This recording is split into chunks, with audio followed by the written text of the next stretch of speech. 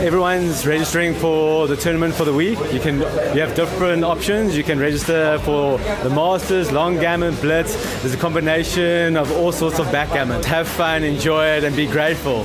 Thank you.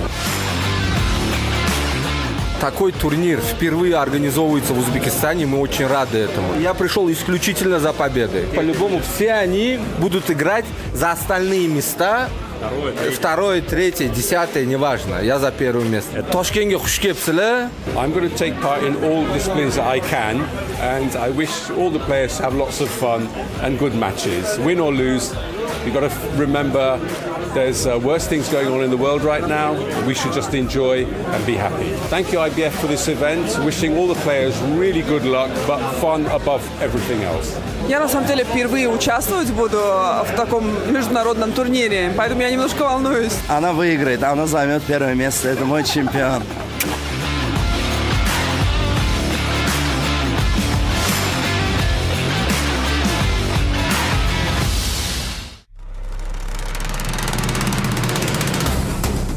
There are few moments left to one of the most prestigious tournaments of that year. Right now, people get late registration, set up all their settings, and have fun. Participants are preparing for the opening ceremony, and everyone looking forward to start to play. See you guys on the board!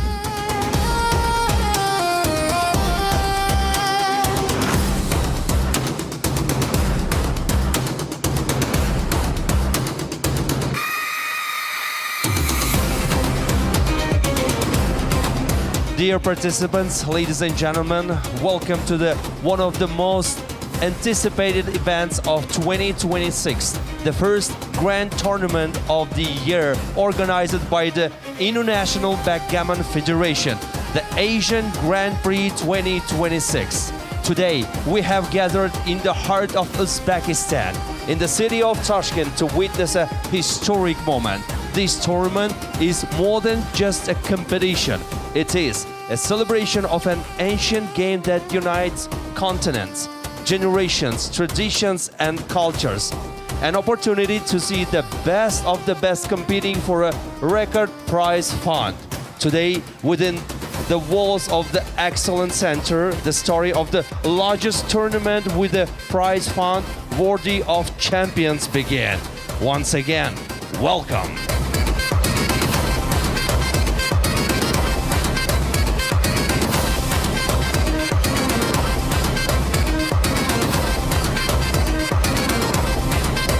Дорогие участники, я рад вас приветствовать в таком замечательном празднике. Хочу всем пожелать успехов, удачи, честной, открытой игры. Конечно, хочется здесь поблагодарить Ташкент, руководство страны. Начнем нашу игру с вами. С открытием поздравляю. The international competition Asian Grand Prix 2026 is officially open. Ташкент – это один из крупнейших городов Азии, поэтому мы приняли решение именно здесь проводить это. Очень гостеприимный город, очень комфортный, очень красивый. Поэтому спасибо большое, то, что нас, как говорится, приняли, и мы имеем возможность провести этот старт именно здесь. На данное соревнование приехало более 50 стран. Участников здесь отобралось более 500 спортсменов, которые попали в финальную часть. От нашей страны здесь 36 спортсменов, сильнейших 36 спортсменов. Только вперед, спасибо. только Россия. Спасибо, только вперед.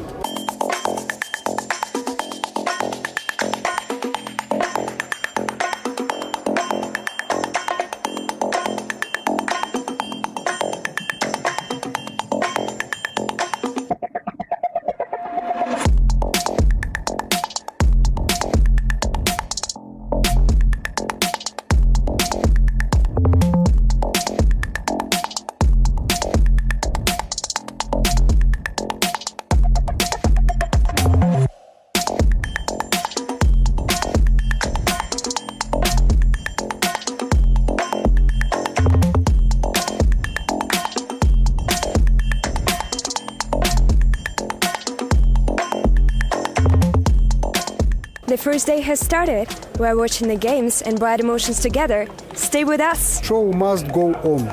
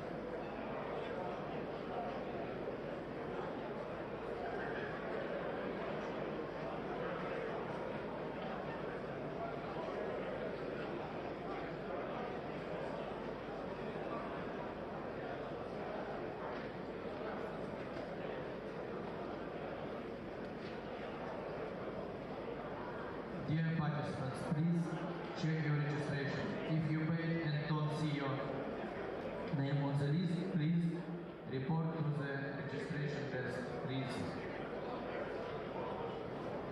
Check your registration. Граменкова Лена, Варданян Михаил, Вайнштейн Светлана, Фатыха Байрат, Иванова Ольга, Барботин Владимир, Злобин Алексей, Токарев Алексей, Сазонов Владимир, Аветисян Манвел, Арзуханов Наим, Граменкова Юлия, Джагарян Гер, Талунц Ай, Оленин Сергей, Солодухин Александр, Лагбилава Гарри, Саукова Лена, Игнарин Алексей, Пикачева Катя, Тагиев Райми, Лагулава Франц, Пустотин Костя, Садгян Роберт, Тимина Света, Чигридова Наталья, Азизов Тимур, Арсепян Армен, Акопов Юрий, Варданян Кай, Хорошилов Евгений, Круговых Елена, Барташ Константин, Чемаханенко Вася, Гуревич Ян, Науменко Виктор, Напава Валериан, Попова Лена, Монахов Георгий, Римскин Леонид, Петухов Сергей, Петухова Эмма, Ерохин Сергей, Петуховский Роман, Плиев Родион, Махмудов Камиль, Алла Шарап, Фразян Араш, Агирбаш Али, Ахмадпур Масуд, Акпалат Мехмед Али, Акел Алпай, Алтунашвили Кахабер, Амиров Сенгули, Араш Умур, Аюта Ефтемель, Азат Мухадеш, Бабаи Муртеза, Бахичи Уфук, Балтарио Адриан, Бадеуглу Юмит, Баркибани Али, Баяр Али Хайдар, Байдыр Эрдин, Бекар Хазрет, Оскар Перес, Бихлер Джозефин, Бор Яковс, Бускурт Хакан, Бракони Фернандо, Будрус Вайтес, Кансун Инджин, Цевдет Цепер Мехмед, Чиликаришвили Иван, Лаксен Доров, Кокерел Вил, Дагасан Лидим, Даниэль Скират, Дарьенко Юлиан, Деласай Луиджи, Денарни Винсент, Деджан Барыш, Денис Турун Асил, Де Филиппо Марсело, Диамантидис Маргарет, Диамантидис Тони, Диало Ли Кен, Генулевский Адриан, Дипташ Грозде, Драгатура Никулай, Драгостин Антон, Баян Сергей, Дурукан Анил, Дай Майкл, Экмар Дар, Дагеклад, Эврик Марк, Исмаили Хамид, Эстенсоро Карлос, Фанас Бруно, Парфу Фрэнк.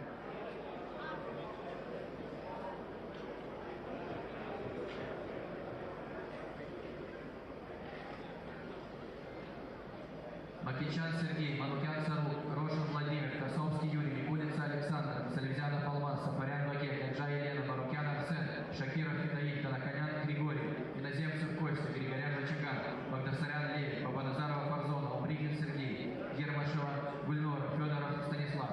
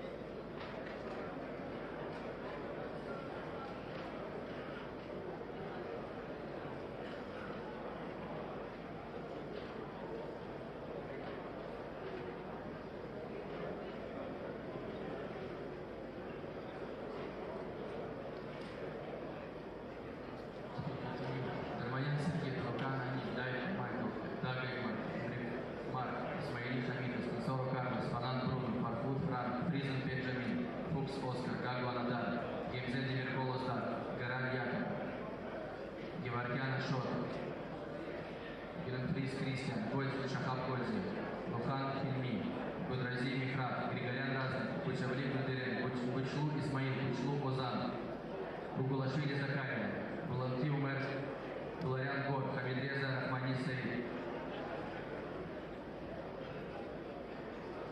Харада Юки, Хасан Заде Кенан, Хайдари Хусейн, Тобиас Кенил, Кер Праман, Кескер Пит, Хоткинсон Джанет, Ходсон Питер, Хофман Луис, Никитани Наоки, Юнес Куриви, Ип Аполло, Якобовец Ян, Рашьян Сари,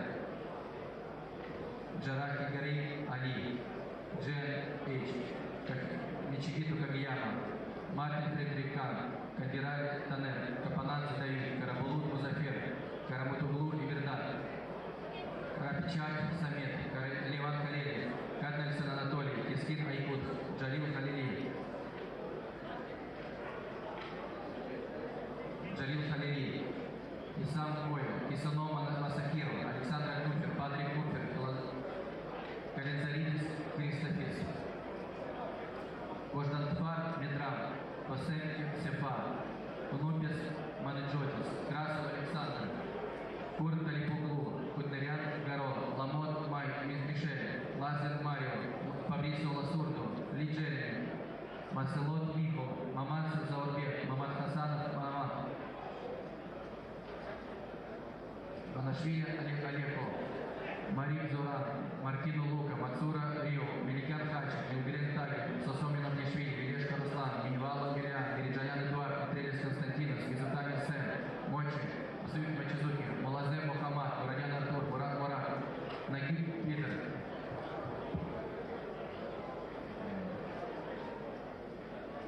Кахабер Качкири, Недельгу Адриан, Ниджат Мухаммадреза, Несмаги Мустафа, Фернандо Ноймар, Мингуен, Неокеани Антони, Нинидзе Ливан, Такахиро, Джастин Новел, Нуньян Степан, Ганян Тигран, Орловский Юрген, Овен Александр, Овен Гаррет Овен, Асгур Музан, Пейк Джейсон, Подбелашвили Симон, Паули Николас, Папа Кристополу Кимон,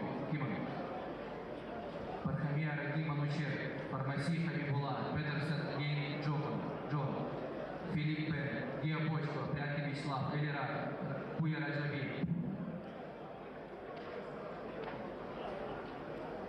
Тотовик Разаи, Рейчел Александр, Алан Райф, Джакоб Райф, Рицепути Федерико Давид, Рицепути Финенцо Давид, Винченцо Давид, Рикевский Румен, Райф Серж, Джон Рокко, Кристофер Роджерс, Лев Розенфельд, Розенберг Дэниел, Суат Луджевский, Сахин Уркун, Саламзина Чпула,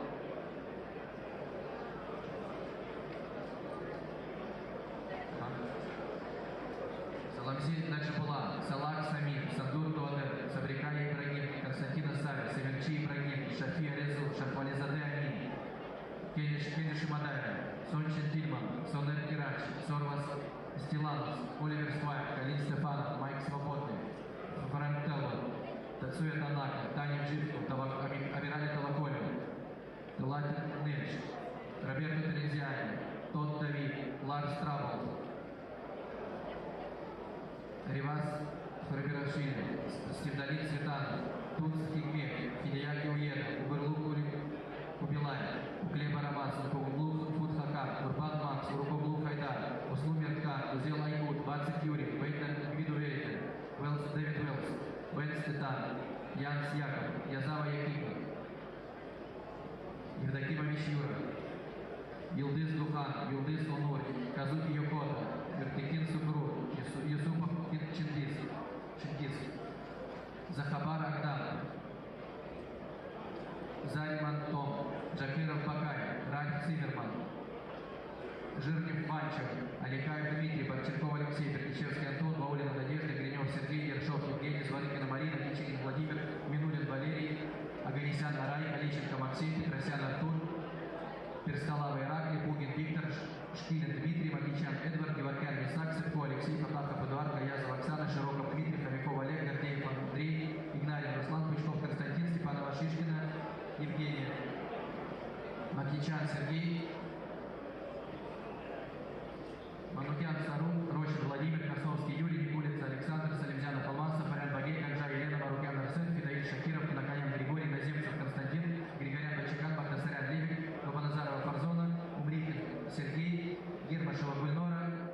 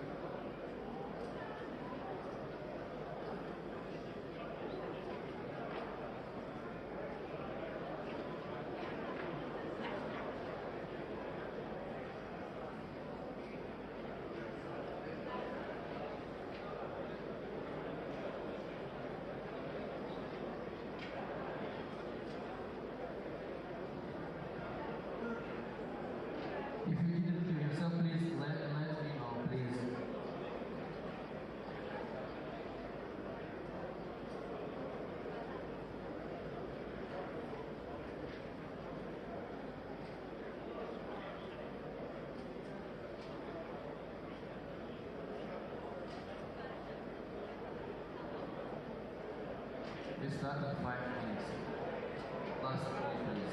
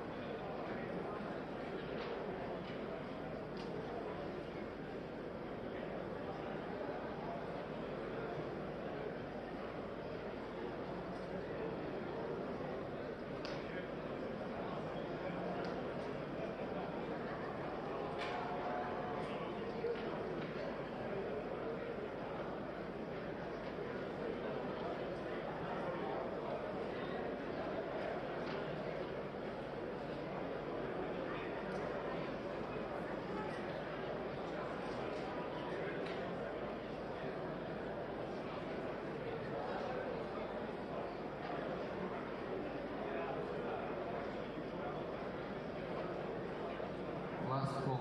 Please check your registration. Last call.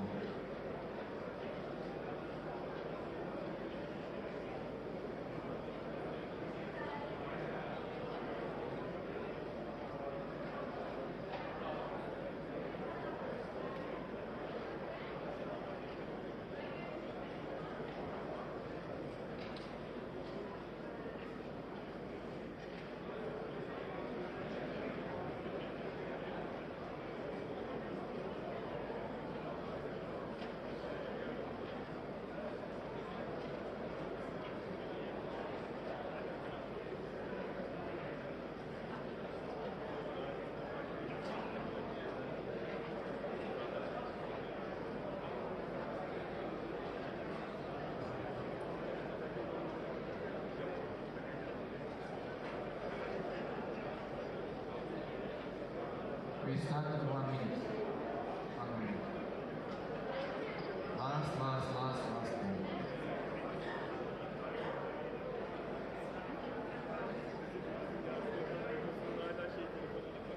The dog can be viewed in the tournament chat and on screens.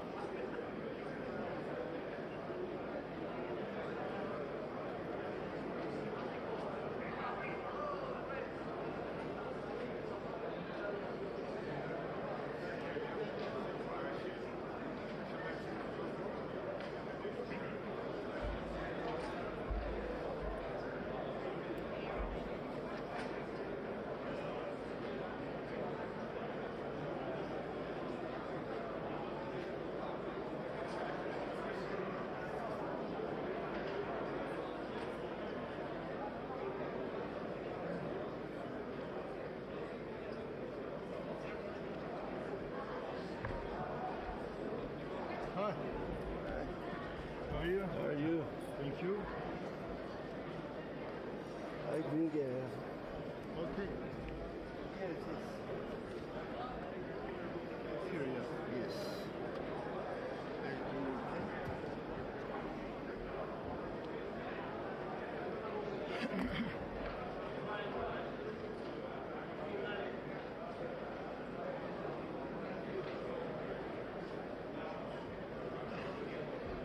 morning, dear players.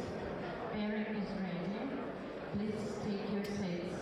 Доброе утро, дорогие участники. Жеребьевка готова. Пожалуйста, занимайте свои места. Технический персонал, включите, пожалуйста, обратный отсчет.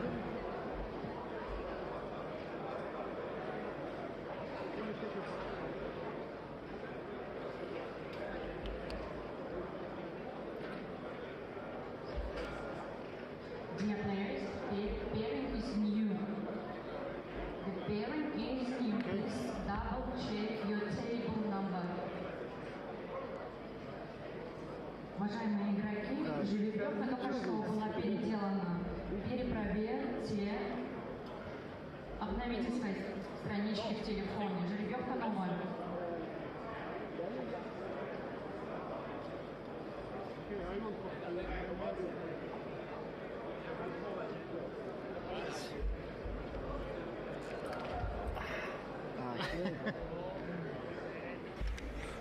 Okay, hello everybody, good morning, wherever you are, and welcome back to Tashkent, Uzbekistan for the Asian Grand Prix 2026. You can see the room electric and buzzing for this main event, which is going to kick off just a few minutes here. My name's Sebastian. I'll be commentating, guiding you through the matches today. Bit of information, we have 322 registered players in the main event. Incredible, creating a prize pool of over $320,000. The winner is going to take home nearly $100,000 for their backgammon efforts. And we can see the main stage all set up and ready to go. You can see in the background hundreds of tables around the room, all beautifully prepared with their own baffle boxes, cameras, dice, professional looking tables. Really lovely venue here.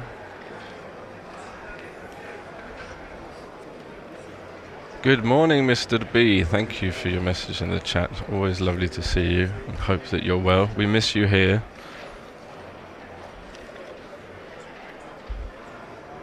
It's not the same without you. Please take your seat. So people are starting to sit down now. I think we're just waiting for the transcriber to get ready. A couple of people coming over saying hello. Grazie. Buona giornata.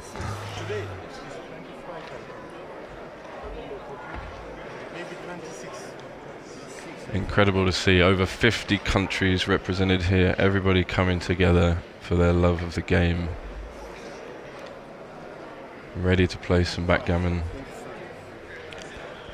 It's incredibly quiet, even though there are so many people in the room.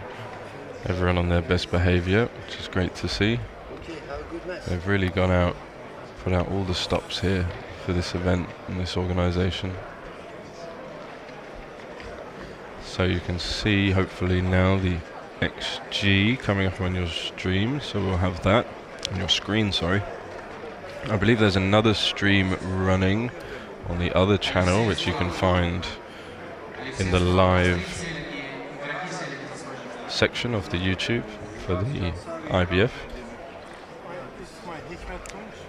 Please take your seat. Уважаемые участники, пожалуйста, займите места и занимайте свое место. Номер стола указан в программе. Thank you, FM Backgammon. Good morning.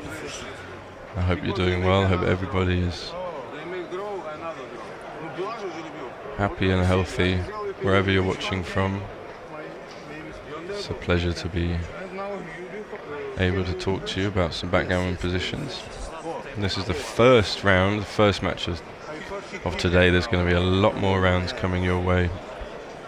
And I think it's estimated that there may be 15, 16, possibly 17 rounds in order to decide a champion in this big main event.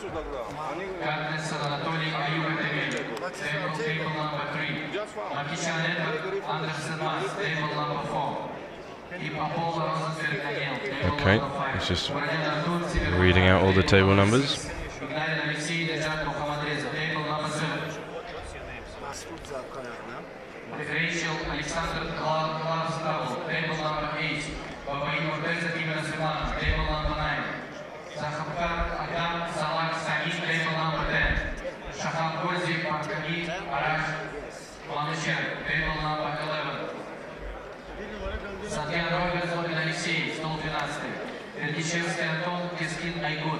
Table number 13, Азизов Тимур, Аликаев Дмитрий. Table number 14, Фармасий Хабибулла Григорян Ващаган. Table number 15, 15 стол. Пропал Валерьян, Вальдеуглу Юмид. Table number 16, 16. Шафи Аризу, Персалава Ирак. Table number 17, 17 стол. Денис Дурун, Светлана Светланин. Table number 18. Роджерс Кристофер, Васик Юрий. Table number 19.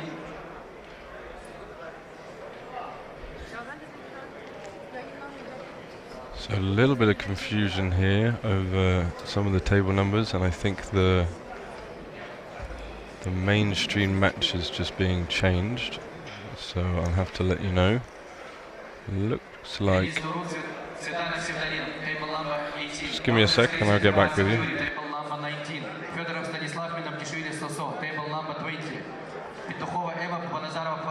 Table number 21, 21 стол. Танев Живко, Аганесяна Райк, table number 22.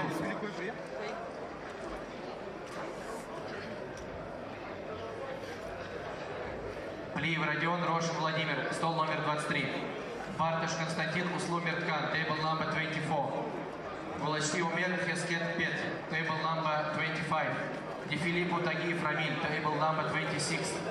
26 стол. Пряткин Вячеслав Хасанзаде Кенан, стол номер 27. Кенджи Шимадайра Ян Яков, table number 28. Пугин Виктор Гуревич Ян, стол номер 29. Пучков Манукян Сарук, стол номер 30. Юртыкин Сукру Гаспарян Генри, table number 31. Олещенко Максим Раев Яков, table number 32, стол номер 32. Гервашева Гульновар Джастин Новен, table number 33. Овен Александр Орловский Юрий, table number 34. Уврихин Сергей Дурукан Анил, table number 35. Петухов Сергей Диамантидис Маргарет, table number 36. Попова Куларян, стол номер 37. Вайнштейн Светлана Ход Санкт-Питер, table number 38. Кандирали Танер Токарев Алексей, table number 29.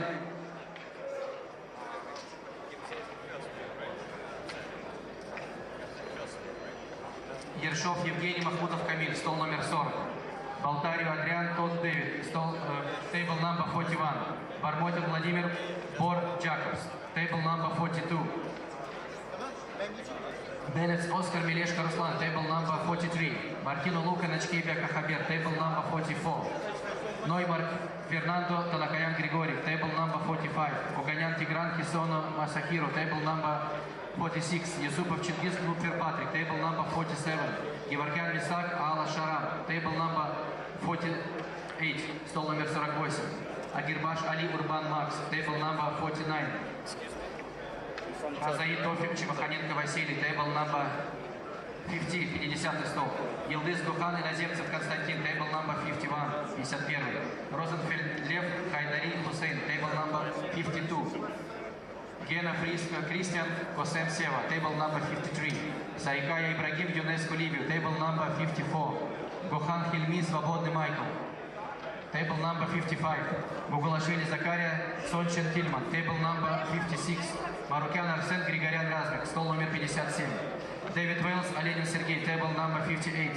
Бекар Хасрет Сазона Владимир, table number 59. Раджаби Пуя Алтунашвили Кахабер, table number 60. Патыхов Айрат Рад Элин, table number 61, 61. Рив Серж Далуц Айк, table number 62, 62. Зырчев Панчо Хабидреза Рамади, Romani, table number 63. Kazuki Yokota, Bayar Ali, table number 64. Tobias Helvak, Shahvalizadeh Amin, table number 65. Vardanyan Mikhail, Почко Агия, стол номер 66. Ричипути Федерико Кан Маркет Фредерик, table number 67. Афрозиан Араш, Jason Peck, table number 68. Nedelko Adrian Minguyen, table number 69. Gayazov Oksana Severki Ibrahim, table number 70. Azdag Hussein Saris Konstantinos, table number 71. Gravinkov Olena Farfut Frank, table number 72. Van Etan Kansun Yinjin, table number 73. Delazari Yakobovitsyan, table number 74. Marek Zoran Zvarikina Marina, table number 75. Salibzyanov Almaz Amirov Сейкбули, стол номер 76. Akiola Umbais Nensoro Carlos, table number 77. Lamot Michel Darienko Yulian, table number 78. Rikevsky Rumen Bakichiyu Huk, table number 79. Mitrelis Konstantinos Shkilin Dmitry, table number 80. Игнарин Руслан Багдасралевич, стол номер 81. Тимон Папа Кристофолов, Дракони Фернандо, table number 82. So how would you like to play? I mean, responsible move or legal move? Because you have live transcription, you know? I think the rules are responsible. Yeah, but anyway, some players prefer, I mean, legal move only, okay? So that's why I'm asking you. If it's responsible, it's okay, no problem. Just let me know, okay? So anyway, if something wrong, transcriber should take a pause, okay? Maybe 5 seconds, okay? Because to write illegal move, you know? Is it okay for you? Table number 91. Yeah, responsible. Kuderian Garo, Maklaud Miho, table number 92. Чингарашвили Ливан, Яница Ливан, стол номер 93. Даг Экмар, Дайт Майкл, table number 94. Тунг Хикмет, Громякова Юля, table number 95. Геворгян Ашот, Мурат Мурат, table number 96. Хоффман Луис, Диптас Гозде, table number 97. Нагим Питер Саламзина Джибула, table number 98. Буламед Мухаммад Халил Джалил, table number 99. Диамантидис Тони Фукс Оскар, table number 100. Петросян Артур, Даниэль Скираль, 101. Гордеев Андрей Быковский Роман, 102. Лаквилава Гарри Гвидо Вейдлер, 103. Баркибани Али Еджит Ятвейтук, 104. Озбур Оздан Динулеску Адриан, 105. Даррен Клэкстон Фатахов Эдуард, 106. Кустокин Константин Диало Ли H, 107. Noja Isam Jakipov Bakay, table number 108. Yildiz Onur Uruguglu Haydar, 109. Akopov Yuri Unupis Panagiotis, 110. Benjamin Frisner Zukhanov Nail, 111. 111 стол Наил. Капанадзе Давид Варданян Гаек, стол номер 112. Петерсон Гейр Кокерел Гул, 113. Тилтер Нези Исмаил Хамид, 114. Эмрик Марк Якани Энтони, 115. Сахин Оркун Ерохин Сергей, 116. Саукова Акпулат, 117. Деджан Никулица, 118, 118. Сафарян Багем Мун Кристиан Кристенсен, 119, 119. Джен Эйч Драгуната Николай, 120. Чидридова Аветисян, стол номер 121. Айкут Узел Кичин Владимир, table number 122, 122. Лосурдо Мизутани, 123. Роквелл Джарагирани, table number 124. Красов Широков, 100. Okay, so sorry about that and welcome back. Most of the players in the room have now taken their seats. A lot of them have already started. So we changed the pairing. As you can see, we've got Raj Jansari from the UK on the top playing the blue checkers, and Gamze Ozdag, I hope I'm pronouncing that more or less correctly, on the bottom from Turkey. And this tournament, this event, you have 3 lives, so you can lose twice and you can still be in with a chance of winning. And I believe, let me just check, I think 20 places make the money out of the 322 participants. Yeah, 20 places are paid, with the top prize taking home nearly $100,000. So lots to play for here, many familiar faces in the room. Good luck to everyone. And okay, we've already kicked off. It kind of jumped a little bit there. So sorry for missing the first couple of rolls. Good double one for Raj. He's going to make his 5 point and try and block in the anchor there by making the 7. Computer actually thinks that advancing the anchor was better, not to leave these shots. So small mistake there, but still a strong play. And now it's a double pass. So maybe Raj missed a cube there. It's actually almost too good. We can see, yeah, it is too good on the deeper analysis. I was watching the wrong screen because the YouTube is on a slight delay. But these are just early morning teething problems. We'll get into the swing of things. So he can just take a roll here. He does decide to double, but she's not going to take this with 2 blots in board and him threatening to make the 8 point. So I think he should have just had a roll there. Maybe he should have doubled before with that very strong potential in his position. But he'll be happy to get on the board and take the first point. As you can see from the scoreboard, these are 9 point matches. And she opens up with a classic 4-3. 6-4. Let's see how he plays this one. There's a few options. You can make the 2 point. You can run all the way. Standard reply is just to run 1 back checker, get it out of being primed, and she's threatening to develop some structure. Cover the outfield, and that's what he goes for. That makes sense. 5-4 is going to make the 4 point. 1 second.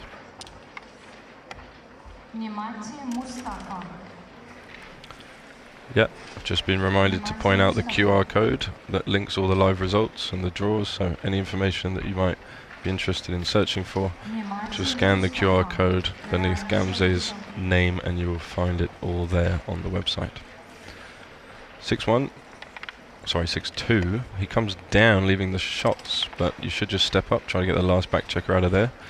You see that would have prevented her from doing this without leaving a direct shot, and he left some numbers to get hit there, but 6-3, that makes good use of the builder. So he's happy with his 6-2 now. Double 2. A few options here. She might just think about making the 2 point and improving her board. Computer likes cleaning up. Yeah, she did what I thought she might. Computer doesn't want to leave this blot and likes blocking the 11 because you're trying to contain this back checker. Oh, this is a bit big against a 4 point board. He goes for the hit. This is pretty scary. If she rolls a 4, game's pretty much over. So that was a big risk that Raj just took there, outboarded. She comes out, nice play, duplicating the 4. Double 3 is a good roll, that will cover and come in. We can see computer agrees. But it's nice to see the different players' styles here. No fear in that play from hitting from Raj, but it was a big risk against the stronger 4 point board, and often when you're outboarded by 2 extra points in the home board, you really want to avoid hitting contests and play a bit safer. Whereas if you're the one with the stronger board, 2 more points in board, you're really looking to get into these hitting exchanges because they favour you immensely. So he's looking at just making the 7 point and leaving more shots, but I see no reason not just to play it clean. This is a weird... We can see it's way down the list. There's like a 400 blunder on this level of analysis. Let's see, he's doing plus, yeah, 400 blunder. This would be cost nearly 10% winning chances. There's really no reason to play this when you have a safe, strong, solid option. And what you'll learn from the computer is it really likes solid, strong positions which pay no risk. We only want to be paying risk when we're getting something out of it. Now you could argue he would get the 3-point out of it, but it's just not worth it because the downside is so big and his position is simply winning this way. And the hits, yeah, good play. So he comes to his senses, just plays the standard move, if you like, 4-3. She'll definitely be looking to safety these checkers up.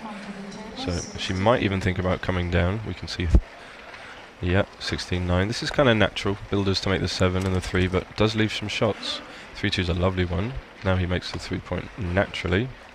Oh, she doubles with the checker back. That's okay. That was unexpected because she doesn't really have the threats. Oh, double 5. She could make the 3-point, but she could switch as well. This looks strong. Yeah, perfect 5-point board. But you can see the percentage is still 50-50 game with one checker back. If Raj can roll a 6, he'll just come in here to the 6-point. And it's really interesting double there, but you could see that she liked her position. She felt like maybe she had some threats to make the 7-point, so she went for it. She's trailing 1-0 in the score. So you've got to like that aggressive action. That's much better than waiting and never doubling. And she has some serious threats now. She can hit with a 3 on the ace point, which she should, or she can run the checker with a 6 from the back. They're both looking to run out with a 6, actually. Let's see what she finds. Ooh, 5-4. That doesn't do anything, just comes in. There's really no other way to play this one. And Raj will probably be hitting with 4s and 5s and 6s run out. So this is just a run. Oh, the 7-point, 6-1. Yeah, 7-point is really strong here. Priming her in with the solid 5 prime. It was the only 6 that he wasn't going to run with. So she's... The 1s are duplicated. Wow, the 1-6 is perfect. Look at that. She goes up to 85% wins, 45% gammons. He needed a 1 there, and now she's got 3. Wow, the closeout. She just bam, bam, back to back. 94% winning chances, 75% gammons, and a 5 to hit another checker. She doesn't really need it, but I like that she's being greedy. Computer says we shouldn't be waiting for this extra checker because... Oh, okay, got to put it on the bar. What's he doing? Okay, he's making sure.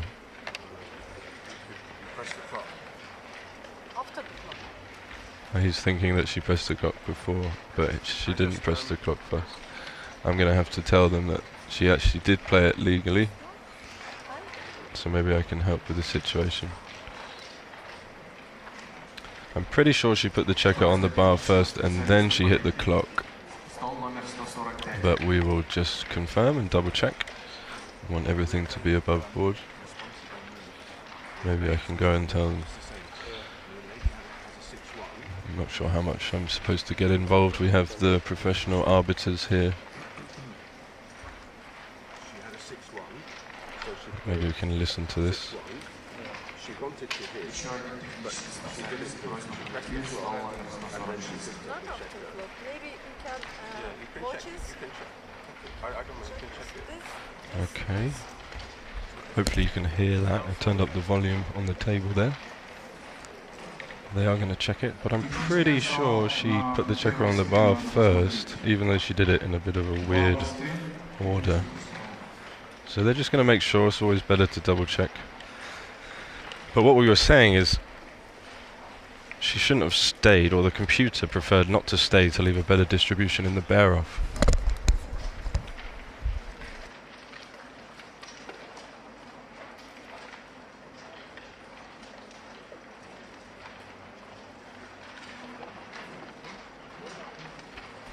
Okay, so I was just talking with the transcriber there to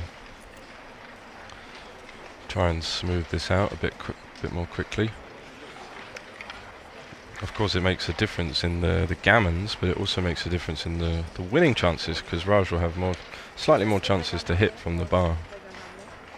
But they're going to watch it back. I believe she did motion towards the clock, but she didn't actually hit it. Of course I could be wrong, I could always be wrong. But I believe she played it correctly. Yeah, thank you, Bakar. That's what I saw. I saw her do that. So they'll figure it out because they'll watch it back now. And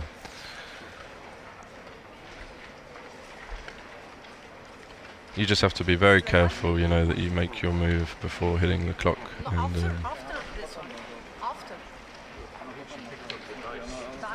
I will ask Ivan. Okay, yeah, so I was right, and they're just going to go and inform them now. Ivan's making his way to the stage. You might see him come into your picture. It's legal, and everybody's going to be happy.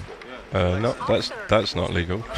that's a nice new position though, and that's not the position. The white. Oh no! But now she's rolled 6-3, and she has to leave her shot. Okay, but at least everything's legal. So Raj needs a 6 or he's dead. But she has some bad numbers from here.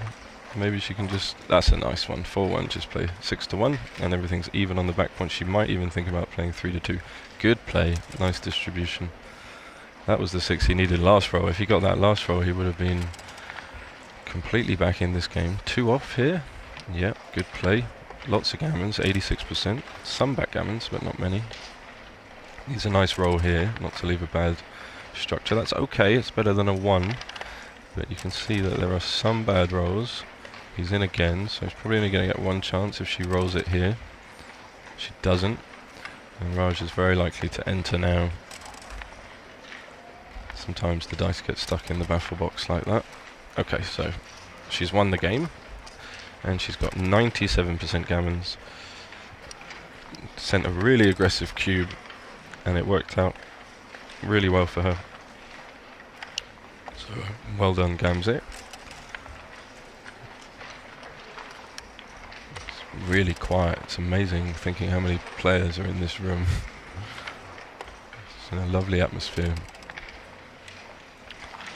But barring a double 6 here from Raj, he's going to be 4-1 down in this first round.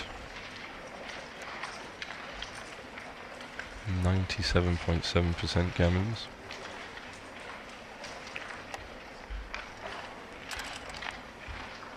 Okay, so he's got 1 roll at it. It's double 6 or nothing. It's not to be.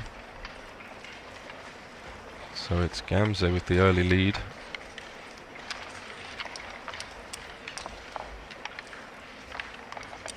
Looks like the clock settings are 2 minutes per point, so each round we'll see both players start with 18 minutes, and they'll have their usual delay time in which they can make their move. So we start the next game, and 5-2. I could play 2 down now that I'm trailing 4-1. Slightly better, but Raj goes for the standard 6-4. You'd normally hit on the 3-point, but leading, you can just run. Leading 4-1, you can lead. Okay, making the 2-point, very reasonable. Does something good. We see all the plays are very close there. 4-3 is a funny one. You're always trying to do 2 good things. He plays the 4 there, that's a good builder, and he sees the 3. Yeah, nice play by Raj. And that's the shape he wants to go for. Very strange to play 13-6, as the computer recommends. 6-2's a hit. Date with an 8. And can he come in and anchor here? He can. Does he slot the 5-point? Or just go to the... Yep, it's close, but he just chooses the better anchor, which was correct. Tempting to... Ooh, good protection against double 2. So she just runs all the way. Again, very natural to link up your back checkers, but making the 9-point here is really good structure, because it attacks the 3-point, the blot on his 3-point, and it gives you some safe landing spots to come home. And he wasn't really looking like he was going to contain her last back checker. So still some bad numbers by staying back. And it's very difficult to bring this position home safely, but not a big mistake at all. Now she has to play some shots unless she plays this ugly 6-2 move. But it's hard to play 13-7 when you're walking into a double direct shot. Let's see what she does here. Yep, she sees the 4-2. Okay, nice play. They were very close, and she gets away with not being hit for 1 roll. But these themes are going to repeat. You can see that having lots of gaps, it's very awkward. You don't have many good numbers in which to bring the position home. So you've got to pay some risk to develop. 6-5, he should actually take the outside point here. Still 12 pips behind after the roll, so this is unusual. I think the standard play would be to make the 2 point and go from there. So he does run the back checker. This was providing a bit of contact, and interesting play. Double 4 is a nice roll. She can just fill in the 5 point. She's going to need that for later on coming home. There aren't really the only other 2 4s would be coming down. Oh, okay, she wants to hold it, understandable. Okay, computer doesn't like that, thinks that, you know, you want the 5 point for later. It's a difficult point to fill in and make, but you can see what she was thinking. She does double, leading 4-1. Again, very aggressive, but I like her style, putting the pressure on. Easy take for Raj, of course. And 6-2 is not a good one. She's just going to have to clear from the rear. Yep, very good play. That's the point that you want to clear. It's the most progress you can make. Now he'll make the 2 point and just hold on to the contact. And let's see if she can come home and get safe now. She's going to have to clean up that blot on that point there. That's a nice one. Goes to the 6.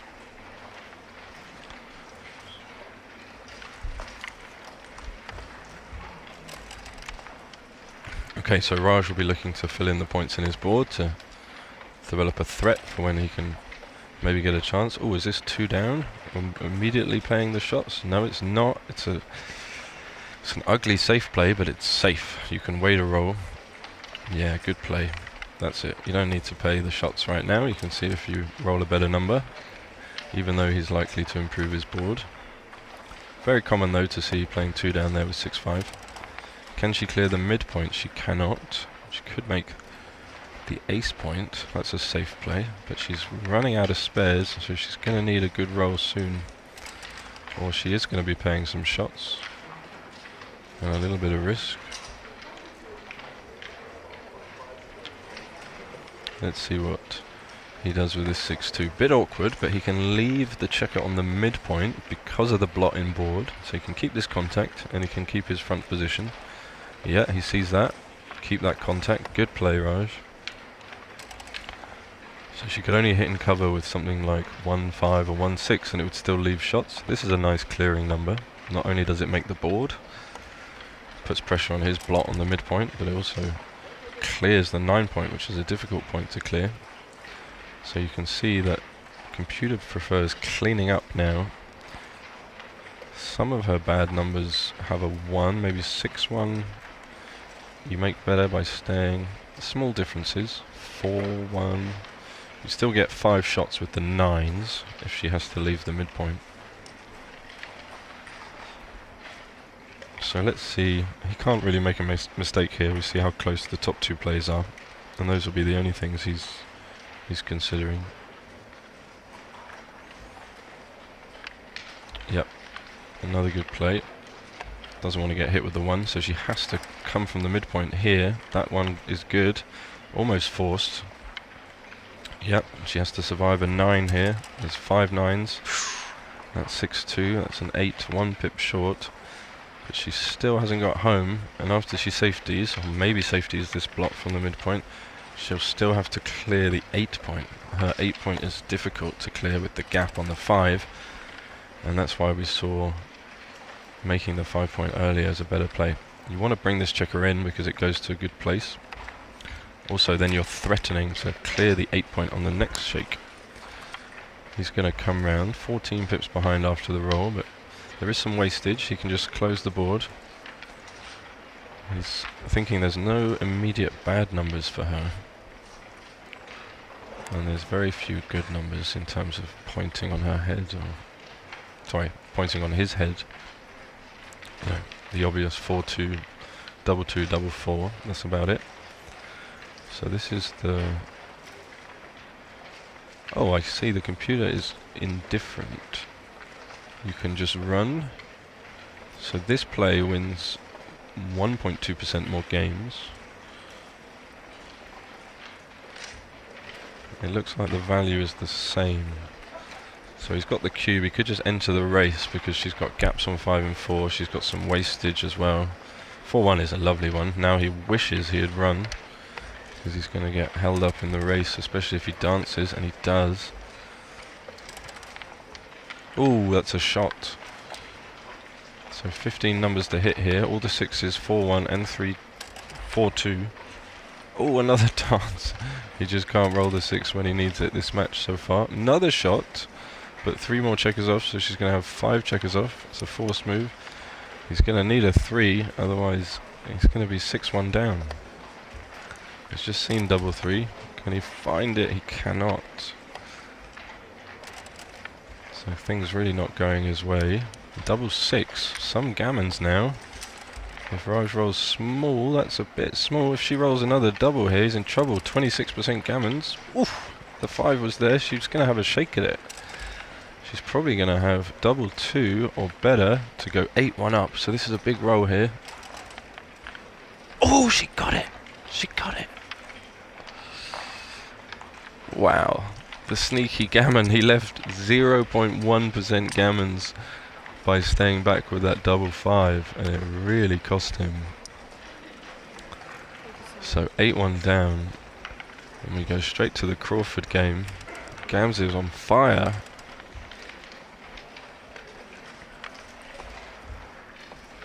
So Raj is even away. He needs 8 points to win the match, which means if he wins a gammon this game, it would help him. It would save him a game in the future. So of course the priority is to win the game, but if he could get a gammon, that would be an extra bonus, valuable bonus. We see natural developing rolls, double 6, that really gets her out of trouble, and lovely to fill in the 7 there, completing the solid 4 prime. 3-2 should push up both from the back. This is a standard move when you're getting primed and you need to escape. You just got to push both checkers up. It looks scary, but that's the way out of there. He does it with the 3. Can he find the 2? Okay. Not a big deal, but you really want to force your way up there. 6-1's just going to redistribute the checkers nicely. Give me 1 second. Yep, someone just pointed out that the cube was not centered, so we put that in the right place. Could even take it off the board for the Crawford game. Raj is in big trouble here. He's 8-1 down, and he's got less than 30%. She rolls any combination of 1, 2, 3 and 4, which we see. Look at her, up to 80%, solid 5 prime. And he dances. This is just not the match for Raj this morning. 4-1, she should break from the 18, I think. You want to clear this point while your opponent's on the bar. Nice to get confirmation from the computer, although there's a couple of close choices. You can slot the back of the prime, try and make the 6 prime. But the DMP move is just to run home. Let's see if she can find this, because while Raj is on the bar, okay, 13-8, again, understandable, but if he comes in, it's going to be, which he's not threatening, he's not likely to do, you're going to be wanting to clear this 18 point. This is your troublesome point to get home in the position. 2-1, does he hit? He should hit. Remember that a gammon doesn't hurt him, backgammon doesn't hurt him. This play actually loses 4% backgammons. Oh, he goes for the anchor. Okay, we can see that's very close. Just confirming the dice roll there. So she can even go from the 18 point now. Doesn't do it. But it's a good moment to go to the midpoint. You can understand her hesitancy. But she really needs to get home, and she's lucky that Raj can't improve his board here, because it would get harder and harder. I guess she's hoping to make the 6 prime first and then run off the anchor, which would be good. You see Raj has to slot another point. Good play. Getting 2 blocks in his home board. Now it's kind of forced. She can run from the 18. Is she going to do it? She should see that he's got 2 blocks in board, and it's very difficult for him to hit and cover. Never mind the fact, yeah, good play, Gamze. That's the way you want to do it. Run home. Come on, hit the clock. No, you don't want to waste these spares behind the anchor. It's just going to get harder next roll. I think she's going to put it back and actually make the right move here. Have a good feeling for her. You've got to take advantage of your opponent's weaknesses when they come up.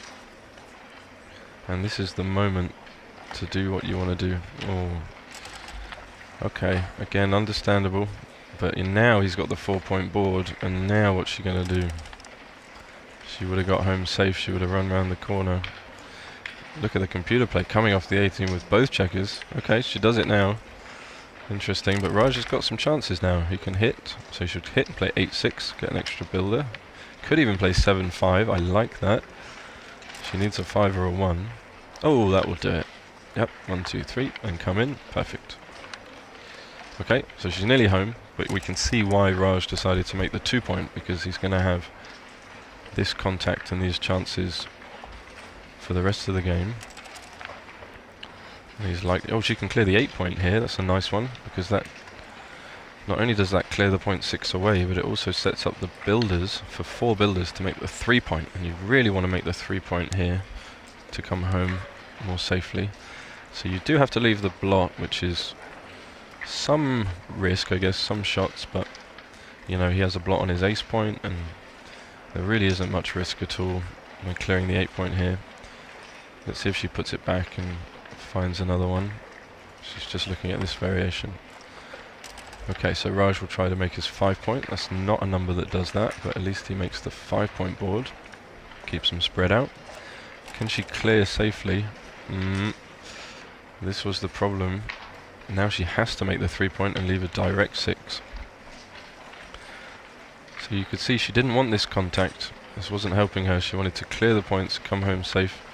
Okay, this is a different way of playing it, but you should make the 3-point, because then it's made. The other way, you might not actually cover the blot, and your position isn't as strong.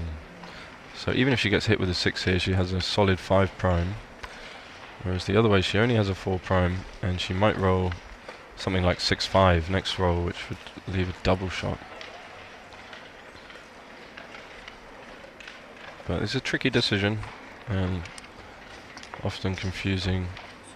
Raj is correcting her, even though they didn't agree to play legal moves. They went for the tournament rules of responsible moves. Yeah, she's going to make this play. Good play. I could see it from her hands. He needs a 6. He hasn't been able to find a 6 the whole match. Now she can come home safely. 6-3 is bad. All the 6s were blocked, so there's another shot. But he has a blotting board, and he still has the anchor. It's not favourite to hit, so she's going to play this. This is minimum shots, because if she played the other checker in, it would also be 5-1 as well as the 6s. It should be 13 numbers instead of 11. So she'll play it this way. It's actually forced, because the 6 must be played. Didn't want to see a 6 there. And you can see how many problems this 8-point has caused her by not clearing it earlier. Had to pay a lot of risk and a lot of shots that she didn't want to. But she's almost home. She's 8-1 up. If she wins this game, she's going to be sailing through the first round with a win. She's just looking at it, making sure. She's got lots of time. It's always a good idea just to check every possible available play. Yep, she sees that that's the way to go. So can Raj roll a 5 to hang on? He cannot. He's not found any hitting numbers this match, and sometimes it's just the way it goes. 6-2, oh, that's safe though, to the ace, and 5-3, yep, good play. I think Raj found some success in the team event with Akiko and David Wells. And that was yesterday, they had a good result. 4-1, you want to switch from the 6, it keeps a solid 5-point board. It's also best for your racing chances if you happen to roll a double 6 or something, so good play. She's only got a bad 6-4 here. 6-3 is a lovely clearing number, no bad rolls to come. Raj is going to run this one checker and stick around to see what happens. Double 3, and that's all she wrote in this match, I believe. She might even clear the 5-point. Doesn't need to take these checkers off. Yeah, she sees it. 99.3% wins now. Both plays, of course, completely fine. Clearing the 5-point. getting rid of the risk, chances of leaving shots. She's so far ahead in the race. She doesn't need to leave this stripped structure which could create shots. Yeah, well played. Another good play by Gamzee. Double six. That's the only roll that gives him some chance, really. And he still doesn't have many chances. Let's see. He's got 7% now.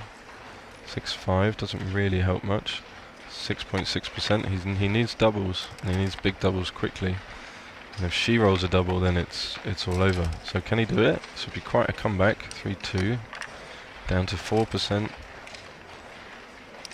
Okay, he needs to perform. If he doesn't perform, then it's all over. He's running out of time. 2.7%. He needs it now. It looked good. He's going to need back-to-back doubles. And that's it. Good match, guys. Quick one. Well played, Raj. Not much you could do there. 1.9. Good PR. So well played to both. And we'll join you shortly for the second round. Thank you very much.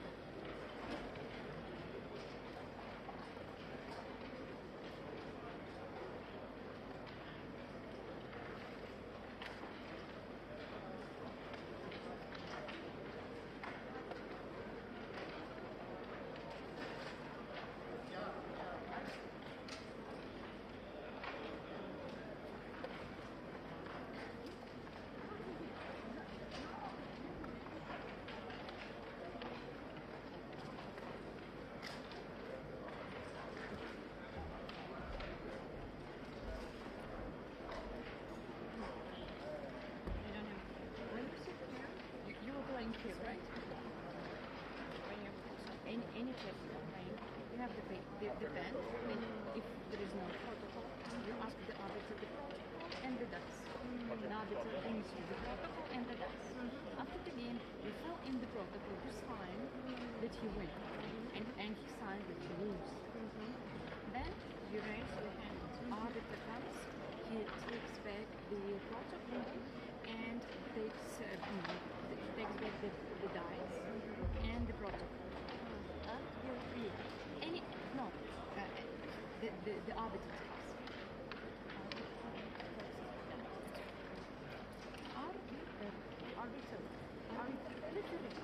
Referee, arbiter gives you the dice and you give back the dice. Because now I need the dice. I know. I cannot write that you win. The winner gives back everything. I think this is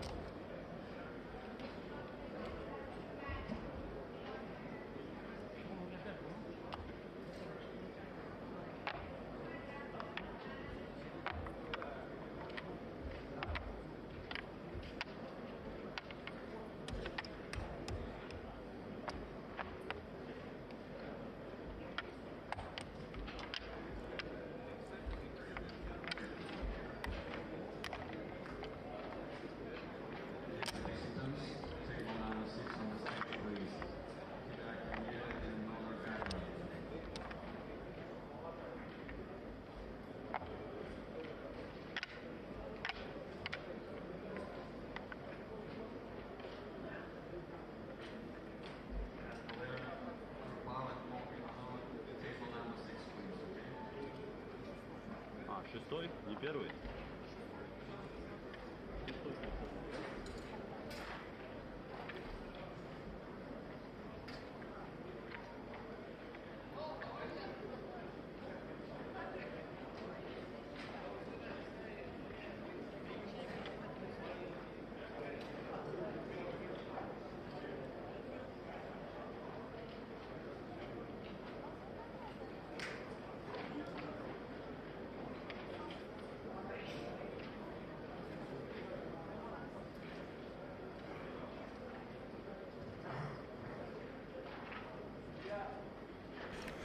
Okay, hello everybody and welcome back.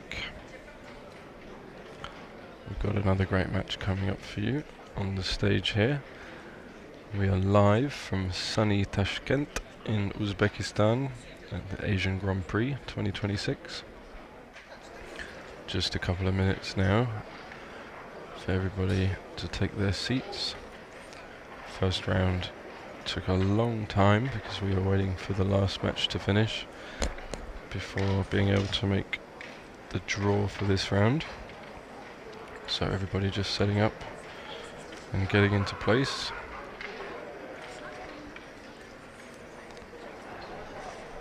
Good luck. I hope everybody is doing well out there. Still pretty early in the morning in a lot of places. So the countdown clock has been started in the room and we're moving on to round 2. As it's a 3-life system, everybody is still in the tournament. All 322 participants. Of course, you would prefer to hang on to as many lives as possible. And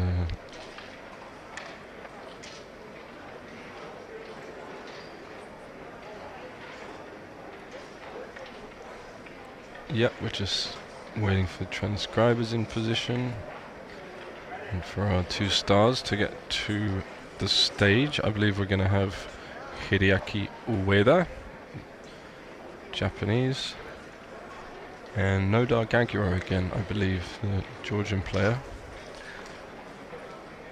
Thank you to Bakar in the chat. We miss you here. And thank you, Marcus, as well. Good to see you. Also, shame you're not here with us, but hopefully both of you guys will join us at the next event, which I believe is in Tbilisi, Georgia. I am sitting in the corner, watching hundreds of players find their tables. Every table has a camera, a baffle box. A few people have started already. I believe we'll have a short lunch break after this round.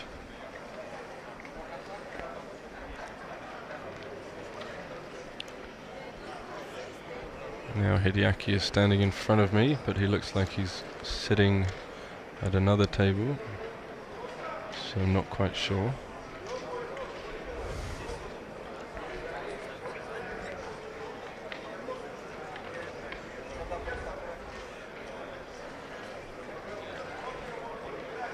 If you love backgammon, which I'm sure you do, invite some friends to watch and follow the stream. If you're just getting started out and interested in playing the game, check out your local scene. You might be surprised to find that there's some backgammon action close by somewhere near you, and that something's being organised that you can have fun and participate in. Okay, I think the guys are finding their way to the stage now. Yeah, we can see them. If you're okay with it, if something wrong, I mean illegal move, transcriber can stop the game and fix the position. Are you okay with it? Ah, okay. Okay? Okay, I don't care.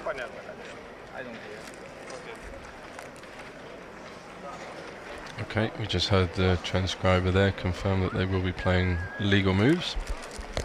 I believe that both these players won their first round match. It's typical of the Swiss system that the most winning players keep facing off against each other. Almost everybody's seated in the room now. Still very quiet, lovely atmosphere. Great venue that they've put on here. Good lighting. It's a bit hot in this corner. There's a few lights on me. Very sunny outside. Beautiful weather we've been having the last few days.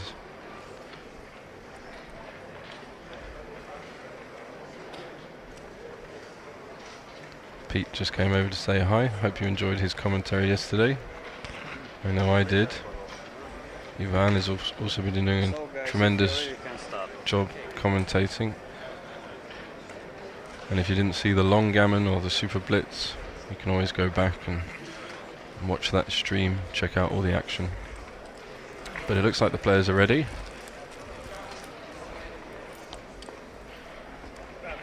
Nodar is rocking his famous Georgia hat.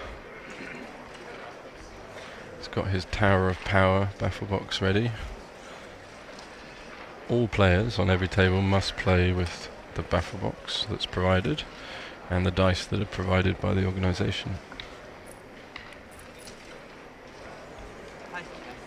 Every pairing has their own table, beautifully clothed, new chairs.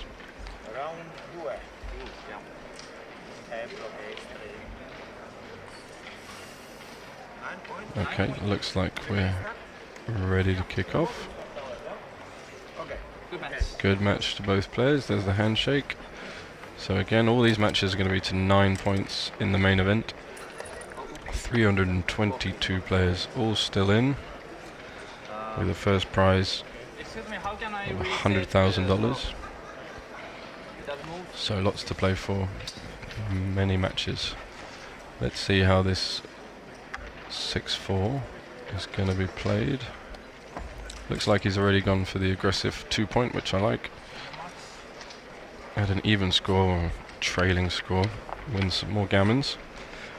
Definitely not the common or popular move a few years ago. Expect we see a very low PR from Hideaki. 6-3. Okay, two good things. Interesting second play there by the computer, coming down to the 7-point. Double 2 is going to unstack both the heavy points. Makes lots of structure. Really puts pressure on this blot, so he'll be hoping for a 6, clearly. Doesn't find it, but clears it up. He does that instantly, getting out of harm's way. Hideaki has a really nice, smooth position that develops easily and fills in all the valuable strong points he wants. But that 6-5 is perfect. Now Hideaki needs a 9. Doesn't get it, but he'll take the 20 pips with the double 5. He'll make the board. And then he'll be looking to escape his last back checker. And Nodar will be looking to pin him in. As we see here with the 6-1, just making the prime. That's a natural move. You never really mind leaving indirect shots when your opponent has a blot inboard. So the risk significantly goes down when you see your opponent has a blot in their home board. You can play a bit more aggressively and leave indirect shots, especially if it helps with development. We do see Hideaki push forward, as expected, trying to get his last back checker out while he's winning the race. And 6-4, he may even jump out now. Yep, he should. We see that. Top 5 moves from the computer all play this 6. Trying to get to freedom. He's going to be 12 pips ahead after the roll. Yep, good play. So he needs a 4, and he gets it. So does he leave 4 numbers here? 6-3 and 5-4. I think he should for the extra builder. He doesn't, he just plays safe. But he would really love to have his 9 points slotted now. You can see he would have a direct 4 to make it. And he'd have 3 builders in which to attack as well. So he could have paid a little bit of risk there with 4 shots from the bar. Again with the blotting board, same concept, leaving an indirect shot. Nodar counting the race, having a look at the threats before he considers what he's going to do with the cube. Decides against it, which is sensible. He's going to play 13, 11, 7, 6. That's very natural. Now there's 2 blots in Hideaki's board, so really doesn't mind this 6-2 that he's leaving. 4-3, that makes the perfect 5-point board, and he's ready. Really strengthening his position. 6-3, must play safe now. As safe as you can. Okay, computer still likes to give the 6-1 just for the extra flexibility. And for this example, for example, he would have had a double shot with 4s and 1s, but he doesn't need it. Down with both. That gives you 5 builders to fill in the 4 point. Does leave 6 shots, but the other way leaves 5 shots anyway. So 1 extra shot for 2 extra builders. Seems like a really good deal. You really want to fill in that 4 point, 3 point. But even the 1, which doesn't work as building a new point, would make the 9. Again, he chooses the safe option and he gets punished. Double 1, that was one of the 5 numbers that hit back.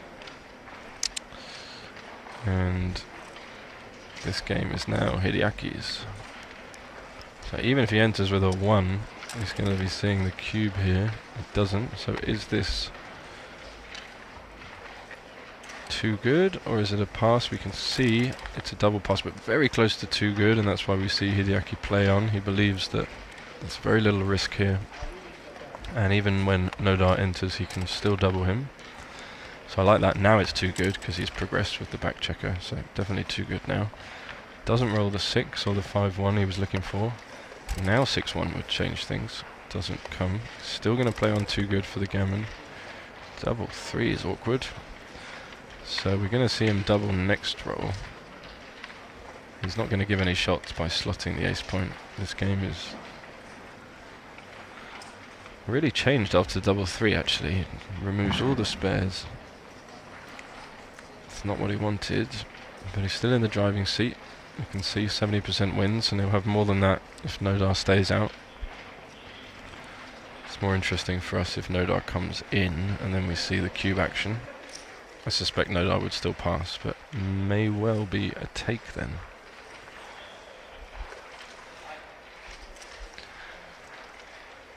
Maybe he's thinking about switching 4-1 with the double 3, but he should just keep the 5 prime and then just double next roll.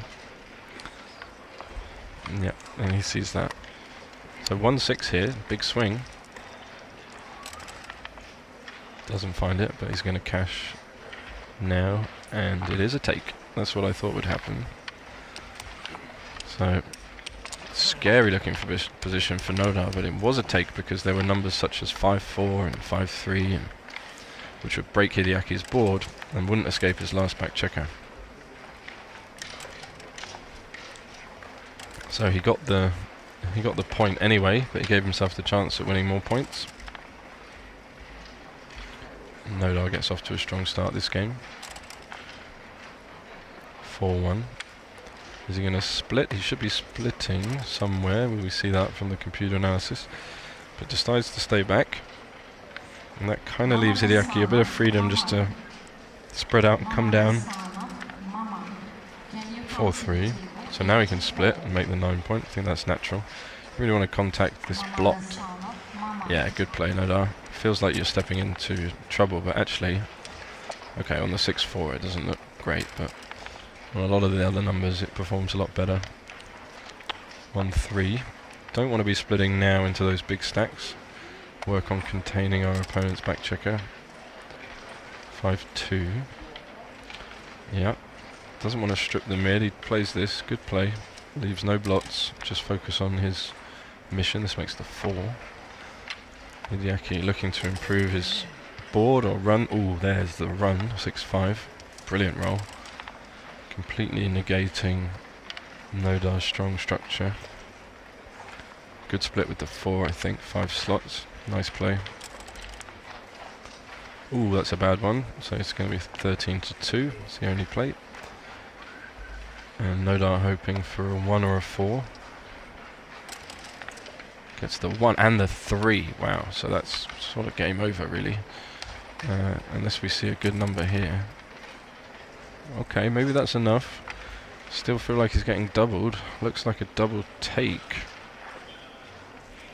Can he hit on the 2 point? 8-2 seems like the only good 6. And he's getting double, insta-double. I feel like he can take this.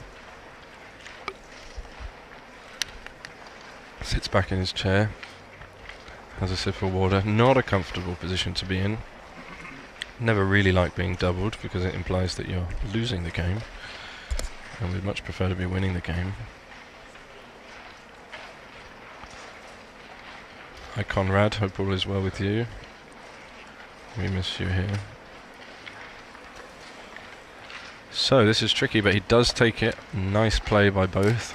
Can he roll the 2? That was the threat. He doesn't, but he's still got one of Hideaki's blue men stuck back on the 24. Okay, nice play there. 3-1 hits and covers. Or does he just make the 5? The 5 is a good structure. Wow, this is difficult. You're up against the best 4-point board. Yeah, he makes the same mistake I think I would have made. Don't want to leave any more risk there. It's not a blunder, but would have been stronger to take that structure. This is a clear hit on the ace point. Ooh, 2-1, and he's right back in it now, and he has the cube. Doesn't need to play 13-11, exposing himself to 6-5 and some other rolls. Just 8-6 is good enough. It's good to have men on the 6-point. And because he's made the 2-point, the 8-point is no longer part of his structure. Yep, solid, clean. We saw that before. 1-6, at least he comes in. And there's only one natural 6. No, not that one. You want to come out because you want to cover the outfield in case Hideaki runs with a 6. 1-1, fantastic. Just make... No, you don't need to hit him. Just make the bar and make the... Yeah, this is good enough. Priming those back checkers in. Now Nodar really wishes that he'd jumped out with the man, although he does make the advanced anchor now. So any 6 is going to run. That's what we see. He's quickly approaching a recube. If he gets missed here, I think we're going to see the cube come back on 4. Can he roll a 3? He does. That was much needed 3. And we saw him come in before, so maybe he's going to do the same thing, duplicate the 1. Okay, decides to come down. Very close plays. Wow, that was a life-saving 3 this game. That makes the 2-point. But you can also run, and running is more important. It's difficult to get that last checker out from the corner. 1-6. Great shot. Now he needs another 3. Doesn't find it.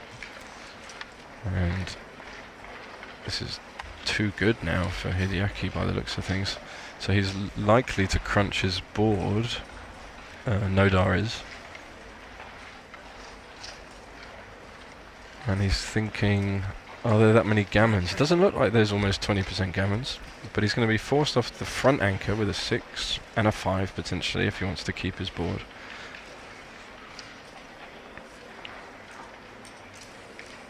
Yeah, that 6-2 was tricky. It's often getting that back checker out more valuable than actually making the 5th home ball point, as he was running out of time. Such are the power of the primes. Oh, thank you, Tador, in the chat. Lovely to see you here. Very kind. Great to see people watching and enjoying the stream. Gonna have lots more matches for you today and in the forthcoming days. Lots more action. This is round 2 of the main event. 322 players.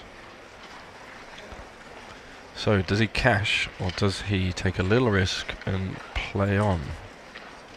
It's just that there's not that much risk, is there? Because Nodar could roll only really 5-5 or 6. 5-5 is actually not that good. And the back man, the blot on his 24-point is still going to be there. He does decide to redouble, so understandable. The game swung a couple of times, getting to 3-0. But there were some chances there for a gammon at very little cost of playing on. Could play safe with a lot of numbers. But he decided against it. As expected, Hideaki playing very low PR. And we move on to the next game. 4-1, goes for the standard opening, and that leaves the 8s. And he is duly hit. 6-4 down to the 7. He does come out, both very close, that's fine. That makes the 5, he plays it instantly. Yeah, better than the double hit. 3-1. Look at this, he make the anchor, yep. Good play. Tempting to slot now, but he just pushes forward. Another great play. 6-6, a little awkward. He's going to have to slot, make the 2-point. It's kind of forced move. No other combination of 6s.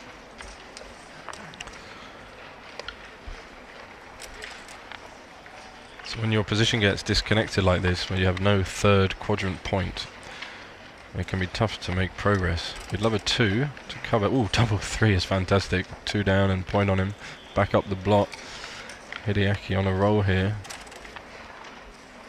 Ooh, 1-6 just good enough. Is he? Yeah, only 6 to play. But he's in the game now. Took out all the gammons. Got to push forward, I think. Yep. We see the 2 comes up.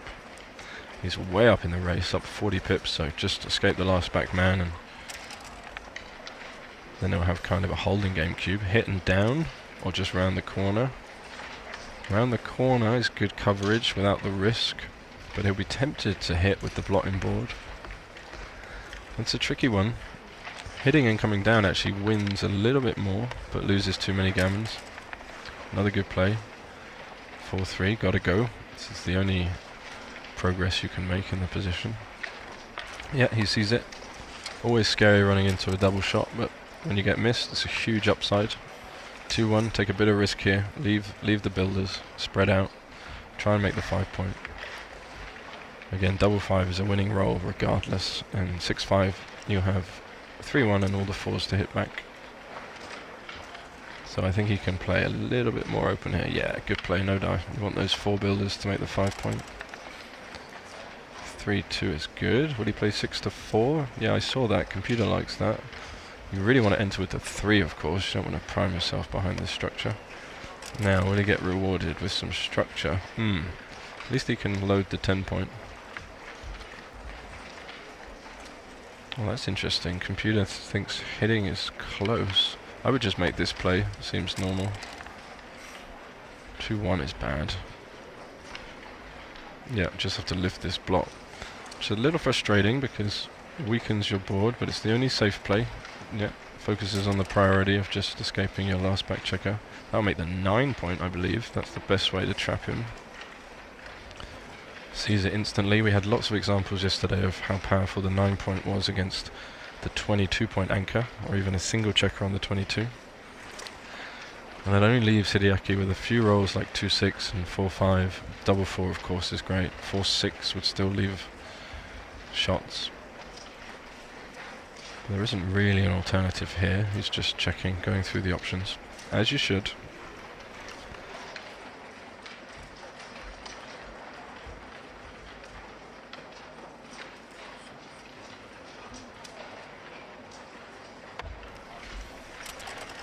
Yep, he found it. 3-1, just going to play to the 6 for lack of a better alternative. So can he contain him? He's got 23 pips in the race.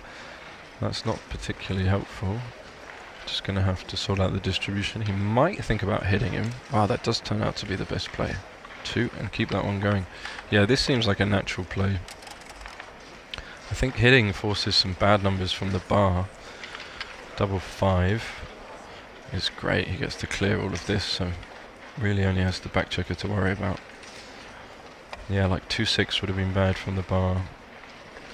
5-3 and other things would have broken his position, so the hit had a bit more value there. 4-2, he can play both from the 18, just cover the outfield. Yeah, he spots it. So even if Hideaki rolls one of those escaping numbers, nearly 6-2, he would have the coverage and chances to hit. But he'll be a little bit worried about the blot on his ace point. He'll want to cover that, turn that liability into an asset as quickly as possible. But he'd really like to make the 5 point if we can see. Ooh, double 6, that makes both points. Yep, you just got to go for it here.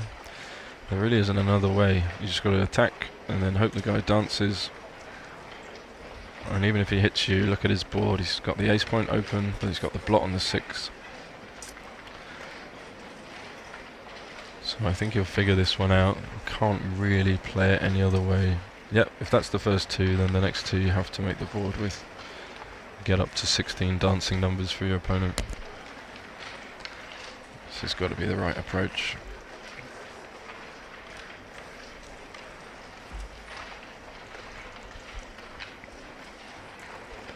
Remember, we're only trying to find the play with the most value compared to the alternatives. And even though it might be scary and uncomfortable, sometimes you just gotta do what you gotta do. You see his hesitancy of making this play and leaving 5-3 and a 1, but it's a very strong move. Double 4. Wow, that was a big swing, right? He would have gone home, and he gets his double. He gets his reward for making that good play. And he's 3-0 down. You want to send the cube here because you're threatening to cover the ace point. And I think Hideaki found a tough take in the other position. I think he can find this one also. He's going to see that he's 14 pips up. Some of the 5s are duplicated to make the 5 point and to cover the ace. And if he does cover the ace, he's going to have 5s to enter. Not many gammons, below 5%, so not too worried about losing 4 points here.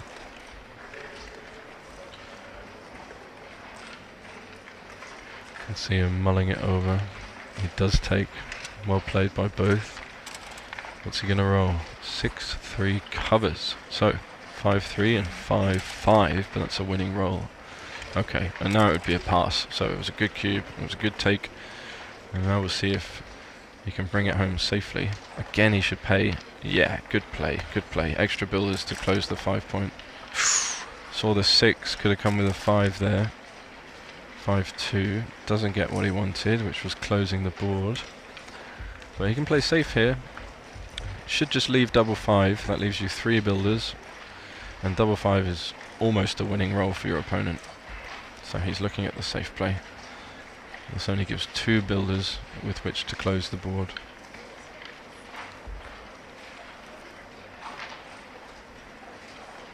I think he's going to put it back.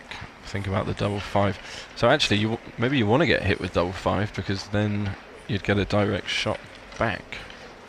This is sometimes an idea. And maybe what he's thinking. If your opponent has a winning number and you can stop it being so effective and so valuable, that's good for you, right? And if that also means that you get extra value in your position by having an extra builder or extra coverage, then you'd be happy about it. But he goes for the safe play, understandable. And Hideaki does not roll the double 5, and he gets the perfect 3-1. So completes the closeout. This is the best distribution when you have a closed board with 3 spares. And he's just going to play safe here. Clear from the rear is the way. Over 99% winning chances. Some gammons creeping up, but not many. Man off. Yep. Nearly 7% gammons. Oh, as soon as the 6 comes, then it's finished. So nice game by both there, and we're looking at a 3-2 scoreline. 6 away, 7 away. Action coming thick and fast here.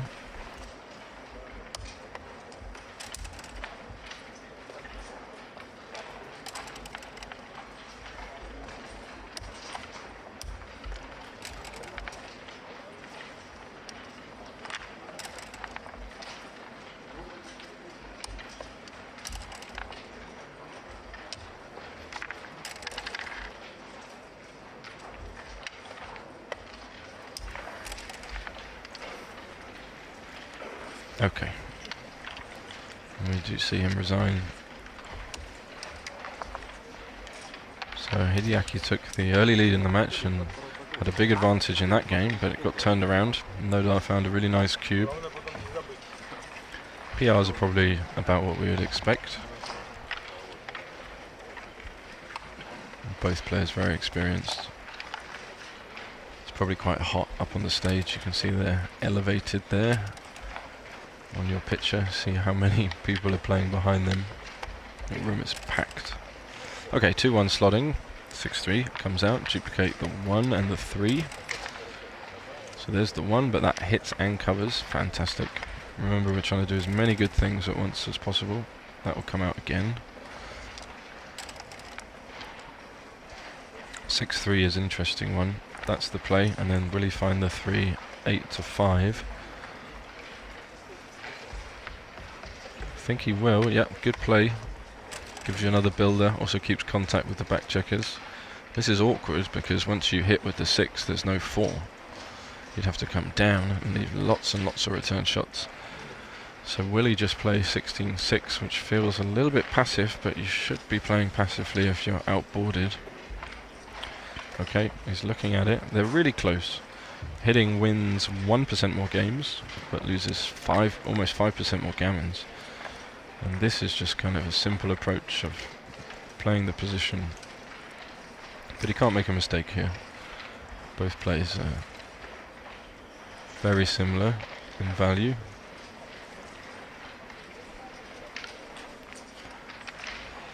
And he does go for the more conservative approach, which was correct.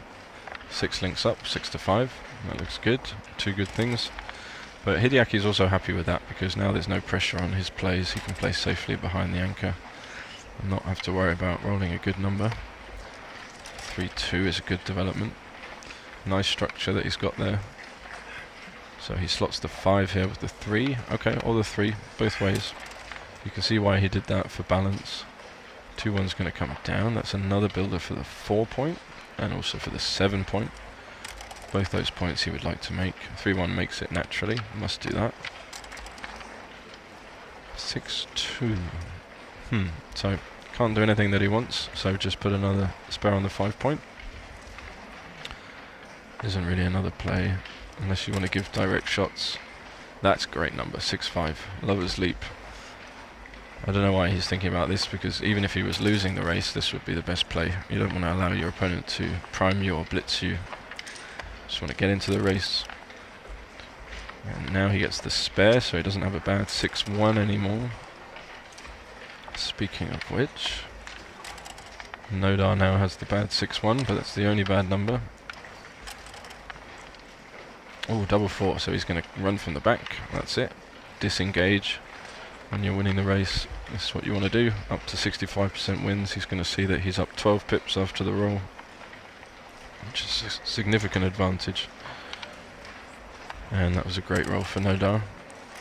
Ooh, only 4 pips, so not quite to cube, but really close. If he wins one more exchange, it's going to be enough to double. He didn't even think about it. Okay, so almost back to parity here. 6 in, 5 in, sorry, 3 in to the 5. 6-4, back up to 14. So for small roll from here, nope, 7 pips, but the race is getting closer. He's going to think about it. It is a small double, trading 3-2. Well found. Guess he had a running pip count there. So we want to be doubling at about an 8% difference. And you can see that 10% difference would be 8 pips because he's on 80.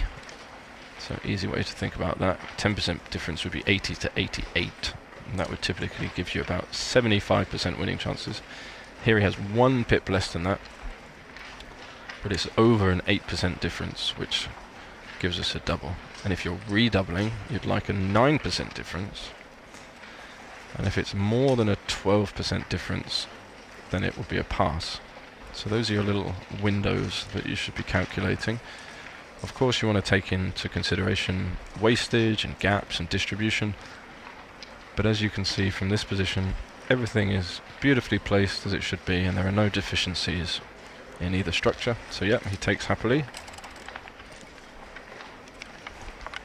4-1, small roll but good distribution. And we'll see if Hideaki can catch up and find himself giving the cube, which he would like to do. 3-1 is a bad one.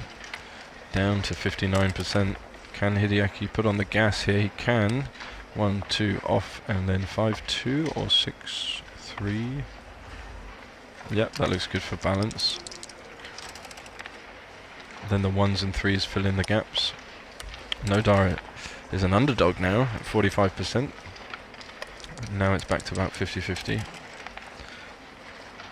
The trouble is, if Hideaki rolls a big double, he can redouble. And Nodar has to win this game by playing to the end of it. That's the power of the cube. 4-1 is not going to help him. Still an underdog. Double 2 takes 2 off. He's thinking about redistributing, but in general you just want to take checkers off when you can. Yeah, it's not a big difference actually, we can see the numbers, but I also don't like leaving a gap on my 4 point, so this is fine. You can see what he's thinking. Long term, better distribution of numbers. But that extra man off always helps. 3-1. Yep, good split. Oh, he got the double 5. That's going to help him an awful lot, back to 83%. So he's happy that Hideaki didn't roll that, otherwise he would have been seeing the 4 cube. 5-3. Yeah, he's in a good situation now. Lots of gaps, but easy to fill in. Hideaki needs help here. That's not going to do it. He needs to leave double 5. Yeah, good play. Only 8.9% winning chances now. 3-2. Okay, helps a little bit. Up to 13%. 6-4. So he might get a roll at it. He might get a roll at it. He does. Oh, he got it. 6-5. That was the equivalent of rolling a double on the last roll. He had 16.6% there. And he got the 6-5. Wow.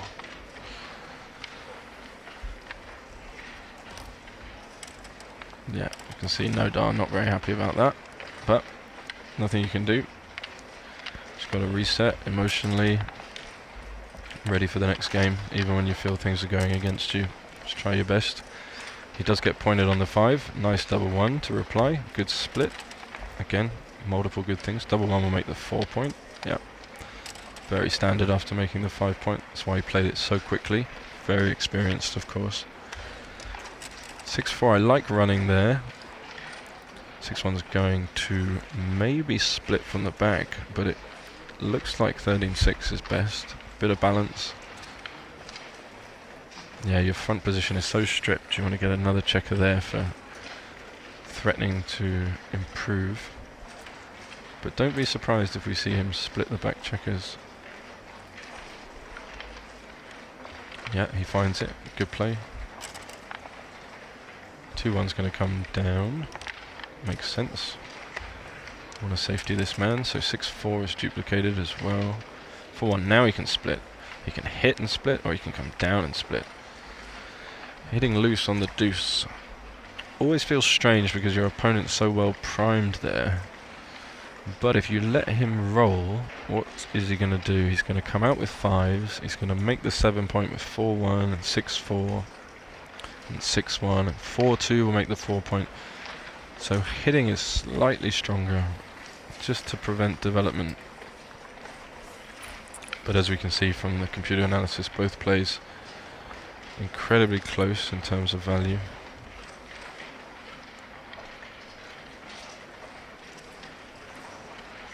So let's see which one he chooses. Again, he can't make a mistake here. This is sort of standard, but you can see why he would want to give those dancing numbers. And this is... Oh, he did it. Oh, he did. Of course, making the 7 is a great play, but hitting and jumping out and escaping the last back checker even stronger. That's so many good things. 3-4, really nice to hit back there, otherwise he would have had freedom. 6-5 is a dance, but Hideaki has 3 men back now. 6-1, he's going to be jumping out with something. Got to put some pressure on while your opponent's on the bar, so expect him to grab that back checker, stick it on the 18 point. Yep, something like this. Computer says we can play a bit more open, but 3-2 will make the 11. Happy again, just to tidy up that block, make another point. He's getting attacked though. 3s, 5s and 6s. Double 1 will probably switch and then improve the anchor. Yep, the computer agrees. Even a 4 was good there to make the 18.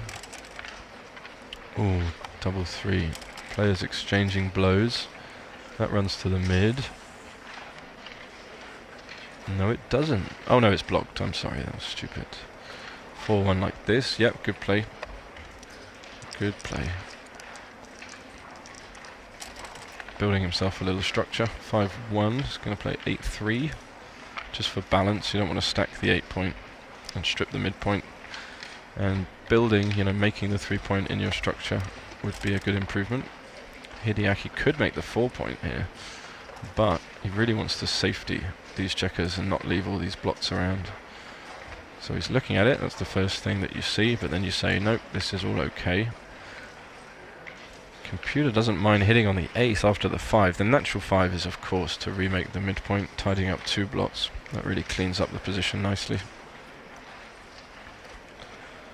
And then the 4, 9 to 5 feels a little awkward because you already have a spare there. Yeah, he sees it. Good play.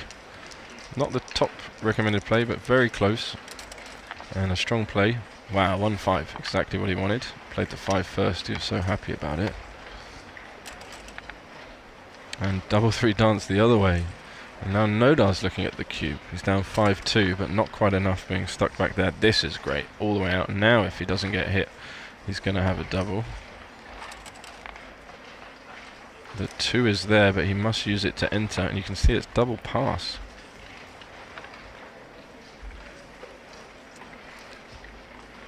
Very small pass. Okay, slightly bigger on plus plus. Still has 25% winning chances, but with that 3rd checker back,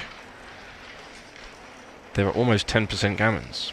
And that's something that people don't realise, that you have these gammon threats when you have extra checkers back, even though you have the advanced anchor. So this is a very strong cube, especially when you're trailing in the score 5-2.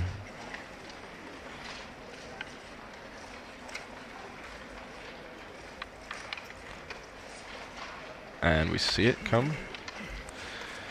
And this is tricky for Hideaki. He wishes his board was a little bit stronger. He's going to count the race. 25 pips is pretty significant deficit. He does take, which is completely understandable, but this is very easy position for Nodar to play safe from. And he brings it in with 6-3. Okay, so you see him instantly safety that block, take away the gammon threat. Maybe a double 6 or a 4-3 could have pointed on him. And we just transfer into this holding game. Yep, good play. That's going to help you. No, you don't want to. Definitely don't want to do that, because that keeps. Well, actually, the numbers say it's close, but I would say that's less contact. Although making the 7 point is very strong when you're coming home in the holding game, so it does make sense actually. Ah, that's it. Pretty much game over. Double 6, the perfect number. Almost 90% wins.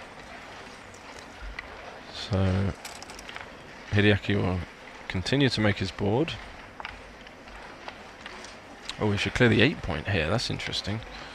Yeah, he's gonna. Yeah, he sees it. He sees it. You don't typically want to create gaps in your position, but you want to bring the checkers in, and this doesn't leave any bad numbers, any immediate bad numbers. He can actually jump out here. He's not going to get hit, so he can jump out with a 4 and make the board, because he's not going to hit him with 2-1, or so he could leave it there. Just a small thing. Double 1 straight there. That's the safest way to do it. Just one more point to clear outside. Not many gammons, about 3-4%. So we'd need some big doubles. He would have preferred to bring 2 in.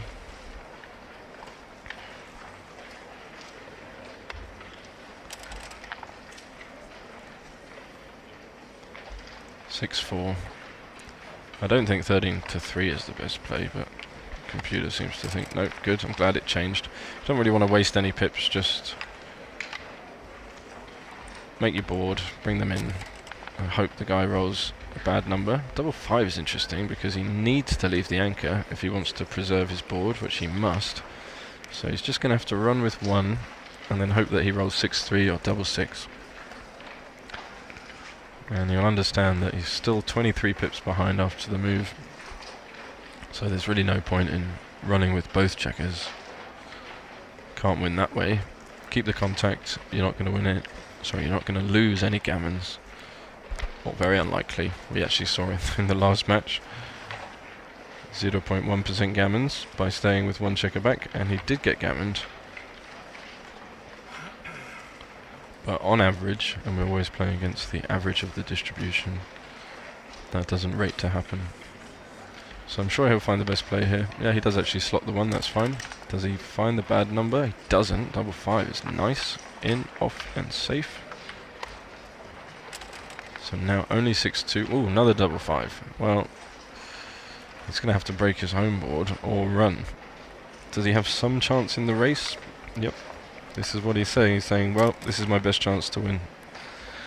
It's a lot to ask for, 6-2 and then a hit. And maybe it's easier for me to win this game by just running up to 7.7%. We did see him make a great comeback in the last race. Can he repeat that here? No. This is pretty much finished. Okay, again, well played Nodar, good cube. Brought it home, 5-2 to 5-4 now. So 4 away, 5 away. Good score for us.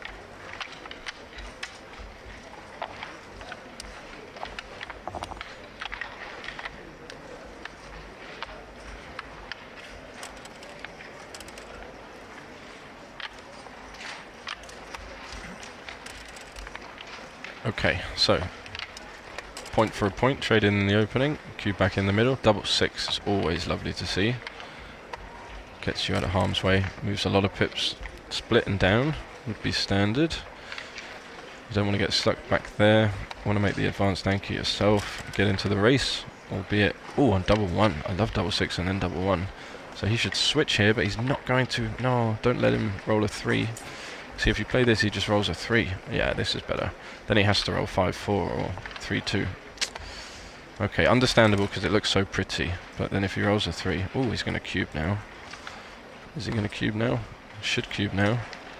And it's a pass, we can see by the numbers, even though he's winning 30%. Lots of gammons. Oh, he's missed a moment there. 2-1, you can make the 4 point. He sees it. Oof, quickly.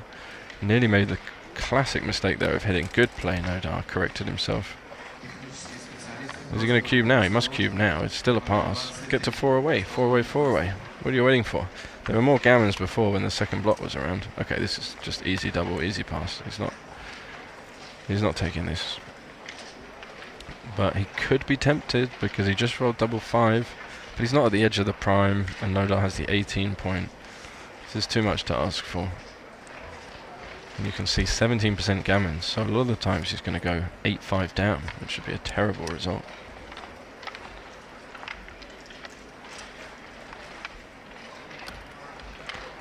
And we do see him pass. So, quick action here, getting to a 4-way score.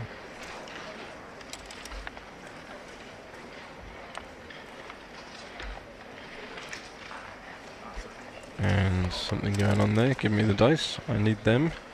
5-3 is a point, 3-2 can come down with both, but you really want to split. Again, do 2 good things.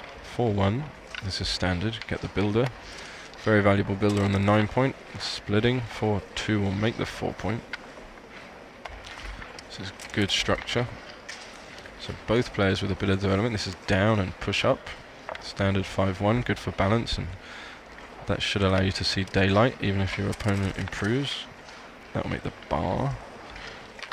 The bar is the 7 point or the 18 point. 5-3 is ugly. Look at this, he has to stack both the points. He had lots of good rolls there to improve, and that was not one of them. And Nodar is in a good, wow, double 5. So this game is over. The only question is, does he keep playing for the gammon? And at this score, you do want to keep playing for the gammon to get to 2 away. So, does he just double here? He did. I was talking about if he danced with both checkers, but he came in with one. Wow, look how close it is to being too good. And his, you know, his forward position is really bad. It's stacked and ugly. So very understandable if we see him take a roll here and go for the gammon. Getting to 6-5 seems like a little bit of a waste. Having so much potential. Over 70% wins. Yeah, I'd be very tempted to keep rolling here. We see the insta pass, of course. Hideaki knew that that game was over, but didn't cost him much, just cost him 1 point. I think I would have been tempted to take a roll there and maybe run the risk of letting my opponent anchor. But okay, that was a much needed 5 from the bar. Saved him a point potentially. And we're at 3 away, 4 away, so we'll see Hideaki play really aggressively here, as the opening indicates with the 2-1. Try and get in a cube at 4 away. 4-3, is he hitting or anchoring? Should hit when you've got the blot on the 11. You want to protect yourself, and fight for the valuable 5 point. Going to get hit back, but now he has a chance to hit back with 6s and anchor with 4s. Both good things. He'll anchor and hit with the 1, unstacking. El que la persigue la consigue. 2-6 is bad. Must play 13-7. It's a pure play. Duplicates the 6 as well, but puts a checker where you want it. As McGreal said, put the checkers where they belong. Hit and cover, 2 good things. And make the 18 point. So 1, 2, 3. Those are forced. And then the last one, 18 or 21. Which one's he going to choose? Yeah, both are very reasonable. So he's right back in this now, Hideaki. Oh no, Nodar, you need to get off that anchor. You need to push to the bar with the 5 there. He missed a moment, and he would have got away with it with the double 5. 3-2 advances the anchor, so he's happy with that. But yeah, you don't want to get stuck on the 23 point. Double 5 again is going to clear this. Yep, it's pretty forced. You could go 1, 2, 3, 4, but don't really want the dilly builder on the 3 point. 5-4. I mean, running the back checker is the only positive thing you can do, so he does that. Quick think about the cube. You can see 4 will split, duplicate the 1. Will he find this 8-7? I love this 8-7 play because duplicates the 3, and you recognise that your opponent can't leave their anchor to hit, or they'll be, you know, at a lot of risk. Doesn't find it, but again, understandable. 5-4, natural development. 6-5 is a run. Yep, insta play. Will he get pointed on? He doesn't. 6-5 is bad because it doesn't make a point, leaves 2 blocks in board. And Hideaki will already be thinking about what he needs to double here, because he doesn't need much more at this score. But I think he's going to wait until he's escaped his last back checker. And we will see. Often when your opponent rolls a bad number, it tips you off to the fact that your position is probably slightly better than you first thought. So he already analysed it. He's going to run that back checker, I think. Yeah, we see that's confirmed by the computer. Only 18 pips up, but now after double 1, making the position, it's 14 pips, but he still has to safety this guy, so he's probably still going to wait. Look, he looks like he's going to grab the dice. He's got the running count. I wish the transcriber would have showed us how close he was to a cube, because now it's a holding game position, and it is right in the ballpark of where you want to be doubling. 4 away, 3 away. Is it enough? Yeah, as suspected, it's really close, right on the borderline, what we would estimate. So he can give it. The 2 spares on his 5 point are not ideal. You can see him touching those. He would much prefer them on his 6 point, slightly more balanced. So will he give this? At the score, you really want to win 2 points, get to 2 away. And he does win 2.5% gammons from here, so does win the match a couple of times as well. But we'll see what the Japanese Grandmaster Superstar decides. You see, I predicted his PR to be very low. I think this will be the lowest PR performance. He does double. And there is a chance that your opponent passes, always, at these scores. There's always a chance that your opponent passes.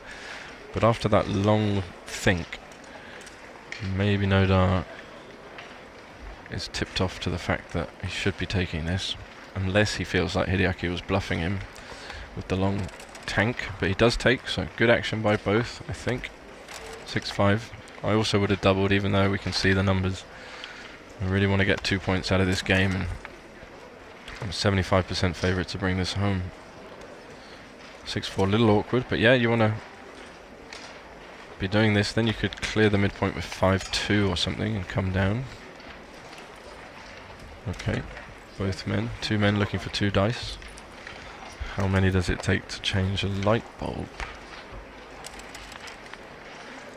5-4, that makes the board. Lovely, like puzzle pieces. 4-2 will make his own board. That's the ace point. Wants to keep the spare on the 8. Doesn't want to create a bad 6-1 for his position, which 8-2 would do. So yep, this is natural. And now the 6s fill in the 2 point. Double 6, and this is a really close race now. No, you want to stay there. You want to stay on the 15 point because you blocked double 3 and 6-3 and you're still losing. You're only losing by 3 pips now. But you want to keep this contact because you've got a little bit of time. Don't want to allow your opponent just to easily clear their midpoint. Keep the contact. I think he'll put it back. He's just counting the race. Of course we can see it's very close, but the theory points us in the direction of the right play. You've got to follow the clues that you're given.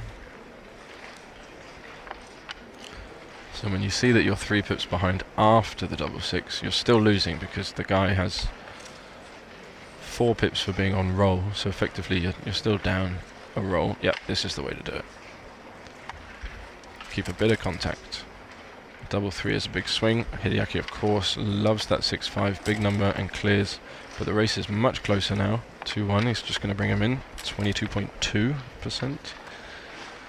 And this is a big game in the context of this match. Who can win this race?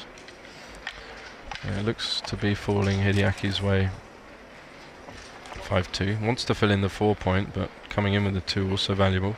The next 4 he rolls would fill it in, so that's still efficient. And this way he's likely to take a checker off on the next roll. We want to get in and start taking checkers off. So there's the 4, fills in the gap, takes off. 82% wins. Can Nodar find a big double? He can't. Down to 11.1. 4-2. Hits the gap, but just 6 off. Keep the checker on the 4 point. Yep. 6-3. He needs more than that. Double 4. Okay, only 1 off, but moves a lot of pips, and now we see him over 90%. So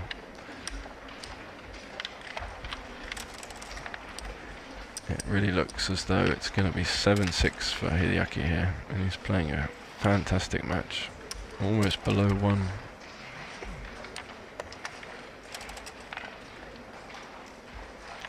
Double 3, about 10%, but maybe it's a little too late, and it is. That double 6 all but seals it, and he can resign now. It has to be double 5, or double 6, double 6. Never resign, of course. Always try if you have a chance. If you have the numbers, you might as well see if it's your time.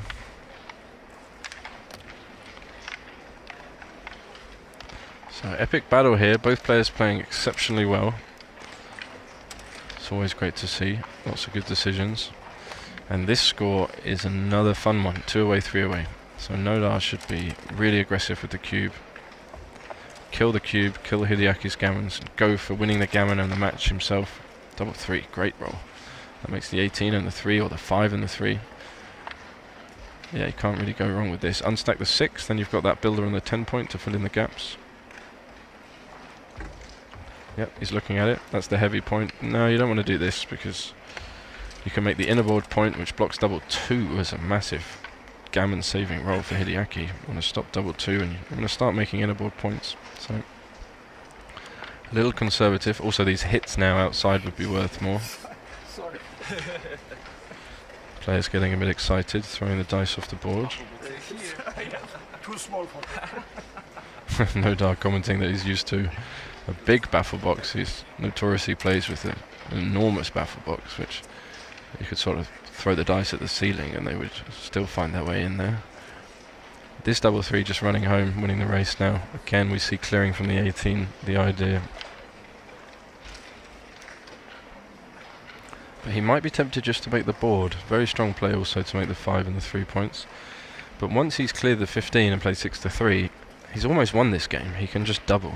As long as Hideaki doesn't roll 6-4, linking up his 2 back checkers. Nodar could double, and really you want to guarantee reaching a doubling position, getting the value out of the cube, increasing the value of your position by using the cube. And that's what he can do here if he makes the top play. Of course, second play is also strong, but this is the way to go. And then don't leave any blots and just play 6-3. He was reluctant to do it before, and often you can get confused because doubles provide lots of opportunities and lots of options. Stick to the value of the position. Let's see what he decides. Both players, plenty of time on the clock.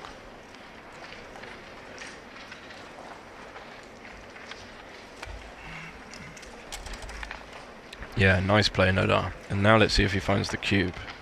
Because it's a pass. Yeah, good play. Double pass. Easy pass, actually. At this score, you have a really high take point. Even though he has almost 30% winning chances, you can see that it's just simply not worth the risk at this score. It's down 9 pips. He gets hit with 2s and 4s. 5s, 3s and 1s make the 5 point. And he still has a checker trapped on the 24 point. So for money, this is like easy take. But at this score, or sorry, an even score, this is an easy take. But at this score, you've got to be really careful. So I really like that sequence of plays from Nodar there.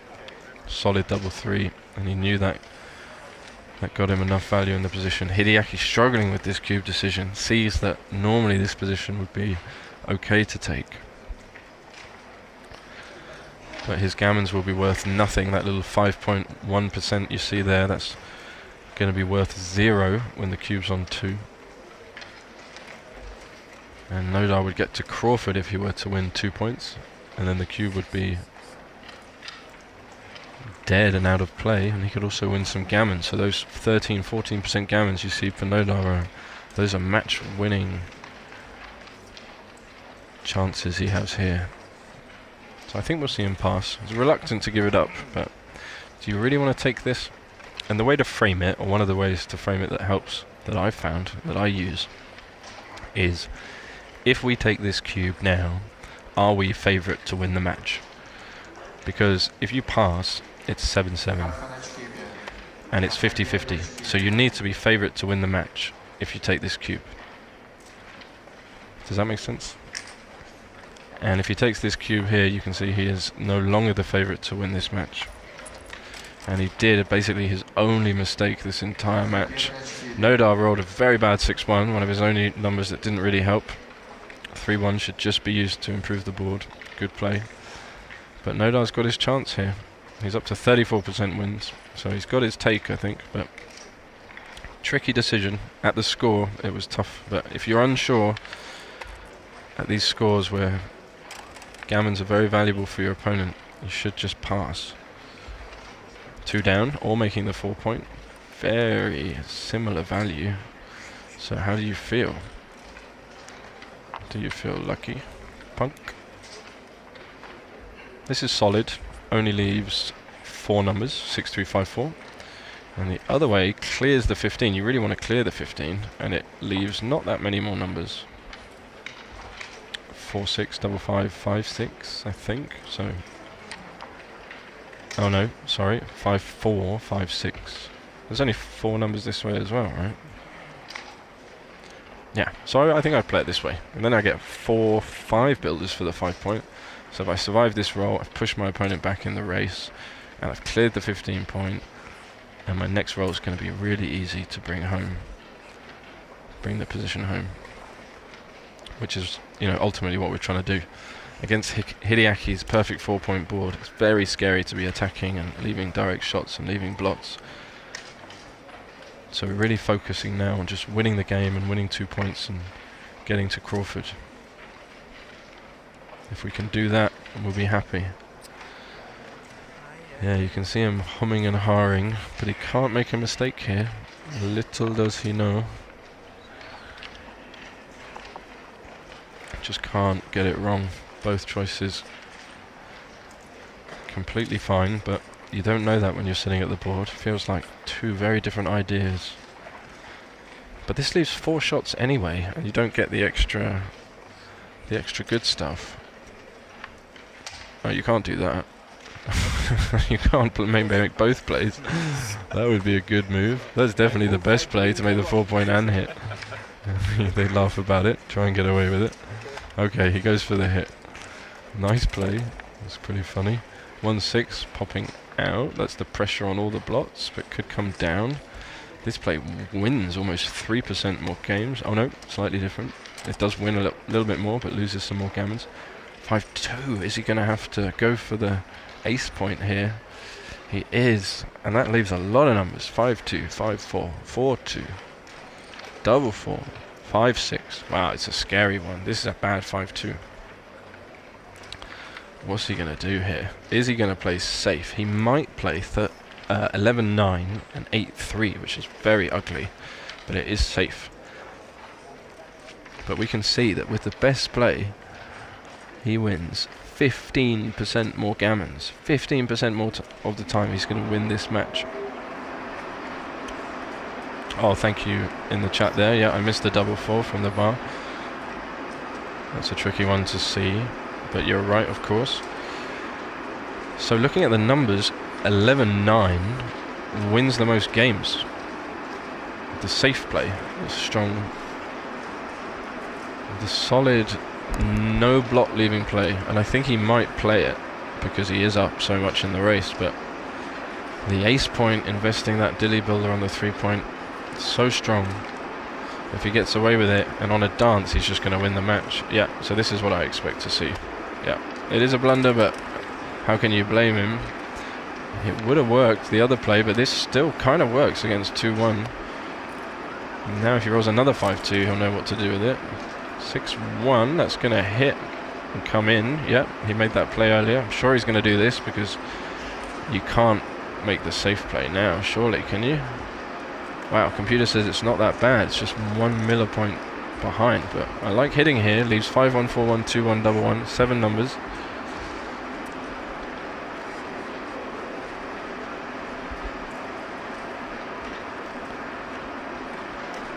So let's see what he chooses. I mean, he did play safe before, but then you allow Hideaki to roll a 6 and to anchor on the 18. And that's going to give you some real long-term trouble. Yep, he goes for the hit. He's going to bring it in. It's a good play.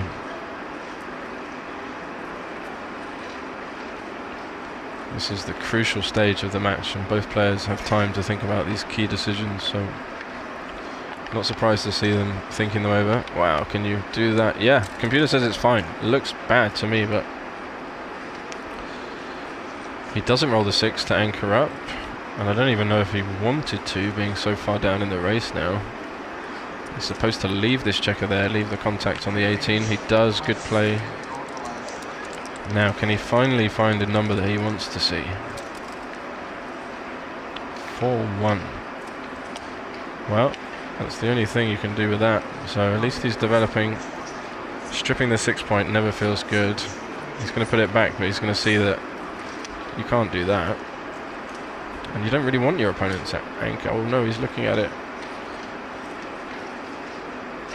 Can you ever have too many checkers on your 3-point?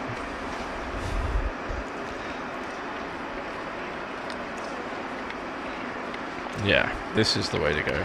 Good play, Nodar again. 3-1 makes the bar. Now he's got his solid 5 prime. And 4-1, now he can do it. Wow, best player is not hitting. So you don't want him to anchor. How many people are not hitting there?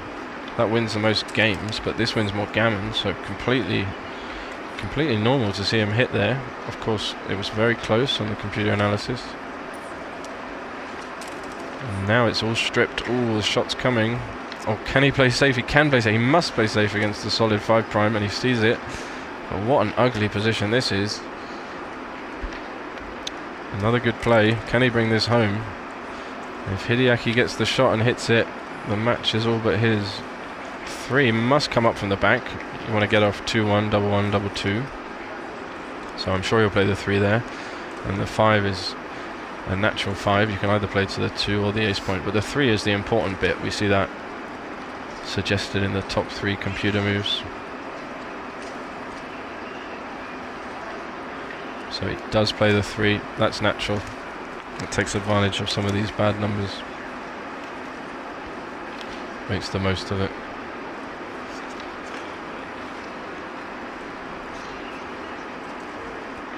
Yeah, keeping the solid 5 prime. Well, he's putting it back. I think the 3 he'll find, but he senses this is a big moment. This is a big sequence coming up.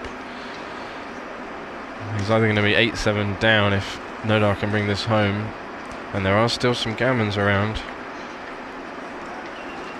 So you see your hands behind head.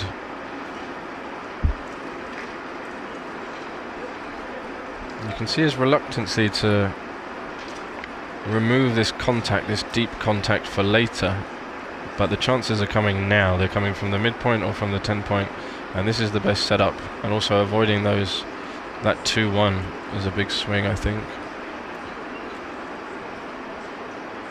Yeah, he's looking at the best play. Will he make it? He's played quickly up until this point, so he has time. Yeah, great play. Another one. See the tension in his body there. Oh, double 2. What a number. Switch and yeah, 4-point board. And unstack. That's what you want. This is a moment for a double 2. I'm sure he's going to make the ace point, but will he make the 11-point? Oh no, don't touch those ones. No, no, go back, go back. You can switch. You can put him on the bar. Put him on the bar against a 4-point board. You don't want him in the board, do you? No! Okay, this makes us... So he would have danced, and it would have been a lot easier to get home safely. As it is, he's going to have to run the gauntlet, his stripped position, and he could have won more gammons as well. Wow, he played that too fast. I don't think he saw the switch. Of course, it's unorthodox to leave your 6-point, but there was a powerful move there, putting your opponent on the bar against a 4-point board. He's always strong. Yeah, he wants to anchor up here because it stops some of the numbers. Makes some numbers bad, which would be good, like 4-3 or even 4-1, which would pick and pass. And now they have to leave direct shots. Yeah, struggling here. It's a difficult one. It's a difficult one because you want to stay spread out. Oh, Morde. Yeah, you're right, of course. But he's not going to like seeing that. His position would be so much better with Hideaki on the bar, and he also wouldn't have the gaps in board for the bear-off that's coming up. So I think Hideaki's going to find this play. It also hurts to break your solid 5' because that's the tool you're going to be using to win this game once you hit a checker, and that's your plan. So hands back on head. Just running through the numbers. 4-3, 4-1. Maybe something like 3-1 as well. Is a double hit instead of a shot. Yep, good play. Well done. Well done. We always expect him to find the best play. Right, can Nodar find another magic double? 4-3. There's the swing. Must play 13-6. Again, this idea of clearing from the rear. He's going to have to leave 1s and 8s, which is going to be 11 1s plus the 6 8s for 17 shots. Is he going to hit? And he needs to hit now. Oh, it's close. So he keeps the midpoint. Is interesting. Double 1 is a big swing. He should keep the midpoint, make a 5-point board. Also, maybe if there's an awkward number like 6-2, he should have kept the contact in the midpoint. Double 4 is going to be a shot. Doesn't want to see that. 5-4, lovely, perfect. So he's almost there. Just the 8-point to clear, but you can see no gammons now, down to 1.5%.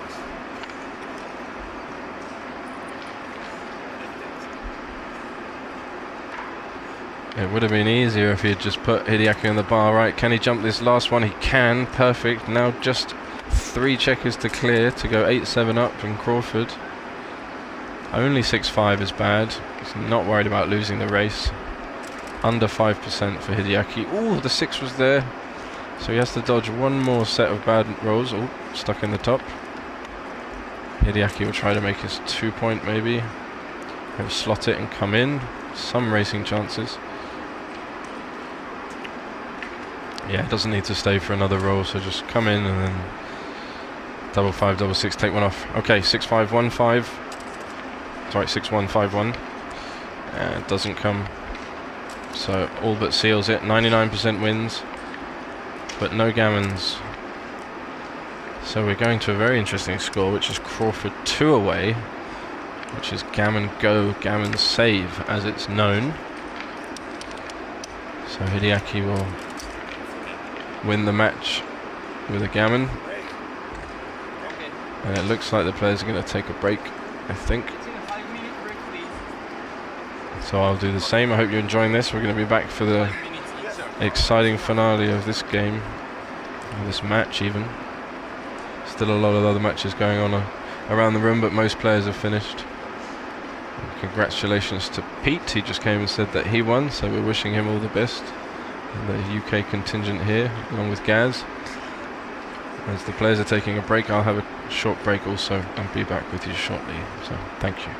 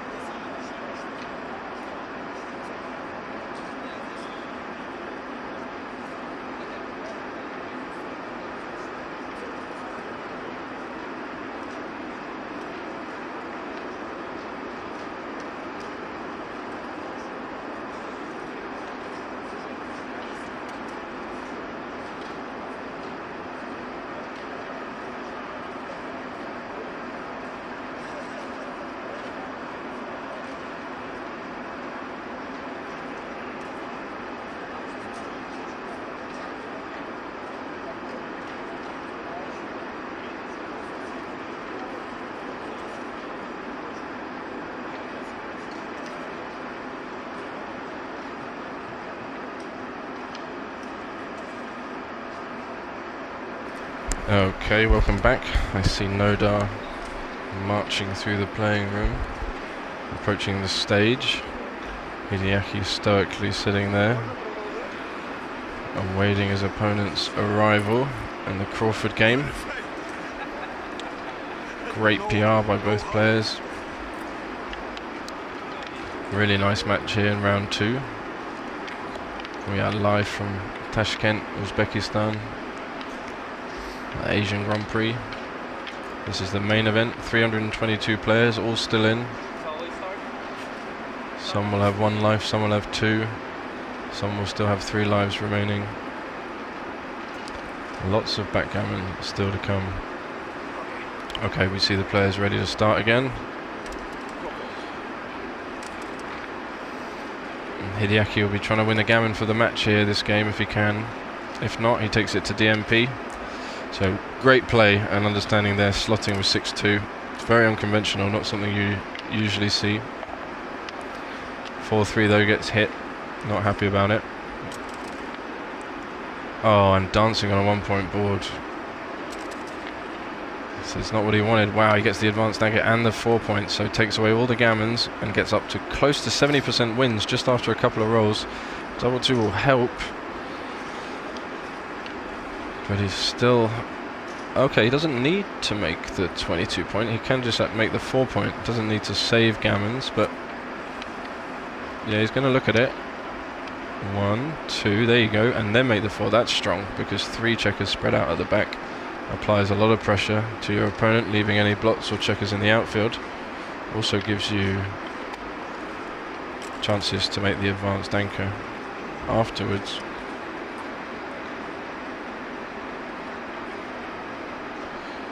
Alright, double 3 is what he wanted to see.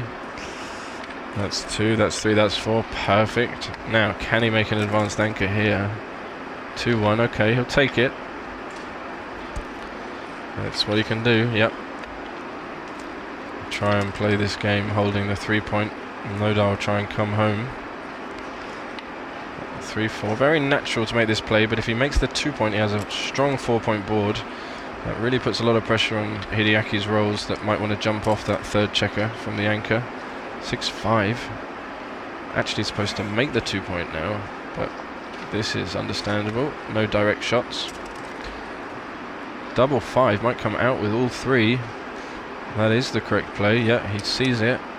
And then come down, shifting the contact to the outfield, even though you're still 19 pips behind. This is the best approach because you don't want to sit behind the anchor, sit behind the structure here. It's difficult to win from there, but you can change the point of contact into the outfield, really put pressure on the midpoint and the back anchor of Nodar's. So I think that's what he'll play. It's quite a natural play actually to come out with 3 and then come down. Yep, he grabs them again. Slightly unusual to have the 17 point, but there we go. 5-3 now, he'll make the 2 point. Definitely doesn't want to leave any blots around. He's up 27 pips as well. 6-1. Has to play safe against Nodar's board. This is the only way to do it. 8-1. I mean, he would like to slot the 10 point, but it comes at a real high risk. 3-2 will slot both points. Looking to improve next roll. Yeah, I agree. Brilliant standard of play this match. 2-1 covers, or 6-3. Again, we see reluctant to leave 2 blots in board, which would give sort of a green light for Nodar to jump off his anchor. He's still got to get off the anchor. He'll go now, I think. And he should. Yeah, computer agrees. This is the time to go. You're up in the race. 29 pips after the roll. You've got to run home. Opponent's just made his ace point, has a blot in board. The 2 is duplicated to cover and to hit you. Yeah, that's what you want. Otherwise, next roll is difficult and you have to break the board.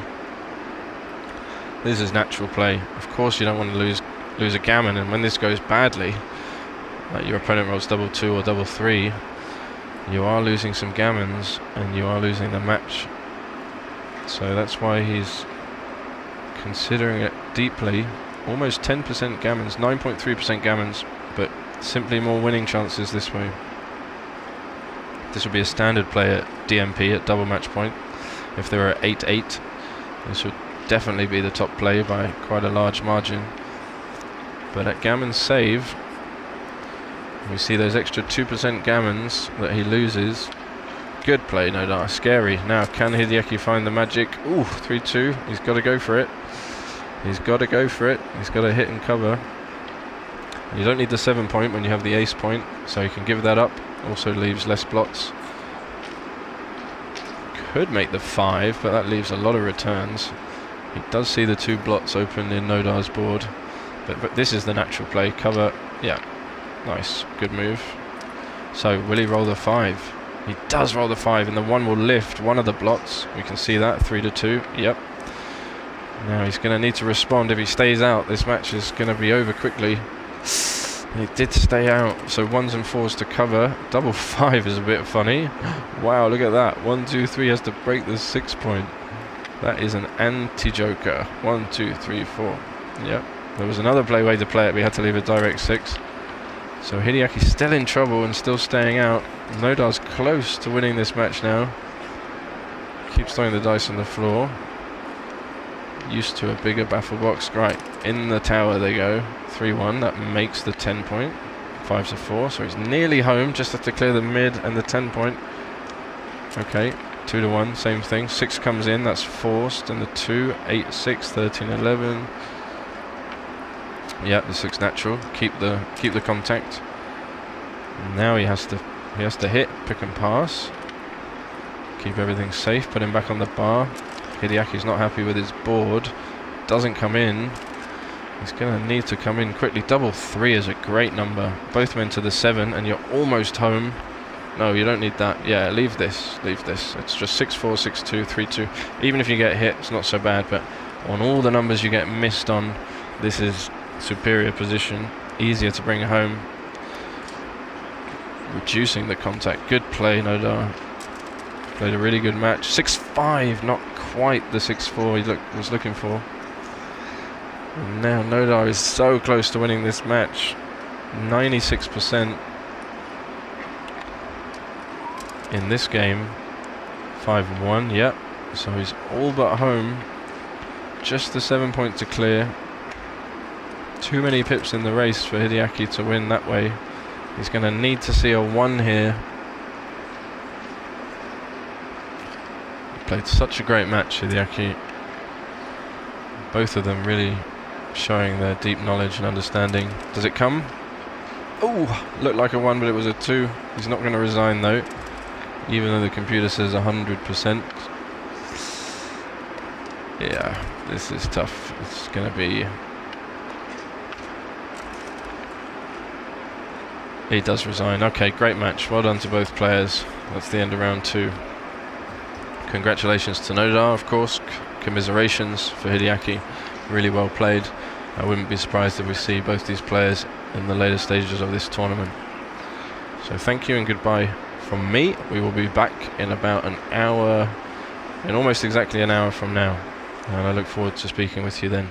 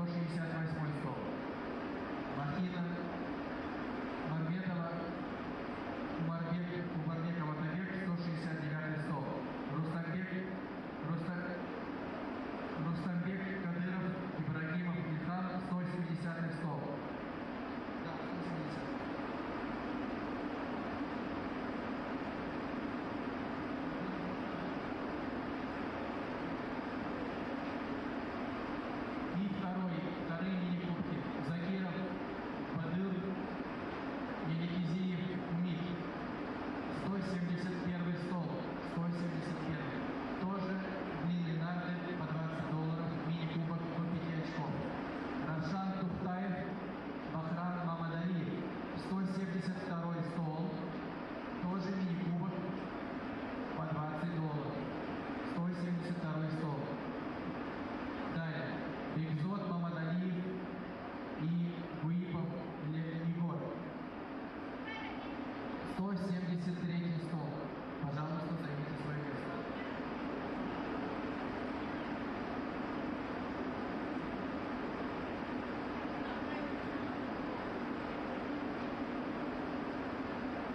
И 174 стол. Абакакбир Убайдулаев, Насрула Сувахарчи Беков. 174 стол. Тоже матч на 5 очков. Длинные нарды по $20. Мини-кубок. Пожалуйста, займите свое место. Все, кого не назвали, необходимо подождать. После следующего тура главного турнира по коротким, который стартует через 10 минут, освободятся места, и мы сможем запустить все, соответственно, джекпоты. Все, соответственно, извините, мини-кубки. Просьба, все, кого не назвал, пожалуйста,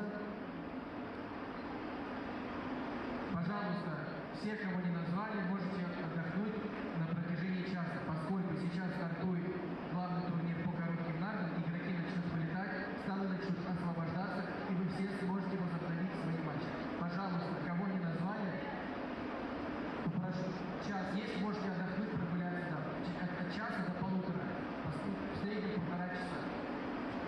Геворгян Аншот, подойдите, пожалуйста, к судейскому столику. Сарыкаян Ибрахим, come please to the arbiters table. Геворгян Аншот, Сарыкаян Ибрахим.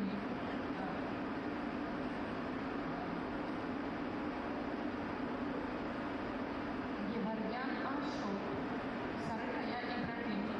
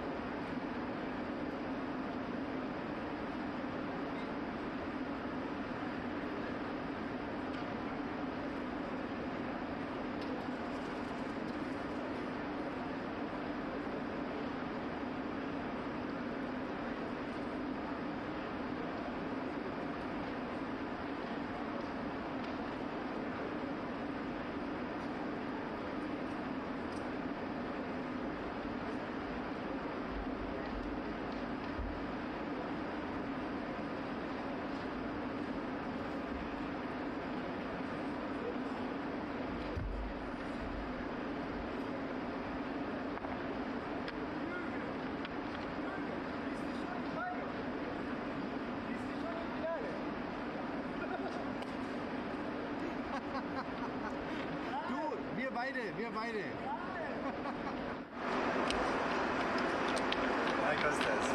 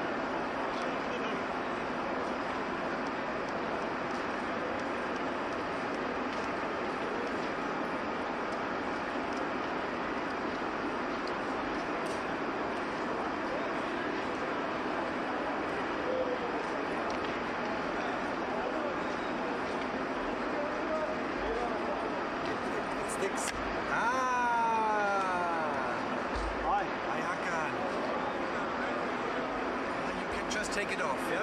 I didn't know. Excellent, excellent. Excuse me. Do you know where the link? YouTube? Is it on YouTube? Yeah, YouTube. And which is the channel? Yeah, what is the channel? IBF?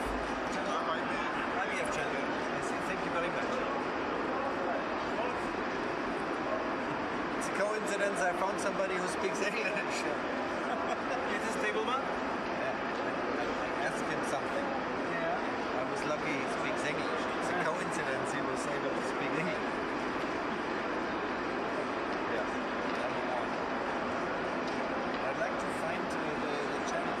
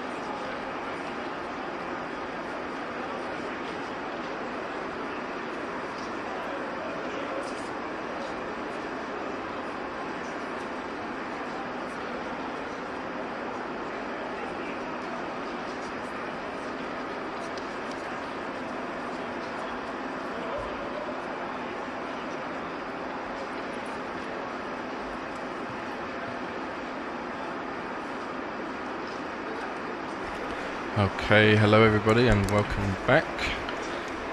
We are live from Tashkent, Uzbekistan for the Asian Grand Prix. This is the main event, round 3.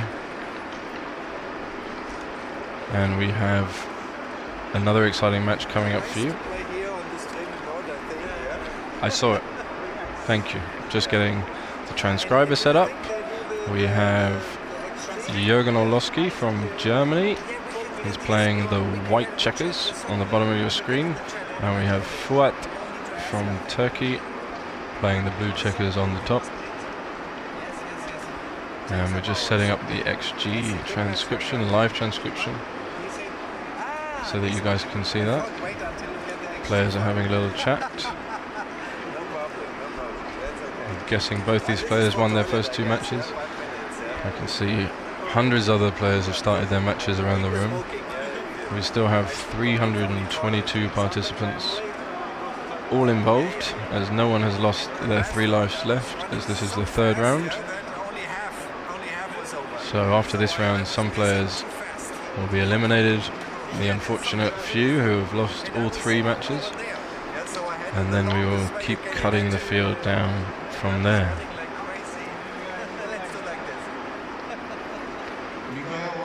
Beautiful weather here today. There's the handshake.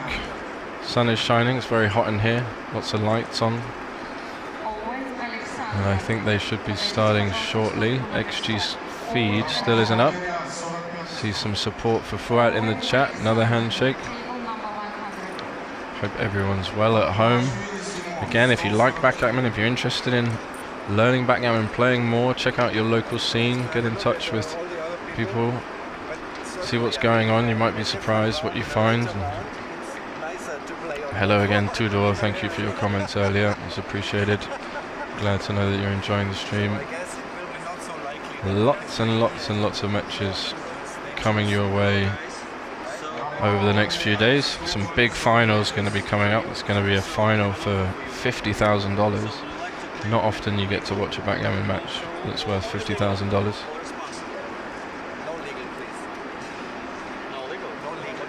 It's been really brilliant organisation here. Lovely opening ceremony. They're just confirming the legal moves option when we have the live transcription. Let's turn the volume up on these guys.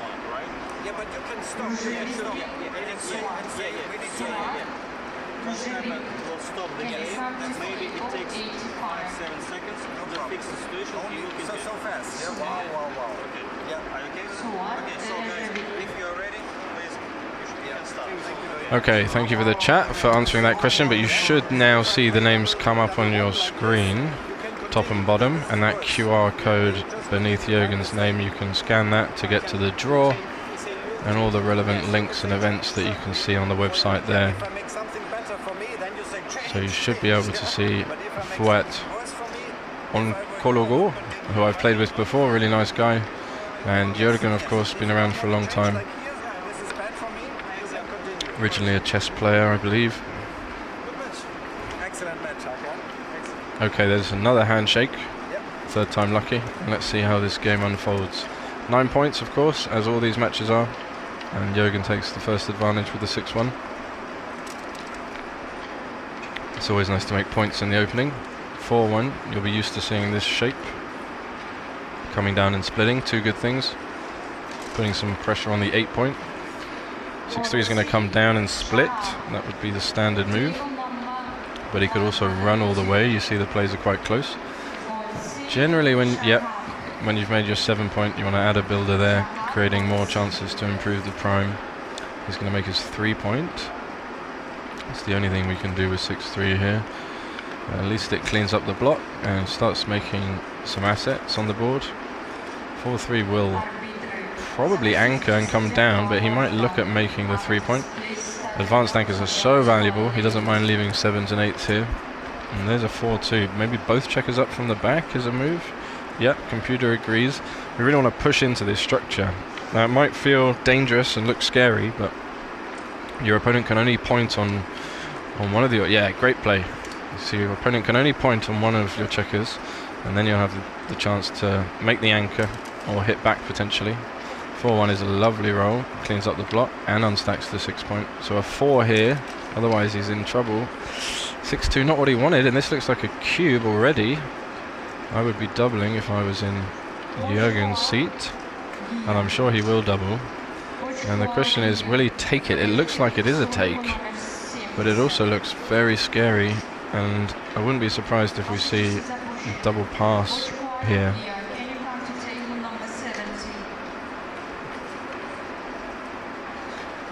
So he's looking for a 6, but that's really the only good 6. He doesn't want to play 8-2. He found it, instant double, put the pressure on, and we can see it. It's a little take, so not such a big deal if he passes, but maybe I would pass as well in this position. It's pretty scary. He's got the advanced anchor, he's got the solid 4 prime, he's up a little in the race, he's got 3s to hit. Does take, brave take, but correct and good decision. The 3 is strong. Does he double hit or just come down with both, I think is the way. Yep, keeping the structure. That guy back on the 2-point, no problem. 3-5 is an easy play, bringing one down from the mid. And Jürgen's got a lot of attacking options here with 13 checkers in the zone. Does he double hit? Doesn't need to, can keep the structure. Oh, we see it's very close. Double hit wins more gammons. Okay, they're basically all 3 players are tied. So he's going to have a little look. The double hit wins 6% more gammons, but costs some games. He does go for it. Nice play with all the checkers in there. I like this aggressive attacking move. Confident play. But any combination of 2, 3, 4 and 1 here, and his Fuat is right back in this game. Just a 2 with a 6, that's still impeding Jürgen's progress nicely. He can remake the 8-point, which he will love to do. And somewhat solidifies this position. 4-1. Is he going to push up to the edge again with both? He should. This is the same idea we just saw before. Yep, he's well aware of this idea. Exactly the same. Very scary coming into all these checkers, but unless he rolls double 3 or double 4, you can only point on one man, and then you're looking to escape. You could run out with 6s and 5s or anchor with a 1. Otherwise you're sitting back and you're trapped behind the anchor. That's no good. It's only 3 pips difference in the race here. 5-3. It's going to point, but he might think about jumping off the anchor and hitting loose at the edge of the prime. This is pretty standard idea, and we can see that it's quite close. So I wouldn't be surprised to see him play 16 and 4, but he could just make the 3-point, duplicates the 4s as the returns, and gives 9 very juicy dancing numbers with which to continue the blitz and potentially win the gammon. It is also nice to run the 3rd checker off the anchor, and that does duplicate the 4 when you come to the 16-point and hit 7-4. So there's a nice duplication there, minimizing your opponent's good rolls. And which way is he going to go? Interestingly for Jürgen, a couple of his plays here that he's been thinking about really makes very little difference, although the ideas seem quite different in their approach. The value that they leave on the position is almost identical, somewhat similar. Built, the value is built with more winning chances or more gammons. Okay, he chooses this one, as suspected. This is the play that wins the most games. It's the purest play, the DMP approach. Fuat, little extra shake. Double 1 is what you want. That hits and makes the 5-point. And now he's a favourite. Look, he goes to 51%. And it's Jürgen's time to perform. If he dances here, which he doesn't, of course. 4 is straight in there. Oh, he can duplicate the 3. He hasn't seen it. Oh, if he pushed his 16 to 15, duplicates the 3 that Fuat desperately wants to anchor. Instead, he gave him a 4 as well. Yep, that's a nice play. 5 jump out and then push the 2. Oh no, push the 2 from the back. And then you can see daylight. Okay, second best play. Not a big mistake, but This will make the 4 point. 3 point, sorry. Could make the 4 point, but that would mean giving up the 8 point. So better to make the 3 and keeping the structure. He's going to look at it though. Yeah, he doesn't want to leave another block. You can keep this. Yeah, this is better this way. But maybe he's going to look at it. Also looking at safetying this checker. Still leaves 13 numbers, the 1s and the 6-3. But it does get another builder, so maybe he likes this actually. Maybe he likes just keeping... But he has to pay shots either way, and by making the 3 point he gets some nice structure out of it. Okay, he does choose again. Not quite the top play. Fouad love to roll a 1 or a 9 here. What do the dice say? 6-4 is going to go to the 6 point. Oh no, wow. So that's so natural, he played it instantly, but computer says let's keep pressure on this block, let's make the 2 point, let's make a 4 point board, and not allow him to make his 4 point with the spares, duplicating the 1. I think that's pretty difficult. That's why he played it so quickly. It's very unusual to do that, but it makes sense, it's logical. Now, does he break the 8 point to make his 3 point? That's the structure that he wants to create. Again, he's thinking about jumping out from the back. Yeah, this is the strongest structure. You can see if he fills in the 4 point from here, he'll have a solid 5 prime. And he'll be doing a great job at containing Fouad's last back checker. 6-5, just 13-2. Don't want to leave 2 blocks in board. And Jürgen now hoping for one of those rolls to fill in the 4 point. That's one of them, perfect. And he's back up to 70% winning chances this game. Although the 1, he'd love to see the 1 and the 4 makes the board. That's a bit of protection. That's a really good roll. Back to 40% for him. 4s and 8s will hit at the edge. That's an 8, so he kind of has to hit this. Yep, stop him from escaping. 2 is big here.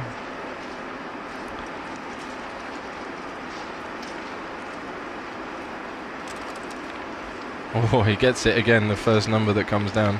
4 is a bit awkward, but you can just play 6-2 safely. You don't want to leave the 1-5. Yeah, good play. And he might have a chance at jumping the prime with a 6 if Jürgen doesn't perform, which he doesn't. So not a redouble, stuck behind this 5 prime.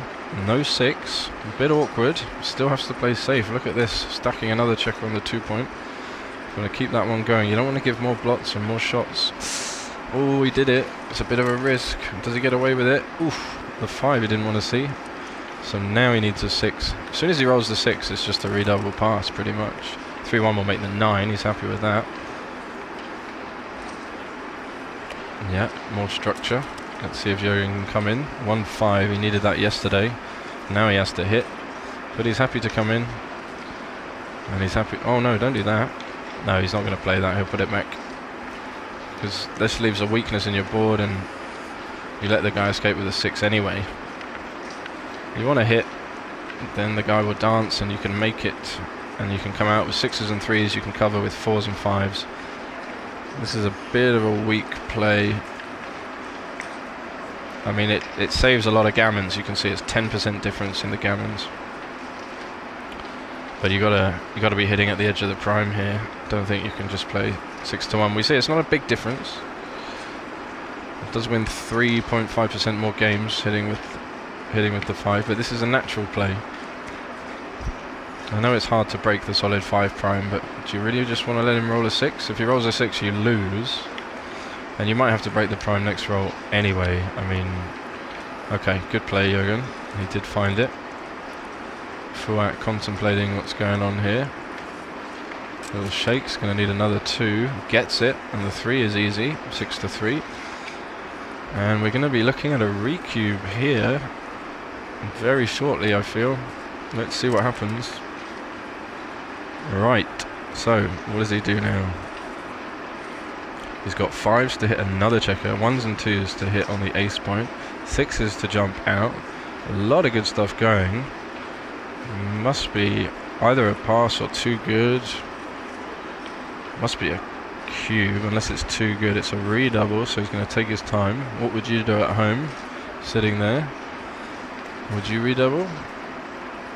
Or would you play on for the gammon and try and roll 5-1, 5-2? Yeah, now we can see the percentages. It's too easy to win a gammon here. Oh, he sent it. He sent it. That was a big too good.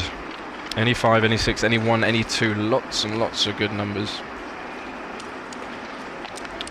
He could have won 4 points there by just continuing to play on.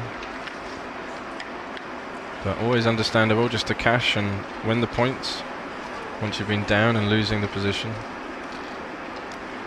There just wasn't a lot of risk, even if he failed to jump the prime and Jürgen came in for some reason, he could always double after that. But anyway, here we are, on to the next game. And they exchange pointing rolls again. Have to do this with double 3 after your opponent makes his 4 point with the 4-2. This should be 2 down, trying to add some more points to your priming structure. I'd love to hit here, of course. Nearly does. He's going to have to run something.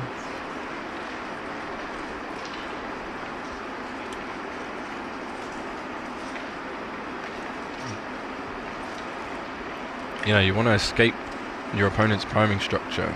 This containment mission before he's able to make it. Yeah, we see him make a good play there. And it also distracts. 3s and 1s are duplicated. 3-2 is a nice roll, hits and makes the point.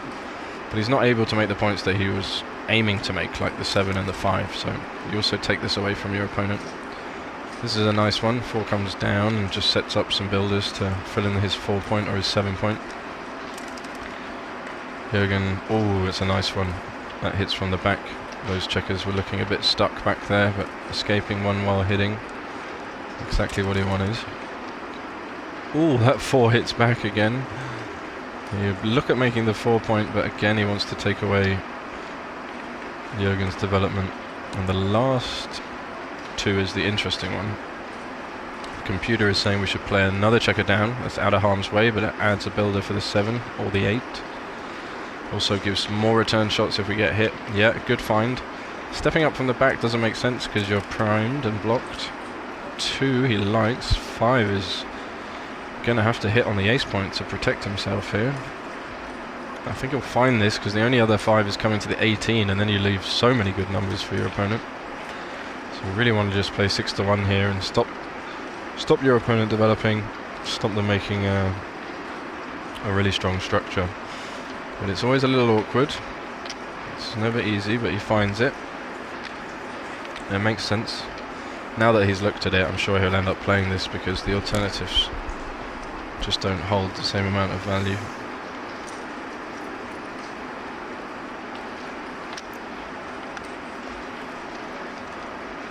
And he does, Fouad looking at his position, gives him a little shake in his hand first. 3-2, we have to make the 8 point. But that's frustrating because you have to come in with the 2, which is a little inflexible, but at least it's safe, not leaving another blotting board. And that was a good distraction hit by Jürgen there. Double 4 is lovely, makes the 5 point, of course. And the 9, and he's got a nice structure now. But so does Fouad on the other side. If you can roll like a 6-2, obviously 5-3 would hit. 5-2 would make the 4 point. Really doesn't want 3 checkers on this anchor. So let's see if he can reply. 3-2 doesn't really do anything. 13-8 is the way to play it. Again, this idea comes up that we talked about before, leaving indirect shots when your opponent has a blot in their home board. It's a lot less risk attached to getting hit with these blots, so he can spread out. You can see 13-8 creates 3 builders for the 7 and 3 builders for the 4. Nice balance, lots of potential, and if he happens to get hit with one of those numbers, yeah, good play for it, then he can always roll an ace. Oh, a double. Oh wow, it's close. He's 2-0 down, but yeah, this is an easy take. But I like the aggressive cube there. 3-2. Of course he just makes the solid 5 prime. It's a lovely roll, completely trapping those 3 back checkers. It's very tempting to make the advanced anchor, but making the solid 5 prime is just super strong. So I'm sure he'll put that back and just make it, because he can still escape with 6s and 5s for now. This is really, really strong. 3 checkers. It's almost like having a 6 prime because they're not at the edge. So good play. Well played, Jürgen. 4-1. That will make the 9 and split. That's natural. He might look at hitting twice. Sometimes people panic in these positions and try and get something moving, but you can just make your structure, and you really want to push to the edge of the prime, of course. I felt like he might do that. It's a bit aggressive. Will he get away with it? No, he gets punished the other way. Would have been better. So now he needs a 3-6 or a 1 or a 3-1. 3 he must enter with 3 surely, and then 8-6 again, leaving the indirects. But that 4-1 did too many good things. It's double 2, hit and cover. What a perfect little number to stop the second anchor being made and to cover the weakness, the blot on his ace point. Thank you very much for your greetings from Istanbul. It's a pleasure to be bringing you another match. I really appreciate all your comments and that you're enjoying the stream. So he found that nice double 2, the 4-1 dance, and now Jürgen's in the driving seat. 6-5, what a roll. He can hit or he could bring them both out. He's got to hit though, surely. 2 on the bar. Still time to bring the other checker out. Otherwise he could come in and clean up. He could also roll 3-1. You want to stop him being able to roll 3-1 to make the second anchor. So pretty clear hit here. Yep, he sees it. There's time to run the back checker out. Double 3 would be best. No dice. So Jürgen's looking good to win a gammon here. Now he can run out, of course. He could even pick up the other checker. 5% backgammons, 60% gammons in this position. Fuat's in big trouble. Double 2, well, that starts something. At least he comes in with both hits and lifts, I guess. Can he slot the 4? Is that too big? Yeah, I think you just played to the 7.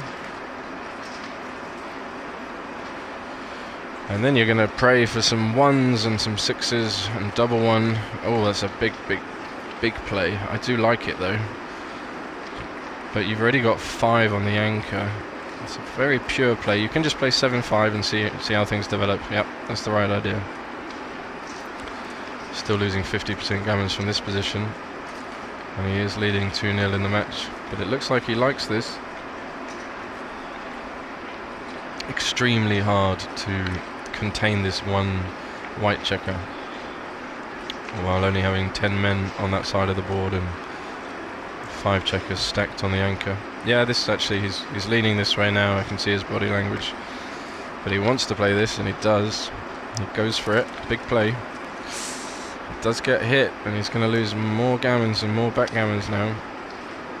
Can he roll 3-1? That would really help him. 2-1. Oh, he's going to have to split and give himself the chance of making the anchor. Yeah, good play. Well played for that. 5-2 is going to hit, of course, denying the chance of making the second anchor. 3-1 still a great number. 3-2, he'll take that. That hits and comes in. Gives Jürgen some more work to do. Double 2 is fantastic. He's going to switch. Same theme applies, right? Taking away your opponent's ability to make a second anchor. And that's the way they improve their position the most. So if you stop their big improvement, that's good for you. 5-3 now. 2-1. He's going to have to play 3-2. Can hardly offer up a double blot on the outside. Still has 20% winning chances, amazingly. 4-1 is blocked, so it has to break. Oh, 6-1, he's got to keep the structure.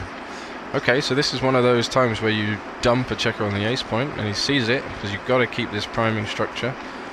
Very valuable prime that Jürgen's got in front of these six back men. 5-1 is no good. Really wanted a 3 there, and to cover the outfield. Ideally double 3. Will he get hit? 5 will come off the anchor. Doesn't want to move any of the other checkers. Gets his 3, so he must come off the anchor, and then the 4 is forced to come in. Again, bit ugly, yeah, but he sees it. He would like to play that checker out, but then he would be leaving 6s and 3s. Yep, that's it, you touched it, you got the right idea. And Jürgen would have to break his structure to hit with 2s and 3s, which he might do, but he doesn't roll it. 4-1 will come out from the back. Just cover the outfield. And now Fuat has a shake with a 3 to make the second anchor. It should help him out. Let's see if he finds it.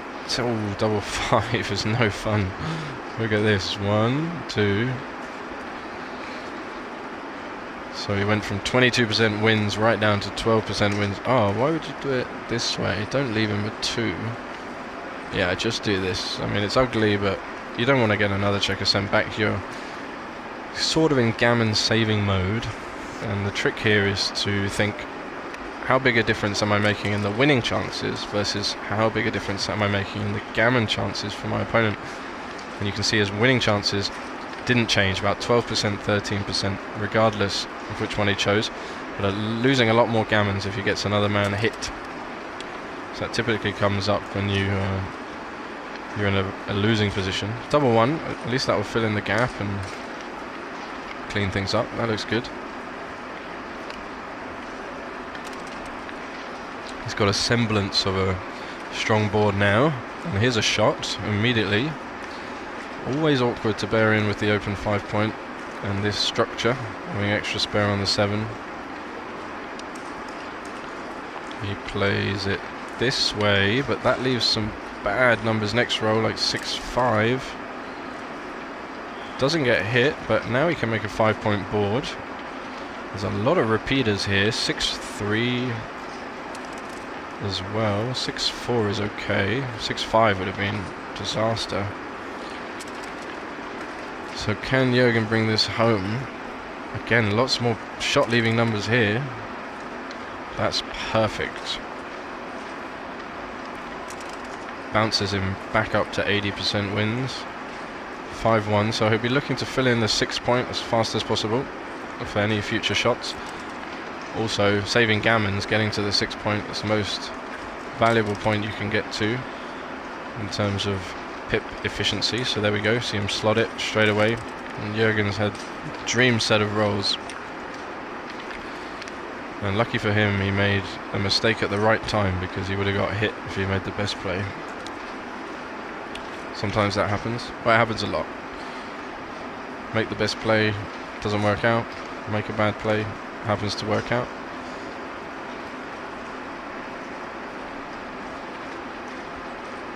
Now he's trying to work out whether to be more aggressive or safer, and it's about the same. Fuat would really be happy to not lose a gammon here. Okay, this structure leaves some double shots. You can see 6-2, 5-2, 4-2 would leave 2 blots, and he makes the closed board. So this is a big roll for Jürgen. He doesn't want to see a 2 here. Double 1 is perfect. You've got to get off these double blot leaving numbers. Yeah, pretty straightforward. You can't leave the position like that. And now it's difficult for Fuat to get another shot, but it depends on this roll. If he rolls a 1, wow, double 1. Now he can take 2 off. Wow, 4 off. I would make the 2-point and take 2 off, as Jürgen's done. But computer likes 4 off for extra gammons, but he's going to win those gammons anyway now that he danced. He kind of wants to dance again now for a shot. Doesn't. So by the looks of things, we're going to 4-2, barring a big double from Fuat. What's the percentages saying? Ooh, 5-4. I would bring a checker into the 6, but there's 90% gammons here, so he's really going to need some help.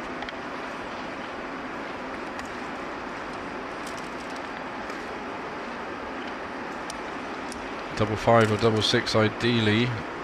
It's not going to do it. He's only going to get double 5.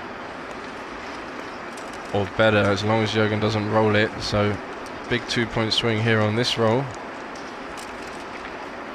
Oof, looked like it. That was a nasty one for Fuat, that position. No fun to play. Did get a chance though in the end. And Jürgen delighted to be on the scoreboard. playing very solid, as we can see, both players.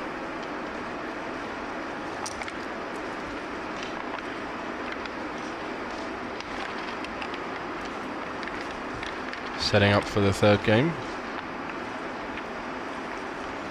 Yeah, things definitely went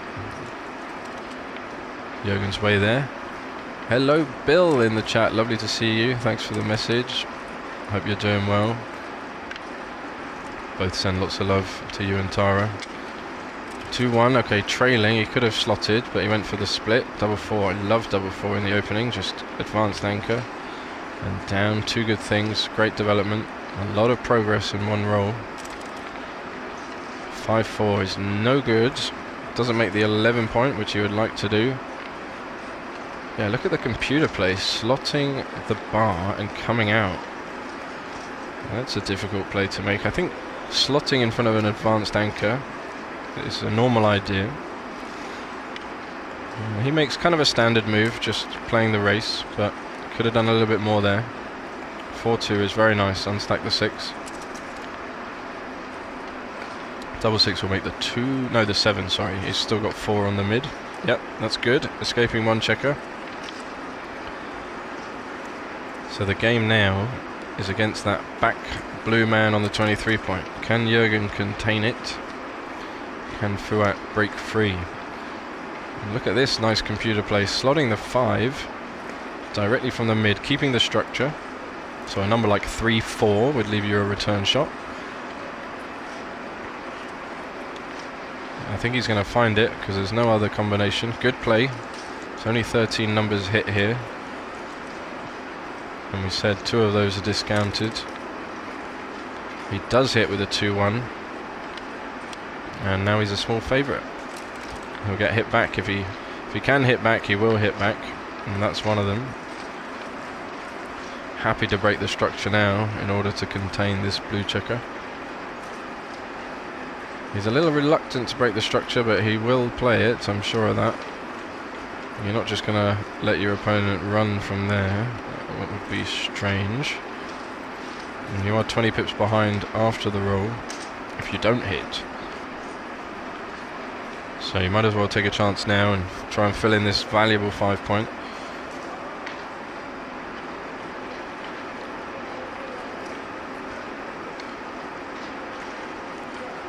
Okay, it's a little worrying that he hasn't played it already, but finally gets there.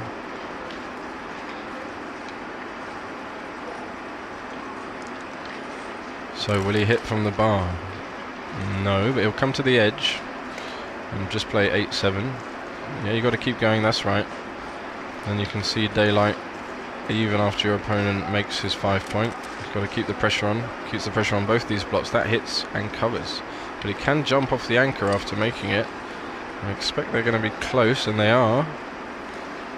So it doesn't really matter which one you choose now. You can see the race is a little closer. It did work out, that hit that he just made. And he goes for this one.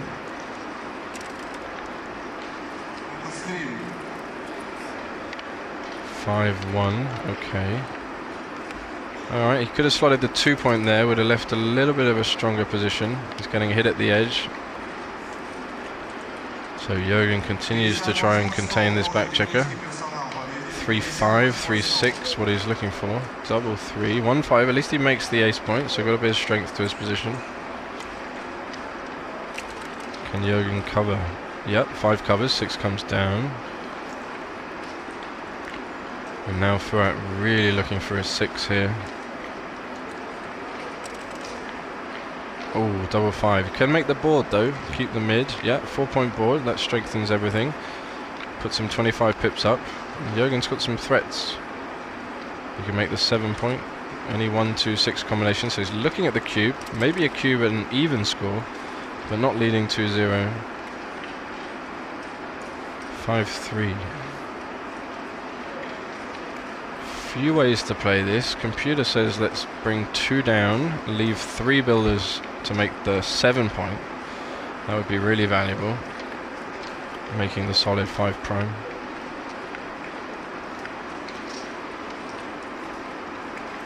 Doesn't look like he's considering this. He wants to keep double 6 blocked. Maybe he's even thinking about hitting on the ace, but yeah, we see him moving that checker, tickling it up and down.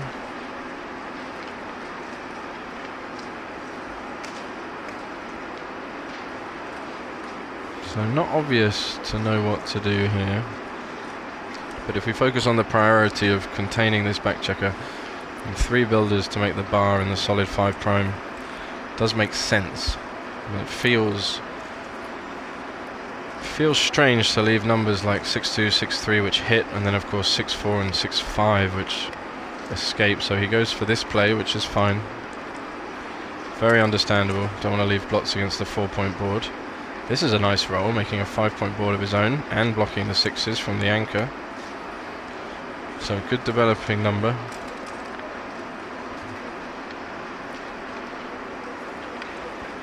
And that's a natural 3-2. Now he has the best 5-point board. Needs a 6 now, but it's still scary after he jumps out. Oh, double 5. I mean, it's nice to clear. It's supposed to keep. I would not play them both to the ace point. I would make the second recommended play, the same play he made. I guess it's for numbers like 6-1 and 6-2, 5-1 and 5-2 maybe, that you keep blocked. So this looks like a little double for Jürgen here. And he doesn't find it, so he'll pop out both checkers from the back. You see that value of keeping the 7-point was to stop a number like this being played this way. So we see why that double 5 was a small mistake last roll. This is an obvious play because you want to cover your opponent's best numbers. Your opponent's best numbers are 6s, and this way you're going to get the most return shots, or the most shots, if your opponent happens to roll one of those. So can he find a 6? He cannot. And I think Jürgen's going to double now.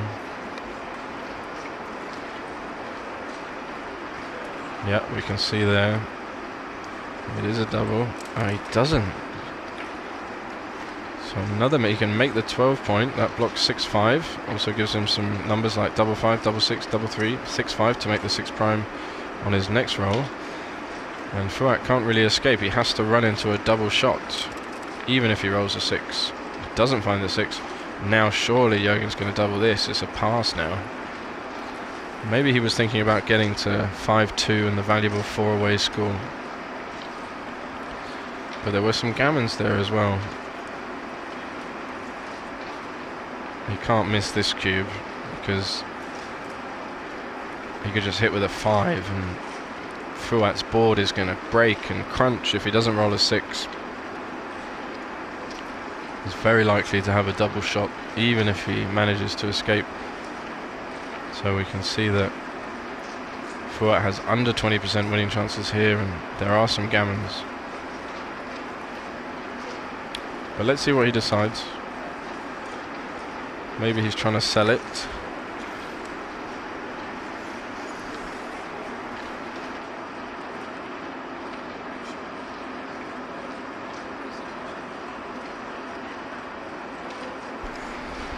Okay, giving it a long, hard think. He does. And he gets the take, so yep, he hits with the 5. I think that's the right way, because even 1-4, 1-5, 1-3 and 2-1 would break his board and even give Jürgen shots from the bar, but he'd still like to see the 1-6. There's the 1-4. So can he survive? If he gets hit with this checker, he might lose a gammon. If he dances, he might win.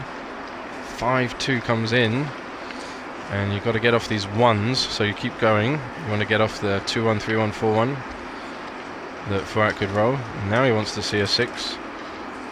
3-2, okay, safety's it. But exciting for us. 4-1. It's always difficult to know what to do here. Computer says let's block 6-4, let's cover 6-5, and let's leave no shots, which actually makes an incredible amount of sense. So this leaves 6-5 as a big swing. And the other way we also get, by making Jürgen's 11 point. We also get double 2 and double 4 next roll to complete the 6 prime, as well as 6-4 of course. But he does go for this. So let's see if he can find the Sheshbesh in the cup here. I'm sorry, tumbling from the baffle box. Ooh, looked like it. No move. He will hit with a 5 if he can. He cannot. This brings the check around. Okay, so he's leaving 6-4 and 6-5 now. But this is a very natural approach to containment, so can't blame him for wanting to play 18 to 11. It's a very natural play, but he's going to be in a world of pain if he gets hit here. Haven't seen a 6 from Fuat for a long time. It's one of these cat and mouse containment games, so he can't hit and he can't complete the back of the prime either. And he's going to have another roll at a 6. Can he find one? Down to a 3-point board now, obviously. Crunched, but he still wants a chance at getting out of there. Just can't find the 6, and now he's going to get hit with 3s and 5s. So we see the 3 hitting. At least this time, if he hits with a 1, he's not going to be exposing any more blocks in board. Try and see the upside. Still take a 1-6 though. There's the 1-4. Now if Jürgen dances, he's going to have a big shot at rolling a 6. He doesn't. Wow, hit back is great. 5. Got to keep him contained. Yep. He'll take another 1. You can see even if he hits, Jürgen's kind of happy because he gets extra goalkeepers and extra coverage. So that if one day Fuat finds a 6, he might have chances to hit. Wow, double 4 hits from the bar. What a great number that is. That's the only one. Oh no, double 5 would also hit, sorry. While keeping the board. Can't find the 1 this time, so looks like Jürgen's finally going to close, and he does. But he does it this way, hoping that he rolls 2-1 and win more gammons this way. Oh, and he did roll 2-1, that's so mean. Little fishing expedition. And here's a 3 for more gammons. Doesn't get it. Finally dances when it doesn't make any difference. 2, he's happy to pick up that checker. Okay, so very unlikely that he's going to leave another checker now. But well played by Jürgen there, making the 7-point and giving himself the chance at more gammons.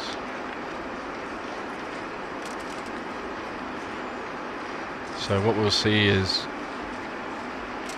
Jürgen's going to hit on the ace point when he gets his spares into position. And he's hoping that Fuat continues to roll 1s, eventually leaving another blot in his board. And then he'll hope that he hits him from the bar, and he'll hope that he can hit that second checker and gammon him to go 8-2 up. Yeah, he can hit him here. Should hit him here. Just for... It doesn't make too big a difference, but it does go for it. Yep. Just for timing, this is just to recycle. If the guy rolls a 1, you just have more time for him to roll the other ones. You don't want to stack your 7-point awkwardly like that. So he does roll it, giving Jürgen more time to see those 1s being rolled by Fuat. So Fuat hoping for double 1 with safety all the checkers onto the ace point. And guarantee that he doesn't get hit.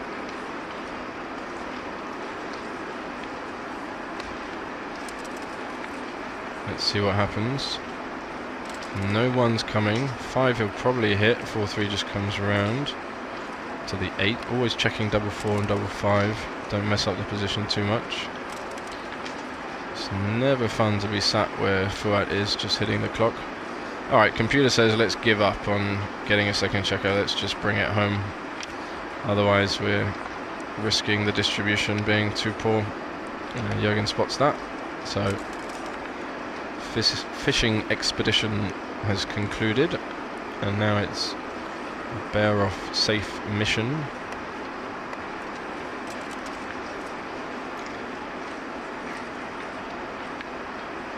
All the while Fuat languishing on the bar, just waiting for light to appear. So the safest play here is 6 to 5. It's the DMP approach. See if he knows this one. A lot of people would just play the checker in. Yep, good move. This makes double 6 and double 5 good. And there you go. 3 checkers off.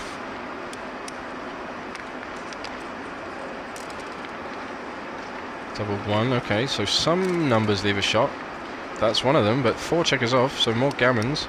So big swing here on a dance or a 4. Oh, it was a dance, but more shots coming. More shots coming, but the gammons are creeping up. Can he roll a 3 here? So if Jürgen rolls a double now, double 3 or higher, he's going to have a good shot at the gammon. Okay, Furat needs to come home. He needs a big one. That's a good one. So only double 2 or better here. There's a 2 and a 3. He worked hard for it. But after all that, just 2 points. So he did well for waiting. Looks like players are going to take a little break. And I will do the same. So I look forward to seeing you back here in a minute.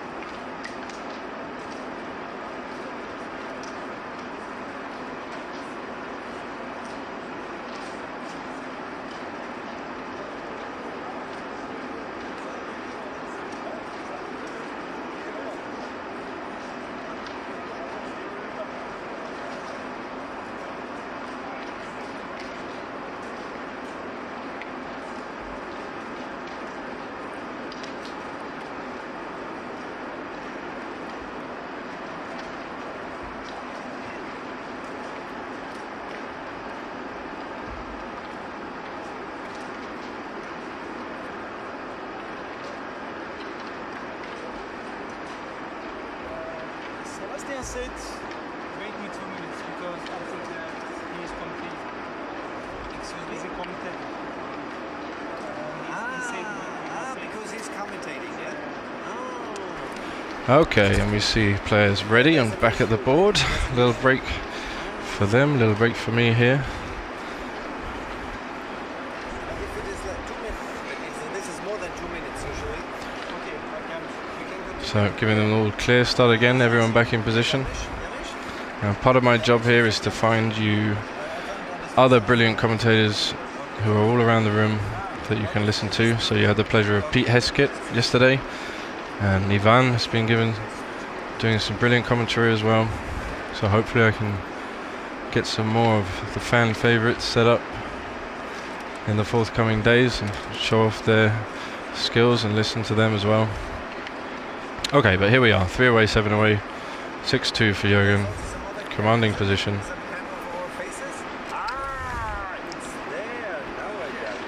Standard opening, not hitting with a 3-1, especially leading 6-2. He wanted a 6 there to link up, but he just come round, get an extra builder. Yeah, good play. 5-2 down and split is standard. Wow, computer says hitting on the ace is close, just to stop all those builders being used. 3-2 is 2 down. Just builds a lot of structure.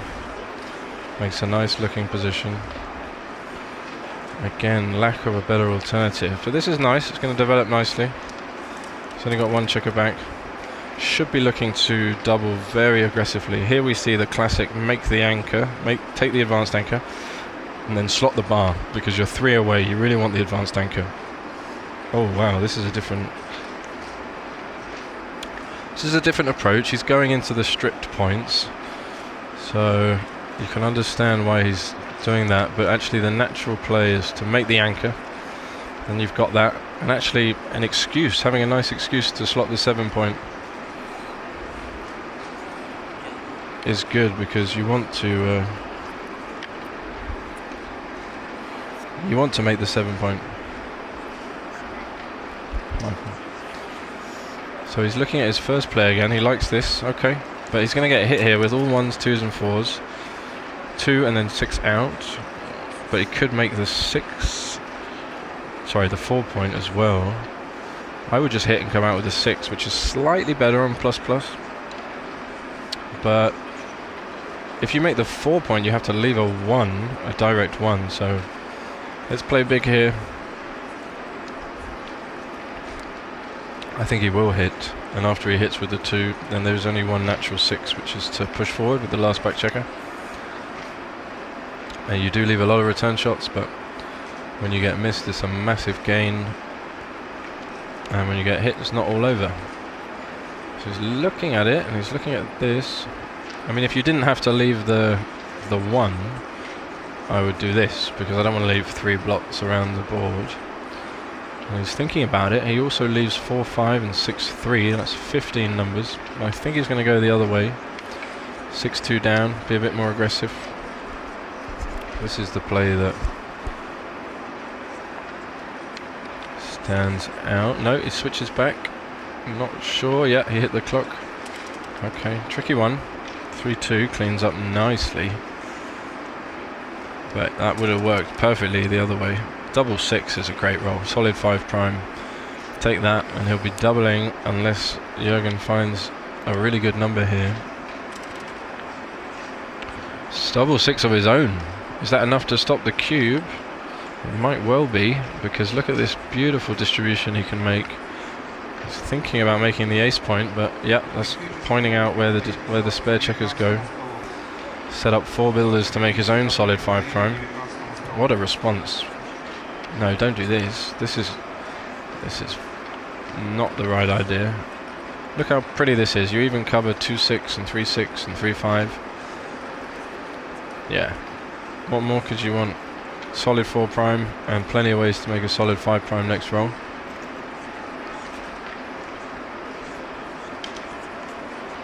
But he's thinking about it. Don't know why he thinks he needs to make the ace point. We can actually see it's a pass if he makes this play. It would be a double pass. The other way is not even sure it's a cube, but at the score we should be doubling really aggressively, so interesting that he didn't double there. 6-5 is a bad roll. That does make the ace point. Now you can see the value in doing that, because that stops Jürgen from making his own solid 5'. Yep, good play for that. Hit the clock.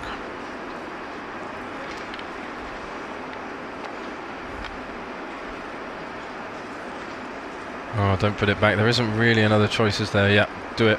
It could go well. You could blitz him. You need Jürgen to stay out here. He comes in. He's going to use that 5.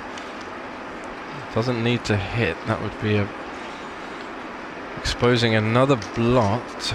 It seems, I mean, it feels like you want to hit, but you're outboarded 4-2. We talked about this previously. When you've got 2 fewer inner board points, you really don't want to be entering a hitting contest. Now he's got a... Is he cubing this? He should... That's a huge cube because of the volatility. Anyone, lots of 3s, 4s and 5s from the bar. No, Fouad, you got to cube this, buddy. You're 6-2 down. You're 6-2 down. And now it's too good if he stays out. It's like miles too good, and he does stay out. It's an easy gammon now. And he wishes he had doubled. Easy. No, don't double now. It's just an easy gammon. Oh. So we could have won 4 points there, and he could have been at 6-all. But as it happens, could have even been at 6-4 if he just kept playing. But decided against it. So we see the score at 6-3, and I'm sure Jürgen is delighted about that. No pressure. Anyway, we start the next game. Fouad takes the point this time, and Jürgen runs, jumping the prime. 2-1 will hit and split, probably. 2 good things. And that's what he does. 5-3. That's standard, staying out of harm's way, but still developing and balancing the position. Double 4, that makes 2 points in board. And then you can cube when he dances. This is an attacking roll, so you should make an attacking play. Put him on the bar, 3-point board. Yeah, Fouad's not going to be happy to see that last game. That was his opportunity, that was his chance to get back in the match. This is just not as strong as making a 3-point board and putting him on the bar. He's going to look at it, yeah, because you leave the 1s, you leave a lot of numbers. This is super strong, and if he dances, you win. I think it's just a pass if he dances. So instant win is always fun. 25% instant wins, but it does favour the 5-point. This just leaves too much. Just leaves too much. 3-1. Sort of a quiz position, but yeah, those 2 back checkers are in big trouble. And he's leading 6-3. So if we look at the percentages, again, the 5-point wins more games, only about 1.4%, but it loses 11% more gammons, and you can't afford to lose a gammon at this score. So the advanced anchor has even more value than usual. And we're back to that same concept of where can I make the biggest difference? Where can I change the value the most? Do I really change the winning chances that much? Wow. It's a blunder by Jürgen. He's getting double hit here. And then we're going to see the cube if he doesn't perform. It doesn't perform. This is threatening. 6-3. Big cube. He does grab it. Well done for that. Well played. Put the pressure on. We can see that Jürgen has a take. He has over 40% winning chances. But he might be inclined just to pass here and go to 6-4. And he does pass. Just preserving his lead.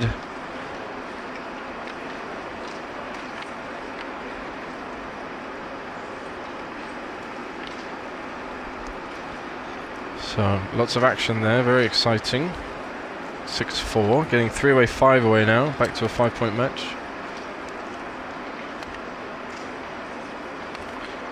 5-2, standard opening, especially when leading. 2-1, could hit, could come down and split. Depends what he's thinking. This is what you play against 5-1. So when your opponent opens with 5-1, the best return with 2-1 is the unconventional 24-21. He went for it there, got punished. 3-2 is good recovery. Double 5. So pretty blocked everywhere, but have to make the ace point. Yep, it's forced. It's ugly position.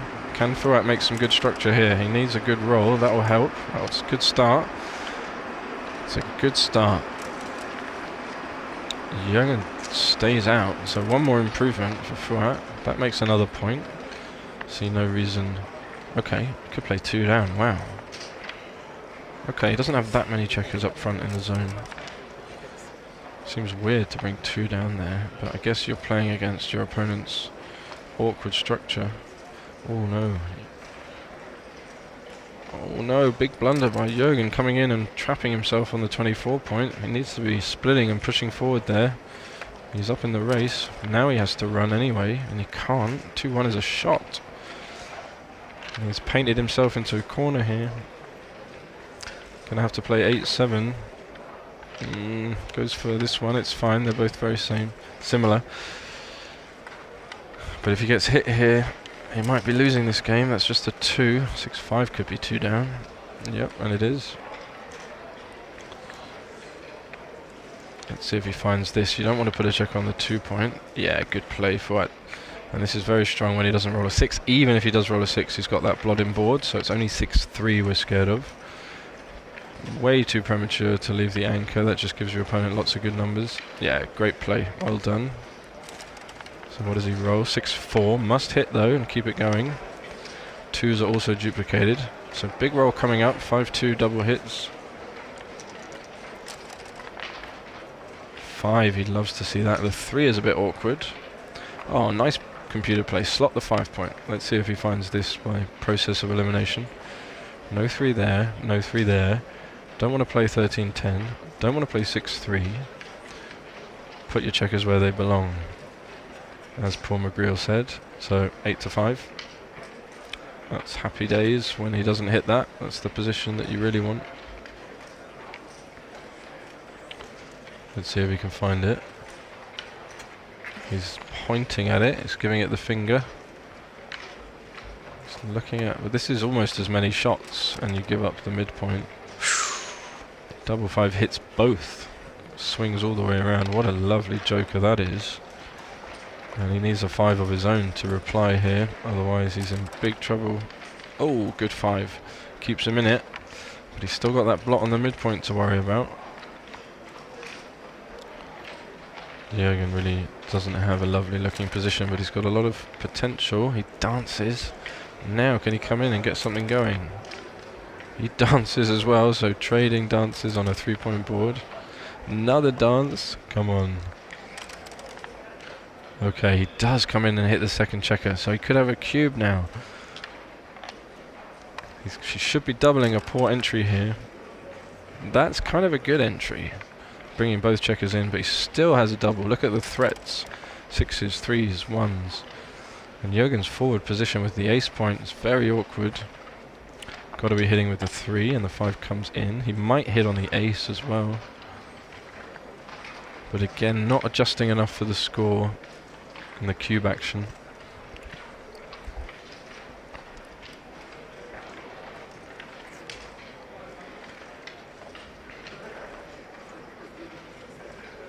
He does play 6-1. That's, you know, when you have 2 anchors, not really worried about getting a hit back because you have insurance. You can make these plays. And he should have doubled, and then if you know, threatening to win 4 points, you could get to 8-6 up. You could get to Crawford. It's kind of a double tiger idea when you protect your slot on the 5. You protect your hit on the 5 point by hitting on the 1, freezing your opponent with 2 checkers on the bar. And he's thinking about that here, because this way he can hit with 5s, but also 4-1. And he goes for it. Feels like he's going to play this after he moves the checkers that way, and he does. Jürgen dances again. Now he's going to cube. For sure he cubes this, right? It's a huge cube. Yeah, good play. Well played by Fuat, finding a good cube here. And this is an odd-looking position for Jürgen. He's thinking, what is going on here? My opponent has 4 men back. If I pass, it's 6-5. He gets the 4 away. But there must be a lot of gammons here, and I don't want to lose a gammon. And go 8-6 down. Yeah, you can see he's uncomfortable in his chair. Really looking over the board, giving it a lot of thought.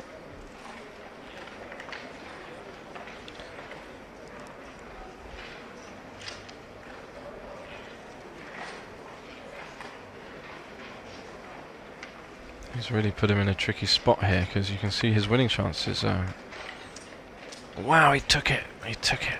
He did take it. Thought he might, and now Fouad might be taking a massive advantage in this. Look at this play. He can switch and make the board clean. 3 on the bar. Sure, for sure he sees this. 1, 2, 3, 4. Come on. No, no, just switch. Okay, but okay. If he doesn't roll a 4, it's better. Okay, fine. Wow, against double 6. Great play. What am I talking about? What am I talking about? Come on, that covers from the back. And he's winning a gammon here. Even wins a few backgammons. 4% backgammons here. What a turnaround for Fouad. Only double 5 really is going to save him. Oh, and the 5 came first. He's hitting with all 3s, all 6s, and all 9s. Difficult not to find one of those numbers. He's desperate for a 5 here, just to hold on for a second. He finds it. Wow. You need to perform from the bar against 5-point boards. And he dances. He needs another 5. That would be 3 in a row. Doesn't get it this time. Fouad can sense blood here. Comes in with a 2. Keep him spread out. Give himself more numbers to hit with next roll. 50% gammon still in this position. Can he find the 5? Doesn't. So 3s and 8s and double 1. Double 5 should hit from there. Dum dum dum. That's 3 and 1 coming out or down. Out, I like. Make progress with the back checkers. Good play from Fouad. So oh, the 5! He came first. He loved to see it. And we're back here. He's really fighting. 3 he likes. 5 and 3 hits.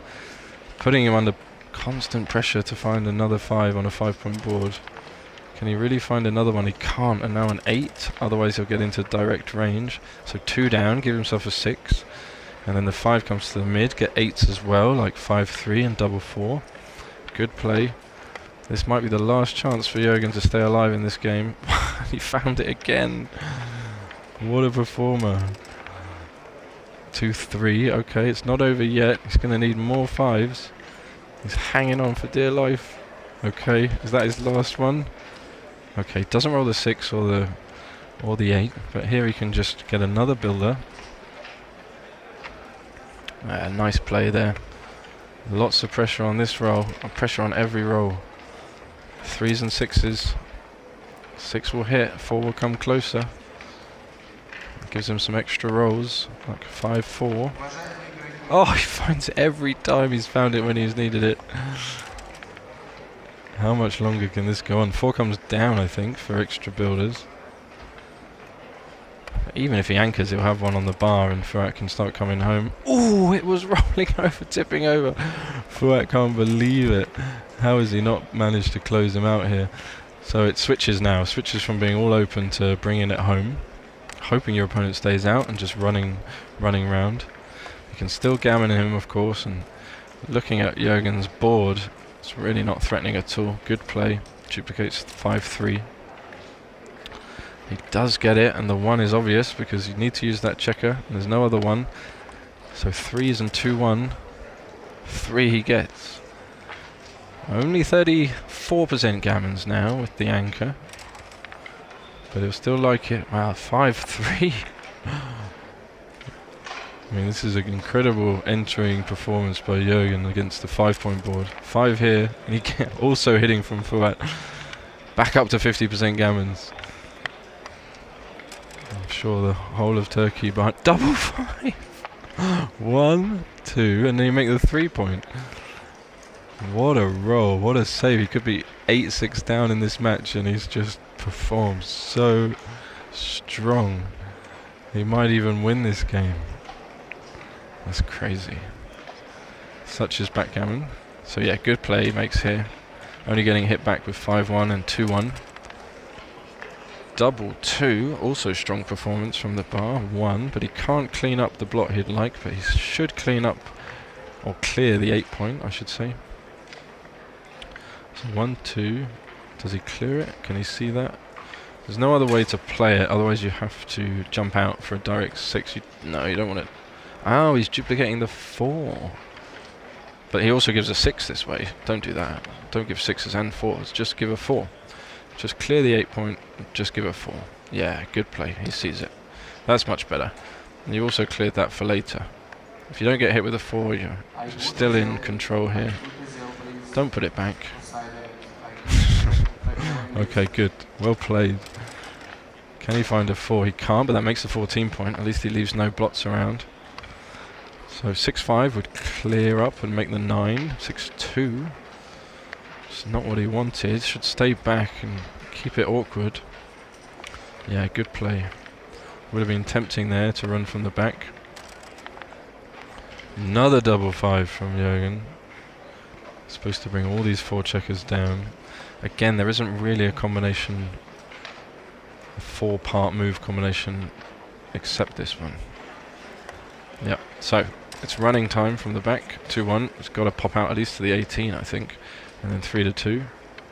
Somehow Jürgen's turned this from having 3 on the bar. 6-5. That just runs round. You can't be hitting against a 5-point board, and that's a safe play. Yep, still a lot of work for Fuat to do. Down to 7% gammons and 50-50 wins, we can see. So game is in the balance in the middle. I love that. Gets to anchor up.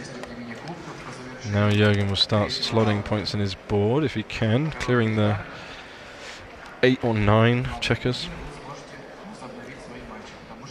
Yep, very similar in terms of value. He goes for this, keeping double 2 blocked and double 1. 5-1. Should he just run now from the back? Nope, it's not the time.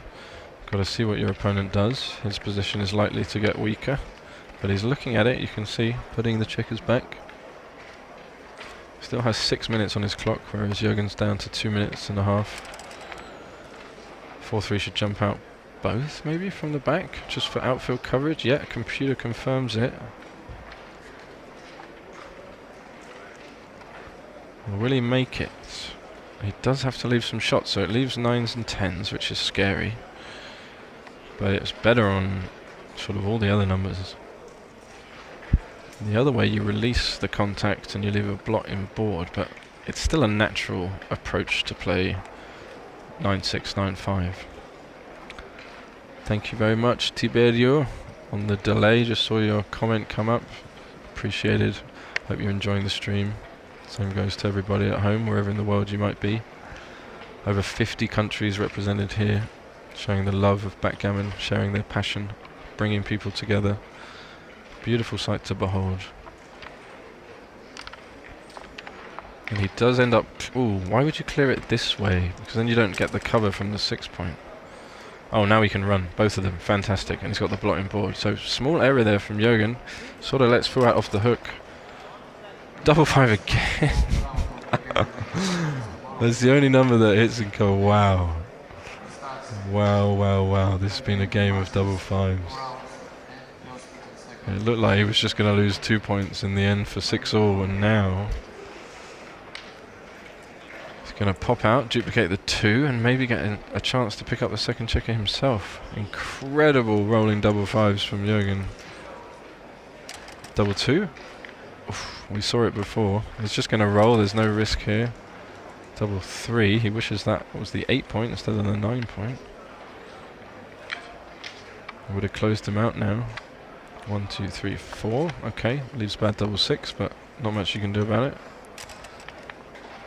Oh, yesterday's number, of course. And now what do we see? Should just be a redouble pass, and he does redouble. And this is the end of this game. So if he passes, it's Crawford 5 away. Have about 15.8, 16%. So he's trying to work out if he has more than 16% here. If he does think that he has more than 16%, he will take and recube to 8, and this will be the last game. It's not impossible that we see that. You can see he actually has more than 14%, so He does take. And we are going to see the 8 cube. This will be the last game. Can Jürgen roll? 3-6 just takes a man off. Is he going to remember to recube to 8? And then he could roll double 6. He does. So here we are, 8 cube. Maybe first 8 cube we've had on the screen. Very exciting. He starts with 6-5. That's going to help. So 24% wins now. So he's doing better than he would have done if he paused. He's doing better. Oof, 5-4. He's still going to need a double. Let's see what happens. Oh, the 1 is okay, but 2s are bad for Jürgen. Can he find 5-1's not great hitting the gap, only 10% now. 3-2, okay, a little miss. Fouat needs double 6 here. Oh, another 5, he misses. Misses a roll, that's going to hurt, down to 9%. Okay, Jürgen in commanding position here. 3-1's not going to help. The doubles need to come, and they need to come quickly for Fouat. 4-3. Edging ever closer. Oh, but there it is! 1, 2, 3, 4. He's going to have a chance. He's going to have a chance. Look at him. 4-2 is no good. Just man off. He needs another double. 70% still for Jürgen, but 30% now for Fouat. Rising from the ashes. Can he do it? 4 and a 1. He's going to need another double, probably, unless Jürgen rolls 4-2 again. 2-1 is no good. It's getting closer. 58%. Fouat could do this on the 8 cube. Oh, 3-1. He's going to need something. Could be another small one from Jürgen, though. 5-3, so it needs to be double 2 or better, and he needs it now.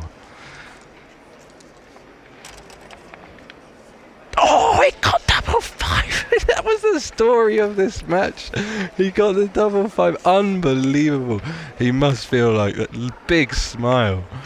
Commiserations to Jürgen. What a game of double 5s that was. Congratulations to Fouat. Thank you to both players. Well played for that entertaining. Look at him smiling. He thinks he's seen enough double 5s on the other side.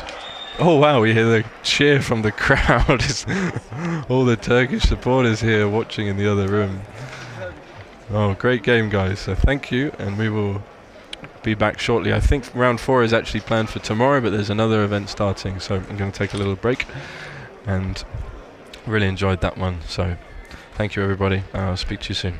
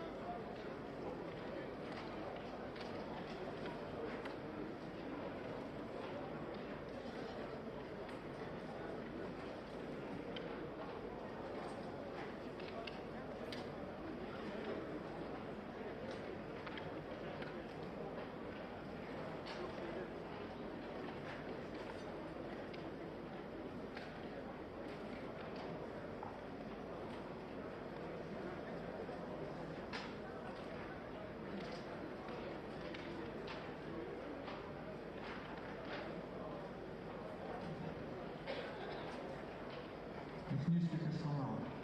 Можно выйти.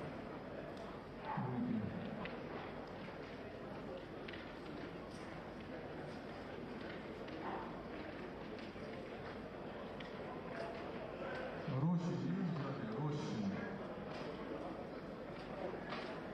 Технический персонал, подойдите к судейскому столу.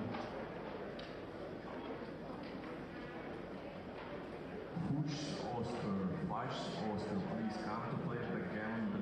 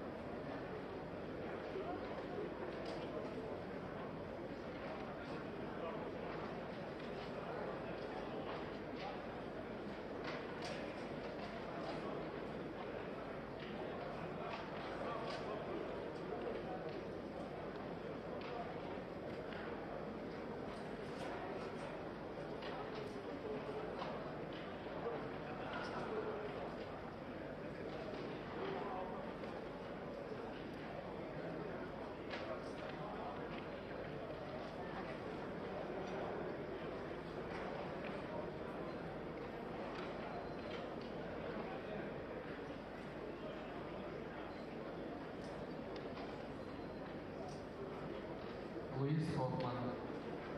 Luis Hoffman, please. Post-spring gammon. Luis Hoffman.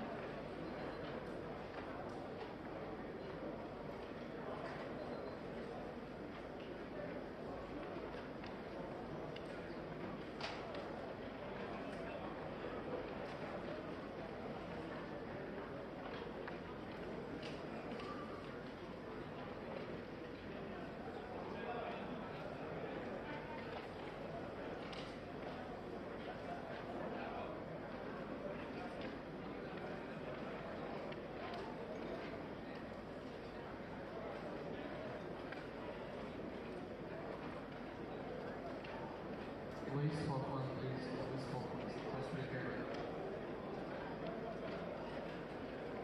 Елена Половина, просьба выделить арбитра одного на дополнительную программу.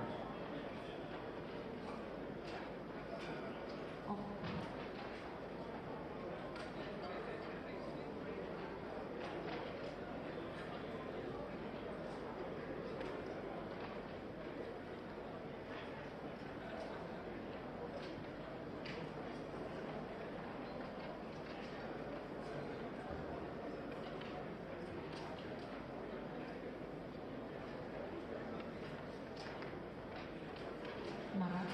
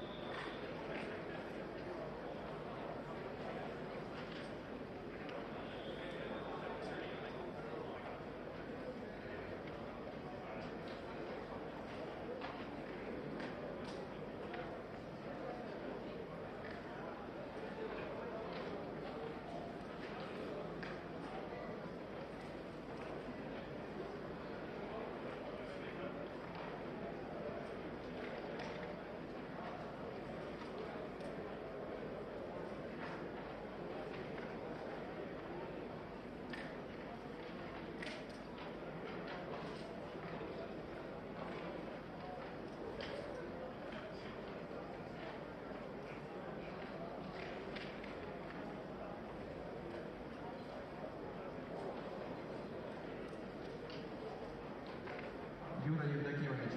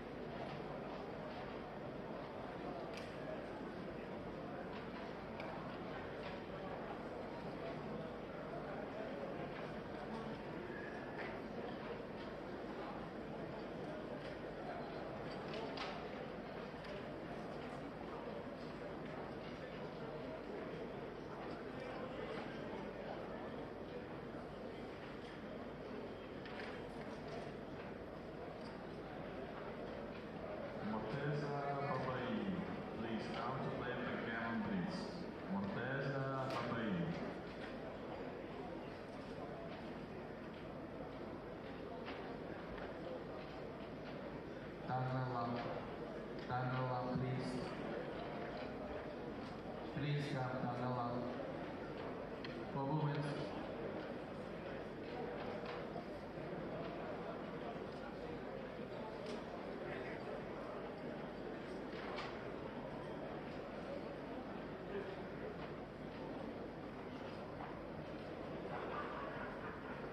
Pedram Kovaci, Pedram, please come, Pedram.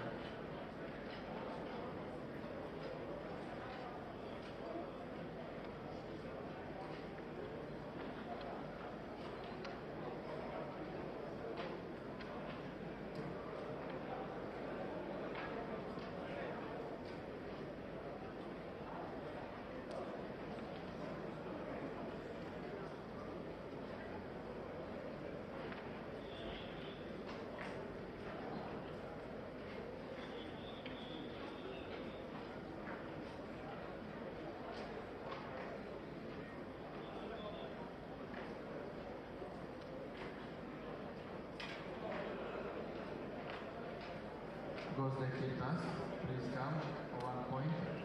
Gosdek Kiltas. Pedram is here.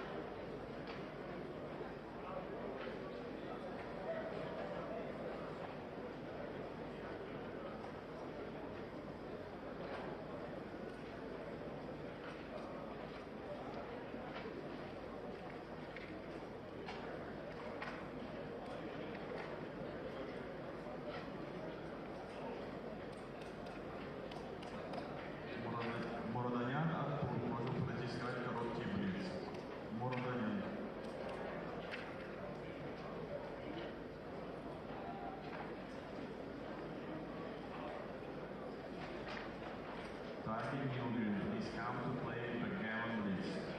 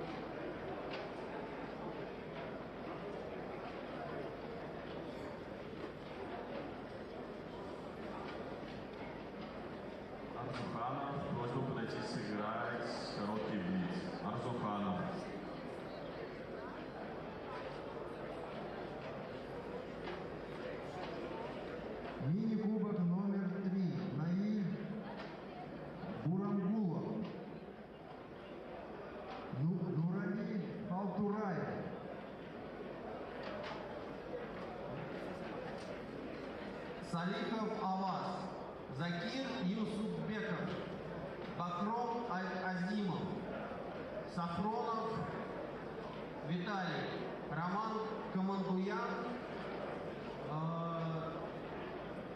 Ваниев. Просьба подойти к судейскому столику.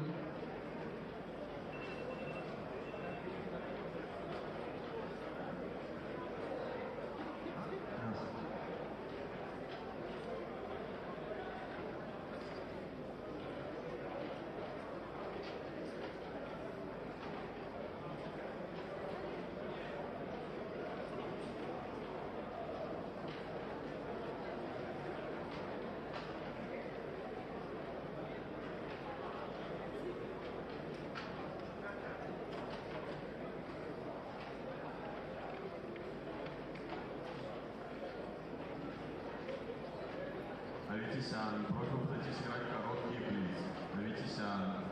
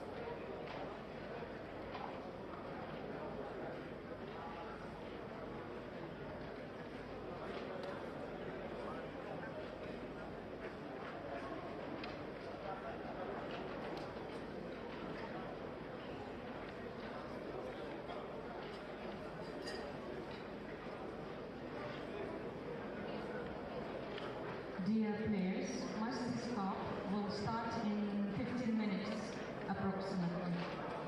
Masters Cup will start.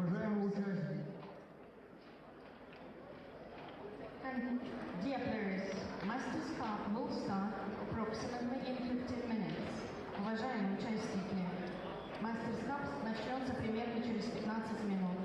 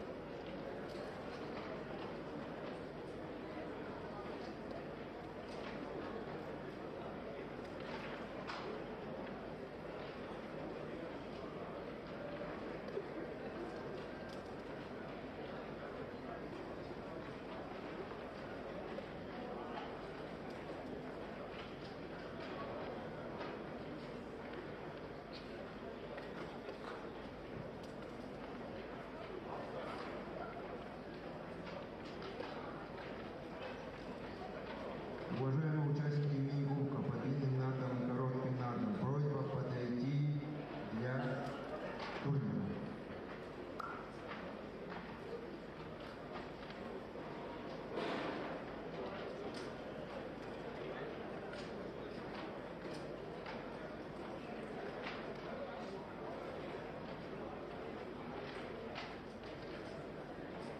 Заранее прошу прощения. Юфук Пансеси. Просьба подойти для участия в коротких надах мини-кубки.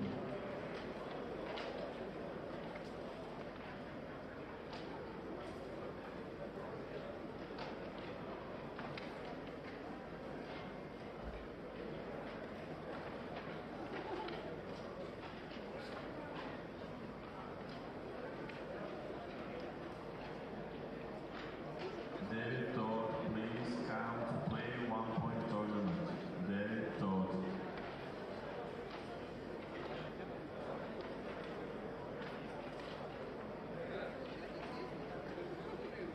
Айталиев Капальбек, Токтомабетов Рахатбек. Пожалуйста, подойдите к столику номер 10.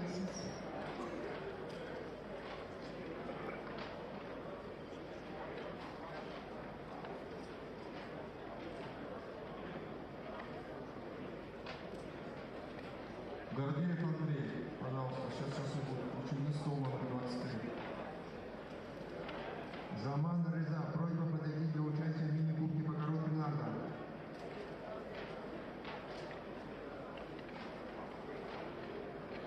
Ханбудалов Фарид. Через несколько минут часы будут включены. Ханбудалов Фарид. Просьба подойти, занять свое место.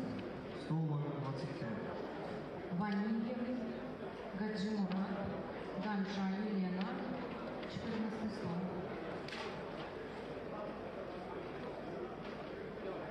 Обсидиан Армен, через минуту часы включены.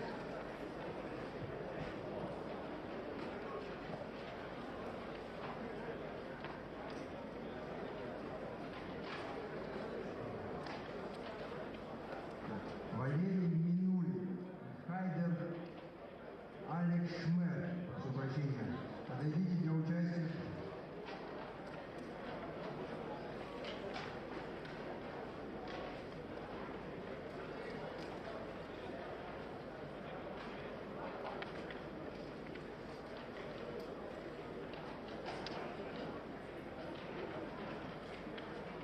Hodkinson, please come to play 1 point. Hodkinson, your opponent is here.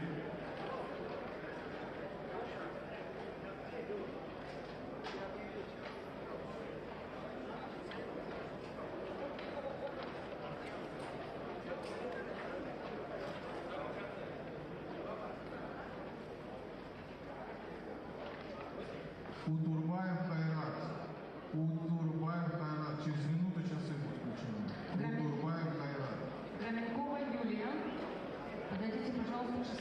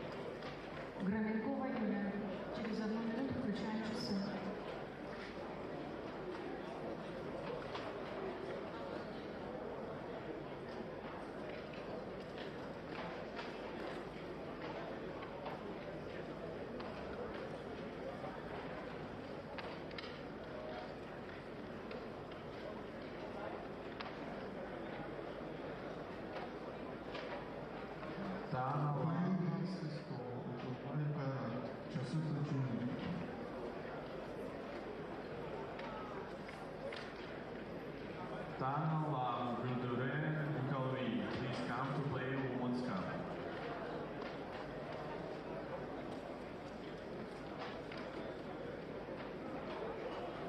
Паренек Кашимов, просьба подойти для участия в мини-кубке.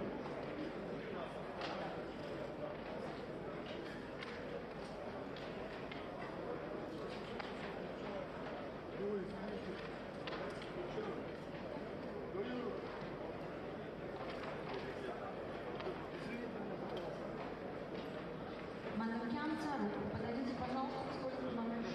Через минуту включаем часы.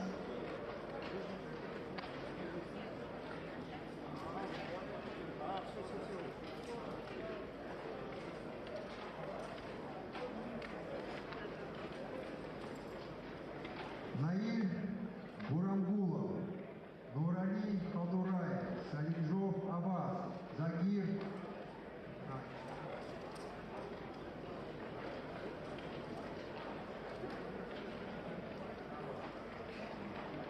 Шахат Рахманов, Дмитрий Никитин, подойдите для участия в мини-кубке.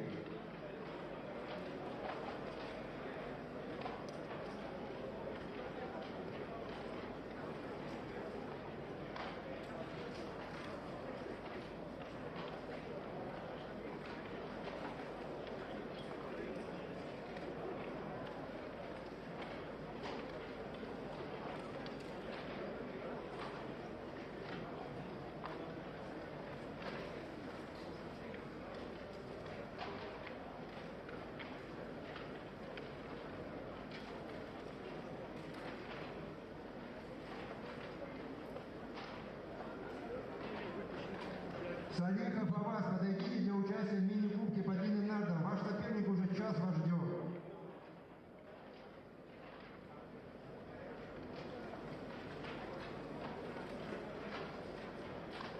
Марзиев Шахбоз, просьба подойти для участия в длинных нардах мини-кубок. Ваш соперник вас ждет.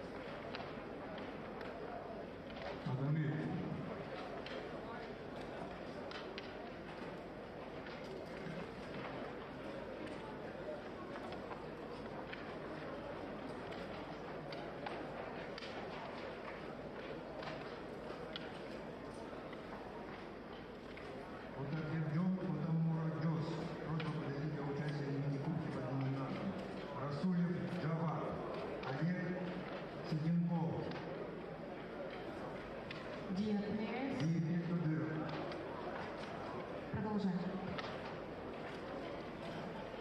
Сергей Гусаров, Дмитрий Умарбеков Атабей, Салихов Руслан.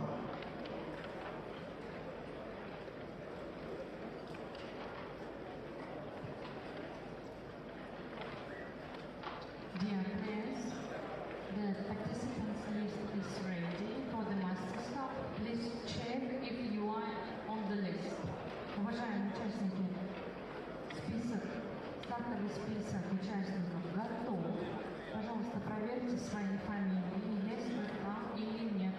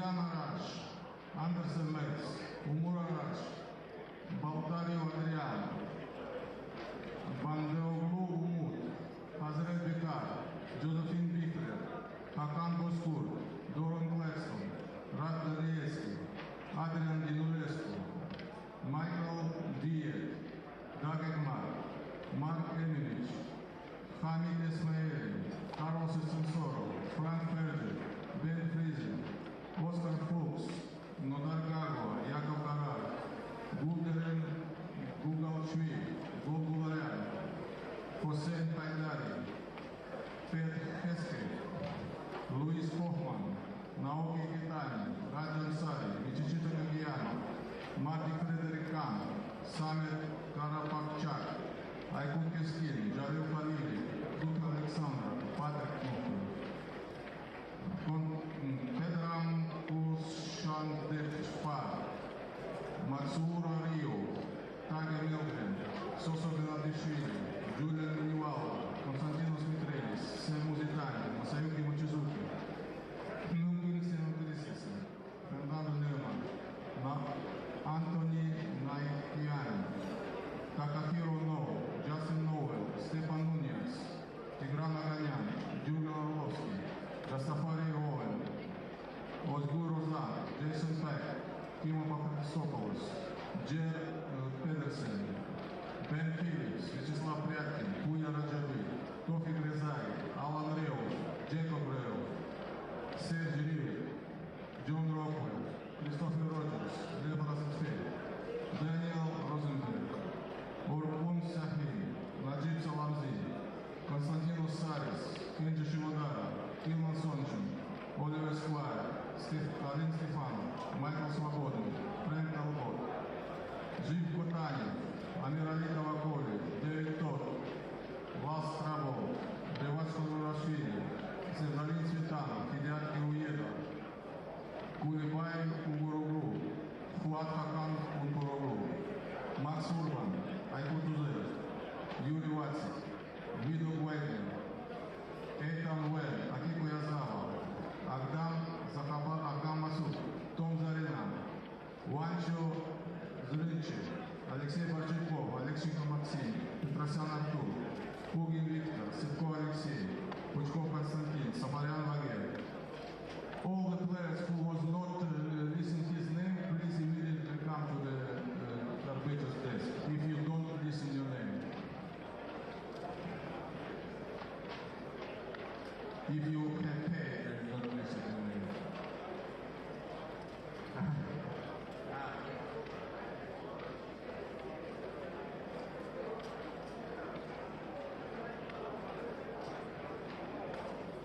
The cup is 128, it's heavy.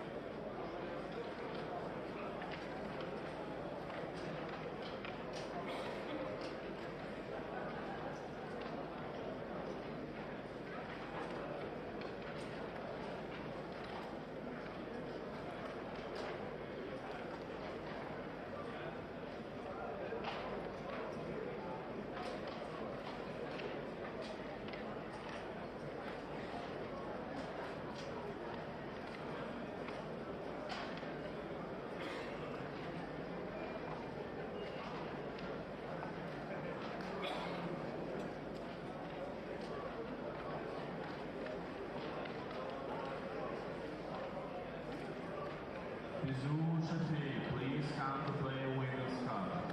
Bizou Shafi.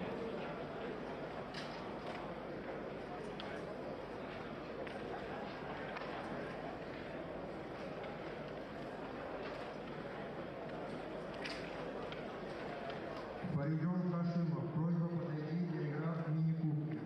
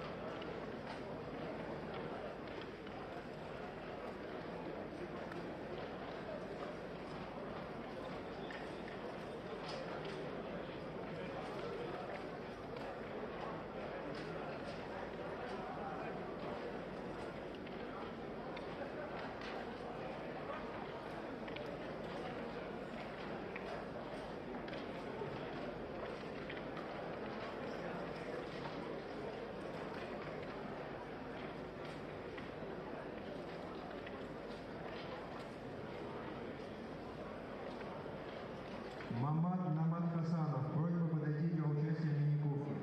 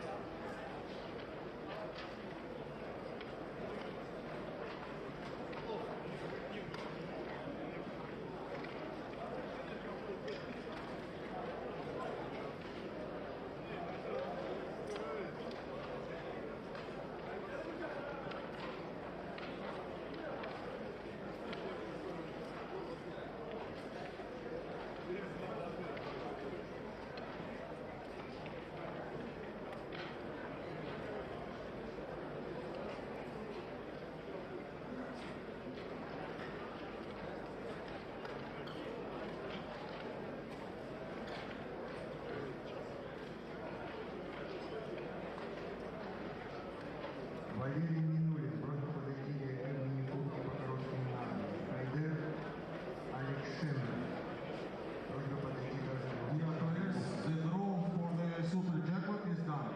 Masters Cup, the draw is done.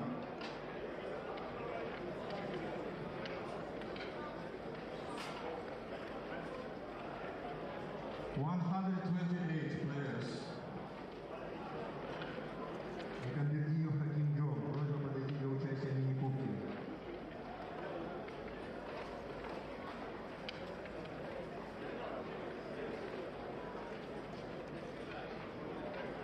Please check on the right screen, the pairs.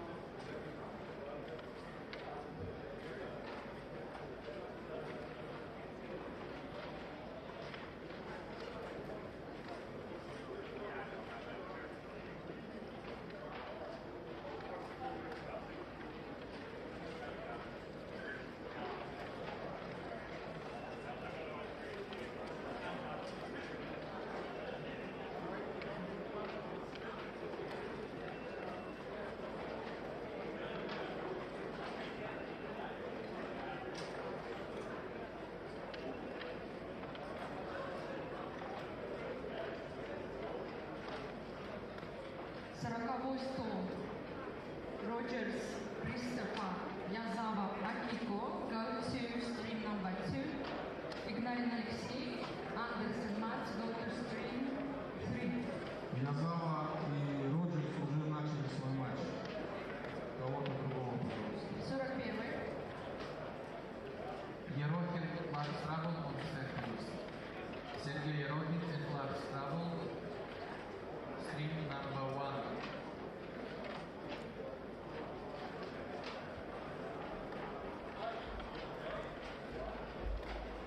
I don't know if you need it. I didn't think of him. One pen is enough. I think since we're online, yeah, it doesn't matter much. Just like to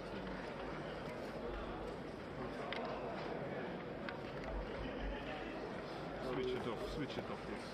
Oh, it's fixed. Table 41 is going to the stream. 41. 41? So it's 9 points? It's 11. Huh? It's 11. But a lot of players, they're playing 7. What is that? 11. We can play 1. Kazuki Yukota, please come to play backgammon, please, if you can. 22, so. Yes, hello guys, Lars, hello. So my name is Ivan, transcriber this time, so I have an offer for you, both of you. So we have live transcription, so how about to play with the legal move rule? Yes, For example, very good for me. Legal moves? Yes, so if I play legal I mean, I can play? interfere if it's okay for you, right? Okay, so, I start the game and fix the... But where are you? Actually, I'm here. Ah, okay, yes, okay. So please do not start without my command, okay? No what? Without my command, okay? I mean... He's our master. We cannot start. Please do not start without my his command. permission. Ah, okay, yes, yes. Yeah, okay, now I can. Just okay, good luck, guys. Yes, thank you. 11-point match, right? 11 points. Okay. Okay, hello, welcome back everybody. Thank you for your patience. We were just waiting for the draw to be done in this super jackpot.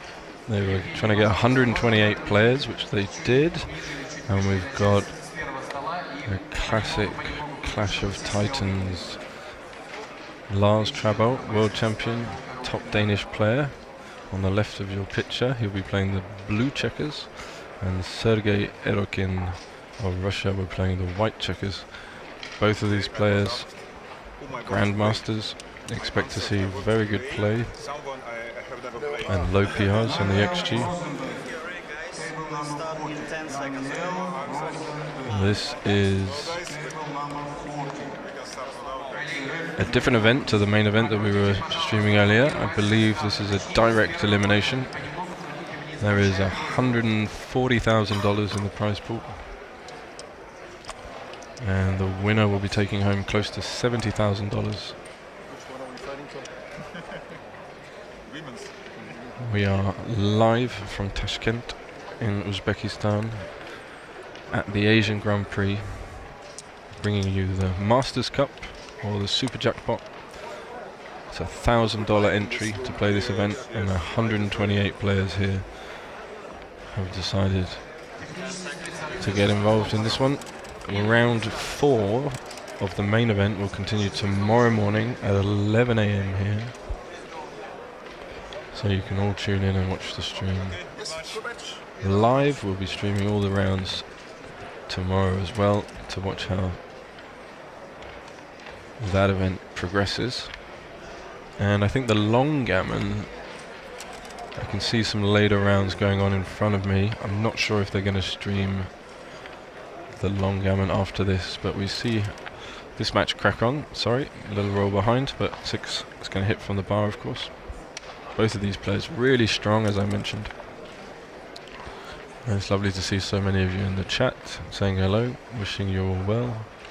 Double one hits and makes the 5. Feels strange to leave two blots, but they're indirect shots from the bar, and you really want to hit here, even if it means splitting. Yeah, so that's a good play. 4s and 5s, little duplicated as well.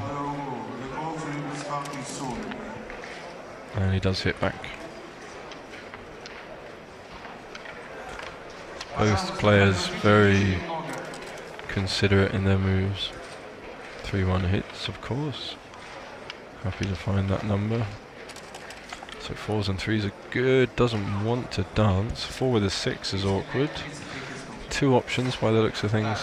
We can come out, duplicate some 3s, or we can slot the 4 point. Still some announcements going on in the room.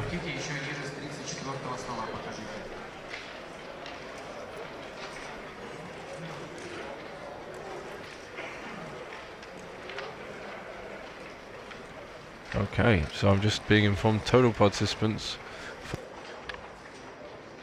459 in total, and the prize pool is $812,000 in total across all the events.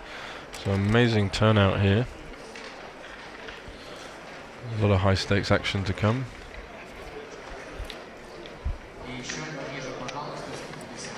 Okay, lovely 5-2 double hitting. Of course you want to hit at the edge of the prime here. Oh, thank you, backgammon is beautiful. I believe that's Dan Rivera. He has an excellent backgammon channel. Great teacher. I know a lot of people are big fans of his videos and content. So thank you for your support. All you do for the backgammon community. I'm sure it's appreciated worldwide. Okay, nice play there, hitting on the 9, playing 7-6. Oh, they needed that 4. So back in it. And the 6 is interesting. I don't know which one I would choose. Come out from the back or come out from the 7, or to the 17 I should say. Okay, he goes with this one. Interesting. Duplicating some 3s, but more contact the other way in terms of return shots and being able to make an advanced anchor. And that's what we see Sergey do. Great roll, 5-2. And this is awkward. He just has to safety the checker. Doesn't really make much progress, but I'm sure we'll see him just play 15-8 for lack of a better option. He is 29 pips in the race. Thank you, Bill. Lovely to see you again. Yeah, long days indeed. We are here now in the evening with some delays. I'm sorry about that. A lot more days to come, so just getting used to it. It's new for me to do more than one match, so I really appreciate you sticking with us, enjoying it and giving some feedback. Okay, the 2-1 was interesting. Wasn't supposed to break the back anchor, but I think that's a natural play, and 6-2 we see as a hit, of course.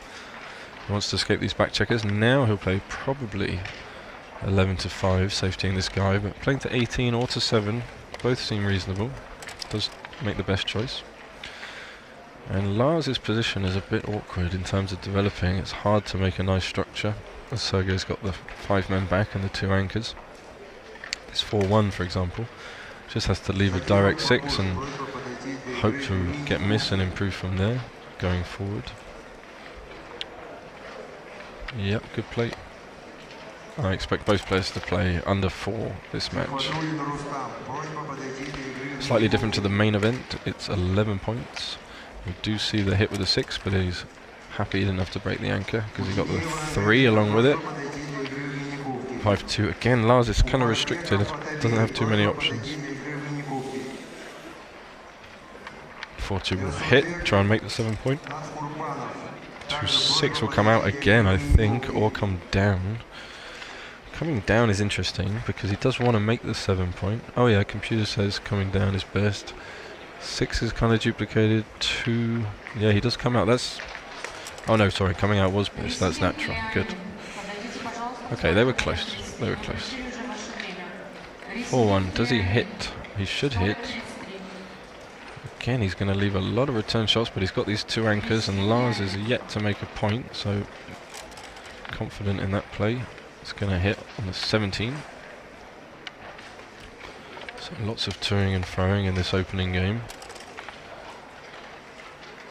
That hits back. And again, the 4's a little bit duplicated, but you know, your opponent could dance with 4 of these numbers, and that'd be a massive gain in progress and value for your position. Yeah, push the checker back behind structure. He's still way down in the race. Another hit from the bar. Another hit back.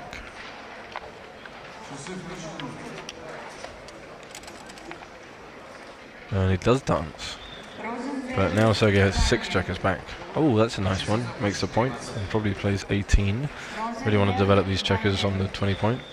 The first 3 twos, yep, we see him play. Should be clear. And yep, he grabs that checker. Could make the 18 point. Also, it's inefficient to have 4 checkers on 1 point like that, of course. Another dance. And difficult for Lars to make progress here. This 4-1 isn't obvious. That seems like a fine play. We see the computer suggests 5 plays. He's going to be hitting with 2s and 9s, trying to fill in that 4 point. Doesn't find it. Could make the 14. It seems natural. Tidy up both blocks. Make another blocking point. Give yourself double 5 to fill in the 4 point, if you can roll it. Again, highlighting clean, strong positions. He goes for a more flexible play. Another dance. Well, now he's threatening with 6s and 2s. Getting close to a double. That's not what he wanted, but he can make the 10 point now. Gives a bad 6-4. Produces a shot. Makes other numbers worse as well. Can Lars come in? Okay, there's the 6-4. So he has to play 8-2 now. Doesn't want to get sent back. Race is almost equalized.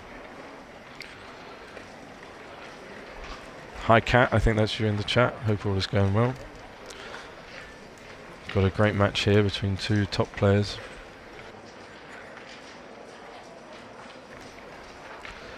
So of course the pure players to come down playing 13-7, but that just leaves a little bit too much because 6s and 2s to get hit back. We can see that they're close. But if you just play 8-2, then it's just a 1. Yeah, that's right. Good choice. And 5-4. It's just going to run from the back. Really wants to get off this ace point. Race is much closer now. Only 9 pip difference after the roll. So Lars looking to finally make a point. Double 1 or 3-7 and hit is the only play actually. So finally a change in his structure, but not the one he was hoping for. So that hits and keeps going. Don't want to be stuck there looking to jump out. Oh, thank you Roland, appreciate it. Hope all's well with you. Lots of backgammon action still to come. Very kind of you. Alright, 6-3, so while he's on the bar, he can make a cheeky jump off the anchor here. It seems natural just to play to the 6 because the golden point anchor is so strong. Don't really want to give these double 1, double 2 jokers, but computer like that as well. They're all close. This 3-1 is kind of easy because you don't want to leave the blot in the home board and like having it at the edge of the anchor. It's slightly contrary to theory in terms of being down in the race, but your contact point is the anchor, so you don't need this blot lingering around. And the other 3, I mean 6-3 is okay, you understand. It's not ideal, it's not really where you want to put this checker. So he may play 6-3. It's just a very small error, but the position is simply stronger, just stepping up. You can see just having that loose checker on the 24 point is nearly 4% more gammons that he loses. So yeah, good play. 6-3 did win more games. 5-4 must come out. Grab the point. Difficult though to come off the anchor, but so we might see him play 16 and 6-2. Yeah, that's what I thought. But you just want to push forward, you know, you're winning the race, just want to escape. 6-5, you'd love to run that third checker from the back, but he can't really go into all of those shots. So he's just going to play one to the 2 point. And that makes sense. Again, computer suggested three close alternatives there. 4-1 is nice because you get to make the 4 point board. Yep, that's the 4 you play, and then the 1 goes there. Difficult for him to hit and cover anyway. 5-1 will make the ace maybe. Or play 13-7. You don't really want to have a structure where you have the ace point and the 7 point. It doesn't work well together. It's not very efficient. So we may see him play 13-7 and then just look to make his 2 point on the next roll. But yeah, he keeps the balance with the spare on the mid. Not surprised to see that play.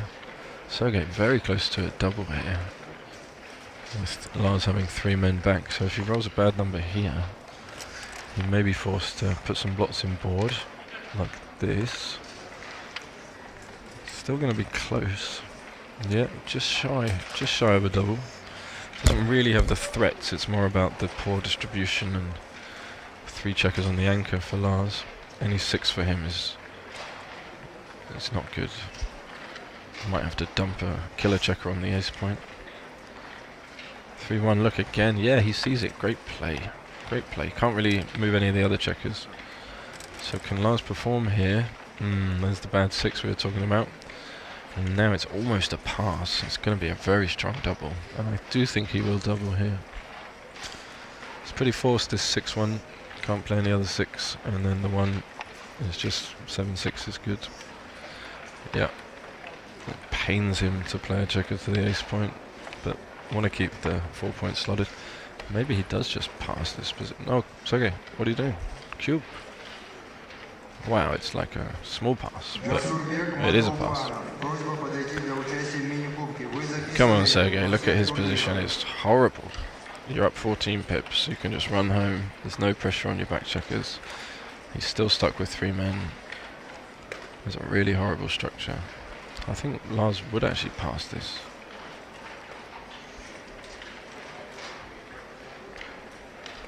So let's see what he does. He's just counting the race.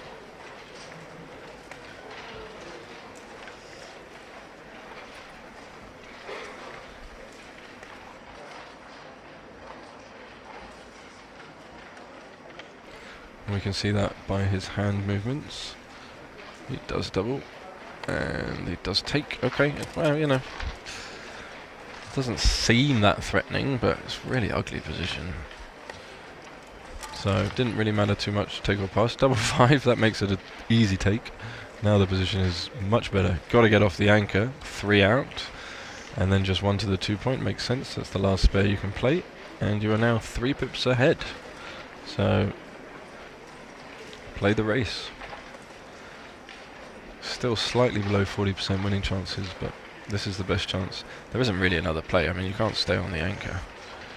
What are you going to do? Oh, so he's counting the race now. So it's surprising he didn't know what the race was when he took the cube. He was just eyeballing it, as they say. Should have known what the race was, and then he could just keep a running count in a position like this. But once he works out that he's 3 pips ahead after the roll, we're going to see him make the top play 99 times out of 100.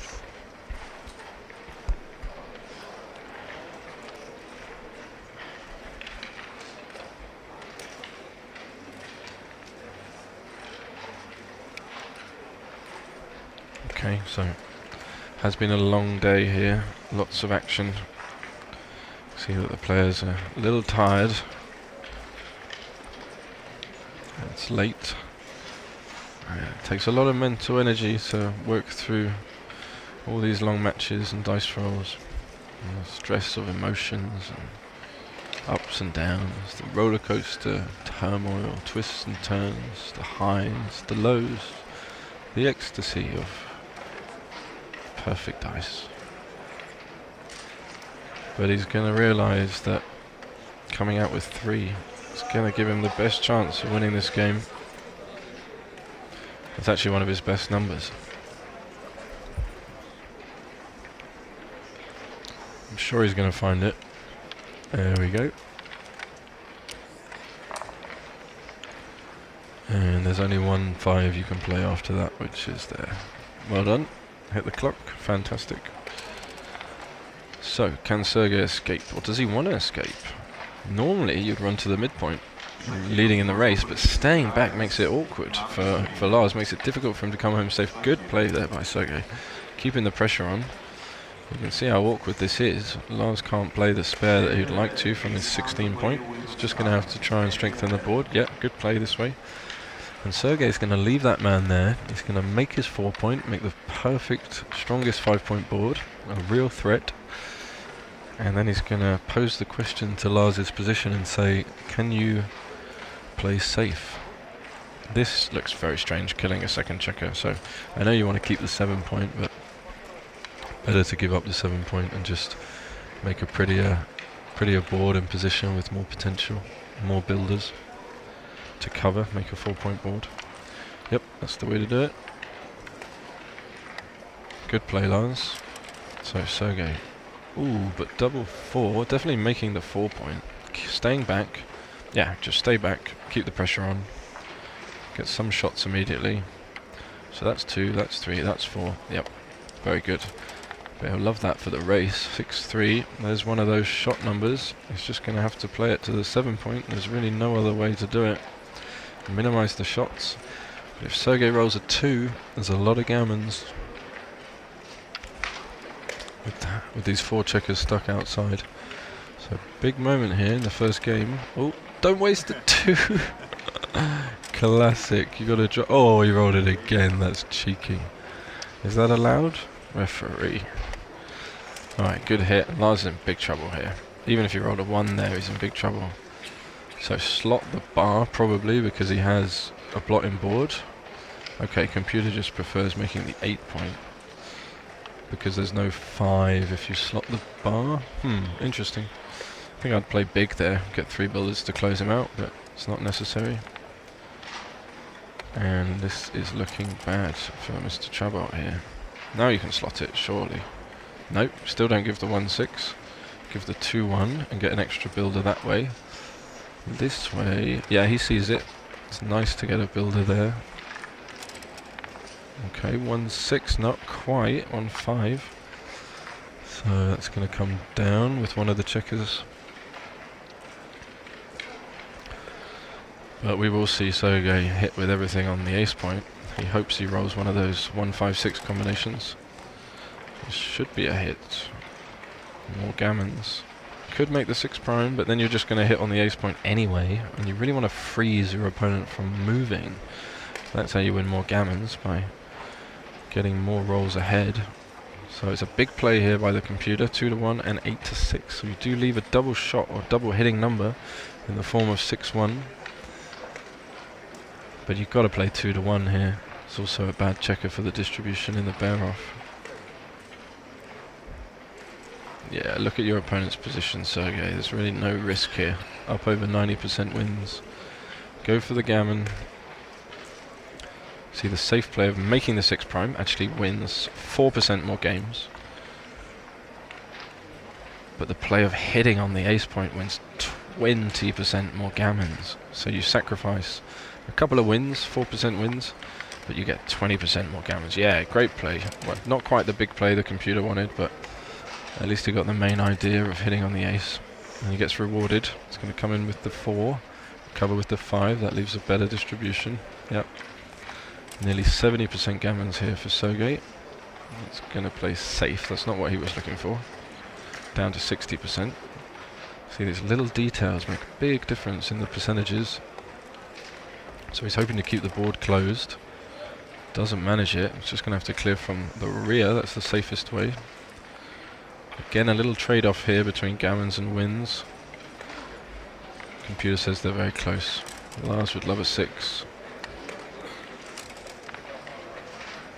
Okay, 5-1, not great because you open another point and you leave a weird structure. So some shots here, but really you want to take as many checkers off. That's 3 off as possible. Keep as many points closed as possible. And with Lars dancing, this really looks bad for him. Doesn't need the extra checker off because he's even, has an even number of checkers remaining, so almost hopes that Lars enters with a 5 or 6 and then he's just got a 5 roll position. And there are nearly 90% gammons now. Sergei should take off 2 checkers every roll. Lars is going to need more than the 3-2 that has just come out. Sergei down to a 3 roll position, nearly 94% gammons. 5-3. Yep.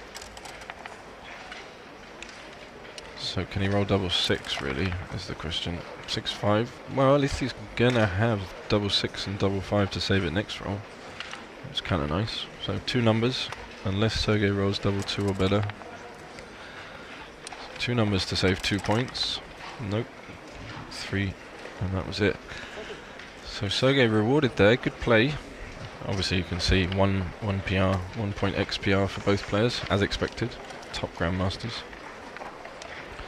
But nice play, nice cube. Difficult position for Lars to play. Never really got into that game.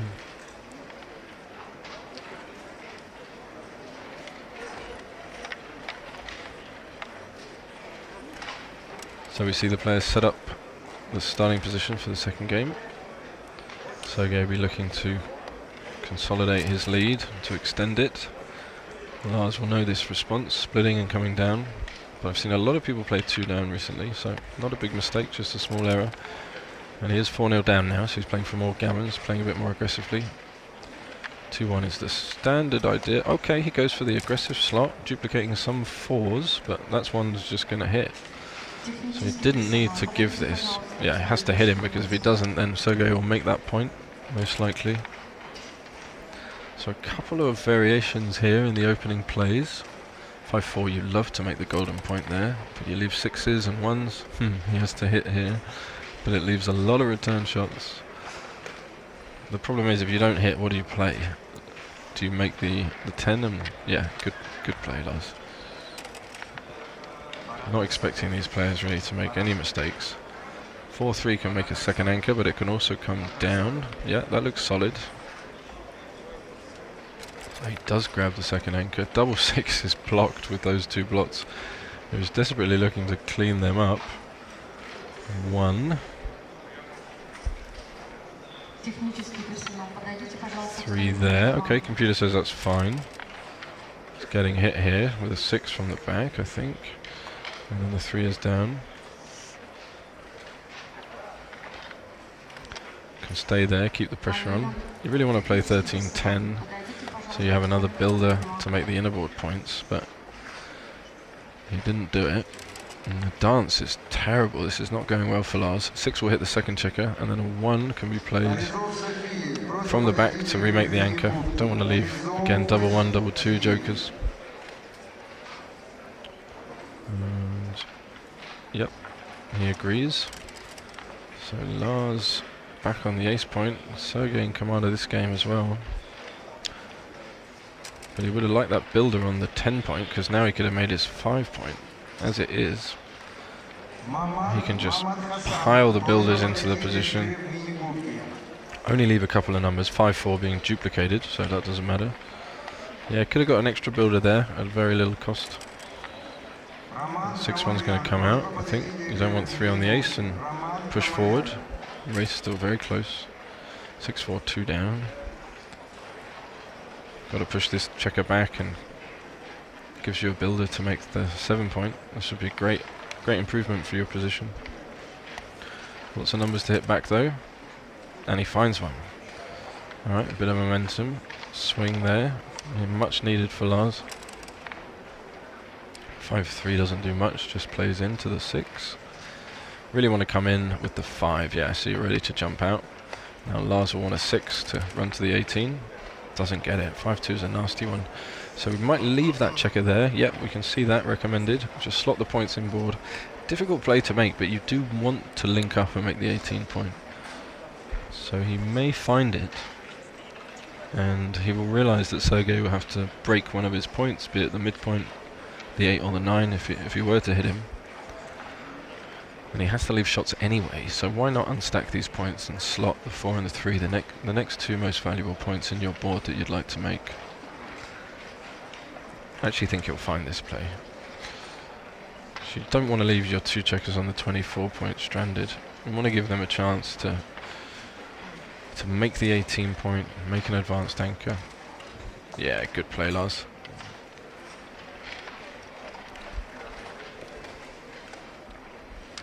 He's putting it back, so maybe not. Maybe he goes for this one. Feels a little safer, but you still leave a bunch of numbers to get hit outside. then you have to split the back checkers into something that you're not looking forward to. We can see that it's very close, so it's not a big deal. So he's struggling with the decision, but there's really nothing in it. It is difficult to leave weaknesses on both sides of the board. And he does go for the slightly more solid option. Sergey hits 3-1. Could make the 5-point though, and we see it's correct. All he needs to do is focus on priming these two back checkers. So ignore this man outside. Don't give him numbers like 5-4 and 4-3 to make the advanced anchor. Just contain these two back checkers. You've got complete outfield control because your opponent has given up their midpoint. You can pop out quite easily for more coverage. So let's make the 5-point here. If you only had one checker back, then probably hitting is slightly better. But with two men glued to the ace point and leaving sevens is no problem because he has a blot in board and a blot outside. Concept we talked about a few times earlier. Leaving indirect shots while your opponent has a blot in board. Good play, Sergey. And now it's like a double, even though he's leading 4-0. 4-2 does nothing. I think it's a cube after this roll. There are some gammons, a lot of winning chances. Lars can't even afford to make his 4-point and leave some shots. He'd have to leave the shots. So the recommended play, you could play both to the 4. We can see it's basically tied. But the recommended play is just 13-7. And Sergey, you can see him on screen there. He's kind of looking at it, thinking, I'm threatening to make the 4-point. I'm threatening to make the 7-point. I've got a really nice position. I've got the advanced anchor. I've got the outfield. Okay, I am leading 4-0, but well, Lars goes for a developing play. But now he can hit with a 1 and an 8. These would all be market losers. So we do see as a little cube at the score. Big cube for money. Is he going to find this one?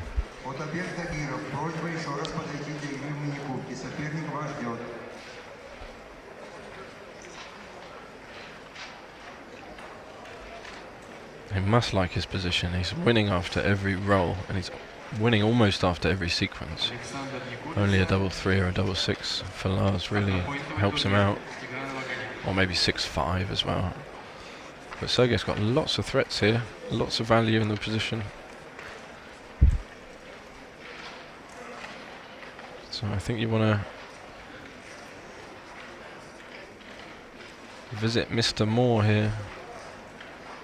He's looking at it, he's thinking about it. Feels like a big decision, you know, you're leading 4-0. Yeah, he's pointing out these two checkers. Oh, he doesn't. Will he regret it? Well, 3-2 doesn't look like he's going to regret it. Can he make the 8-point here? This is a tricky play. Has to leave the 1, the direct 1, but making that structure also strong. But he's happy he didn't double. But that was a good moment. That was a good moment. And a nice position. Could have extended his lead to 8-0, given a favourable outcome. But as we stand, Lars is going to have a roll to get back in this. Yeah, 3-2, 2 down looks natural. Lots of builders for the 7. There's a 6-4 and he hits, and he does get back into it. Very important to escape this man. Back to 50-50. Can he roll a 3? He does roll a 3. Now if Lars dances, we're going to see a cube. Pretty sure about that. Doesn't dance. Finally comes in. He's going to make the advanced anchor. No, he's going to switch. Okay, I see that because he's stopping all these active builders. That's interesting. Computer would split. Wow. I actually like his play. Switching. Top play is difficult to make. You clean up all the blots. Yeah, nice play, Lars. I like this. Some good stuff can happen, like a dance. Now he has a direct 6 to hit a second checker. And he's a little shy of a cube himself, but being 4-0 down, wouldn't be so surprised to see it. Here's 11 pips up. He does cube, yep. Not surprising to me. But I think it's a pretty trivial take. And Sergey shrugs and grabs the cube, and Lars hopes for a 6. He gets it. From the back is best, I think. Okay, computer likes cleaning up the midpoint again, stopping double 4 hitting, for example, from the bar. That makes sense. Less blots to worry about. But we can see that they are really close. And he goes for a bigger play, getting another builder. And he's going to attack with 2s, 3s and 4s on the 4 point. He's going to stop this second anchor, I think. But he could hit the checker outside. These are difficult, because actually your opponent making the 5-4 back games, we call it, 2 anchors, double anchor, or double holding game, it's not that strong. So he can just hit outside. That means he doesn't have to leave any direct return shots. 2 on the bar means your opponent won't always roll a 4. You can see what he's thinking. Stop the second anchor. But then he might not hit that other checker. So he does actually want to use the 2 to hit this checker outside. Yeah. And he freezes back checker, puts 2 on the bar. This is the right idea. And again, cleaning up 2 blots. He might leave them all spread out. He might even push up from the back, trying to get this last checker out.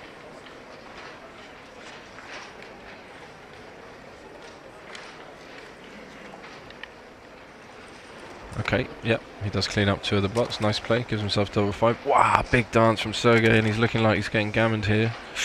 That double 3 didn't fall, he needed it to fall. The 3 will hit, of course, and the 5 will come down. And this is a big roll now. If he gets a 4, he can turn it. No 4, and it's looking sticky.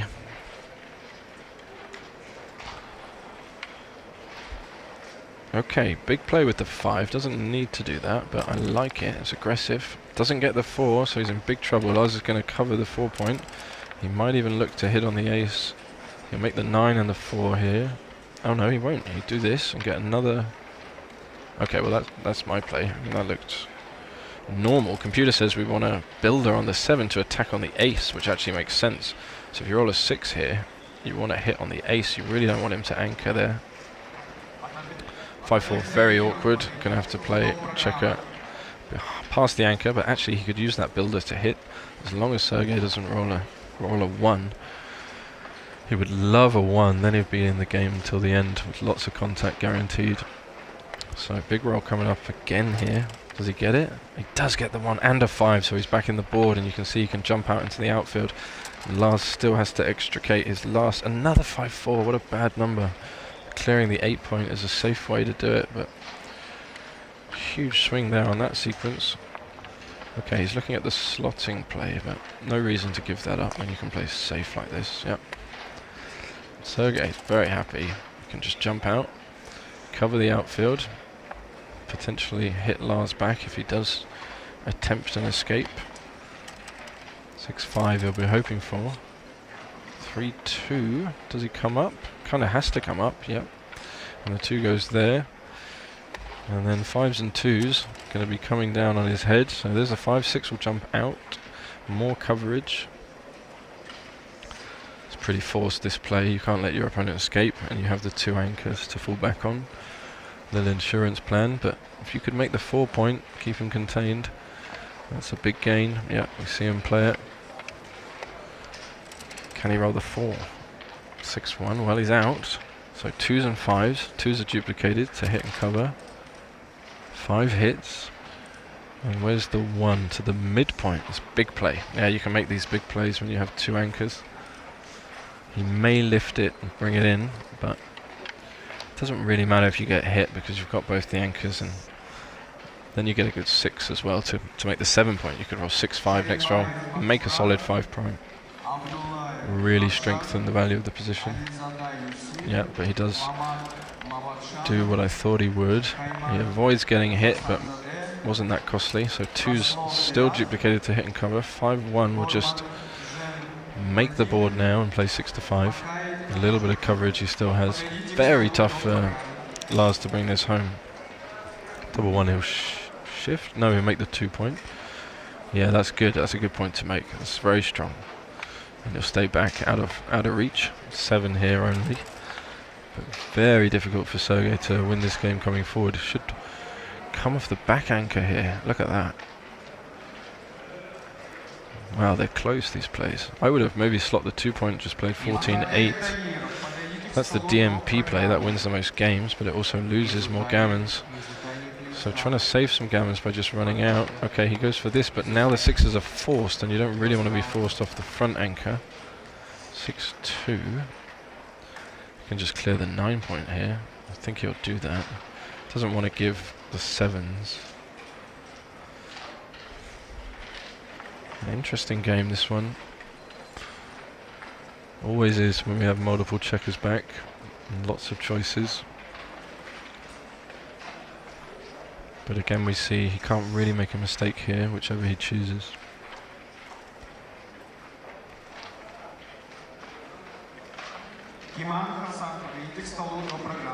Does clear the 9, which is good progress. Does Sergei roll the 6? He does, what a bad number. So he's forced off the front anchor. And he loses lots of gammons here, 24% gammons. He's going to get hit with all 1s and 2s, potentially 2-1 is a big roll. 6 he didn't want to see, 6 has to be played there. And then the 3 is almost forced to minimize shots. Yep, duplicate some 4s. So can he survive? Duck, weave, dodge, he does not. Gets the 4. And he has quite a good coverage here of the outfield if he goes to the midpoint. Covering these immediate good numbers like 1-6 and 2-5 and 2-6. Dance. Still a lot of work to do, of course, with the 2 men stuck on the 24. Gonna need a couple of 4s. So computer still covers all those best numbers. You don't want to give the 2-6, but okay, not a big deal.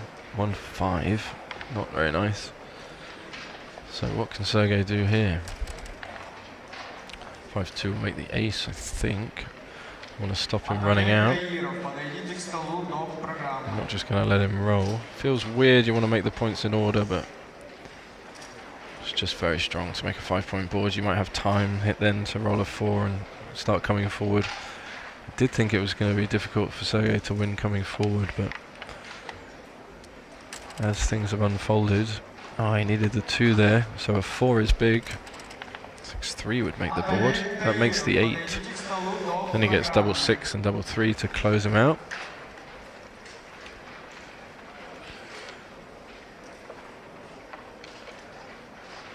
Yep, natural, make the point. Solid position.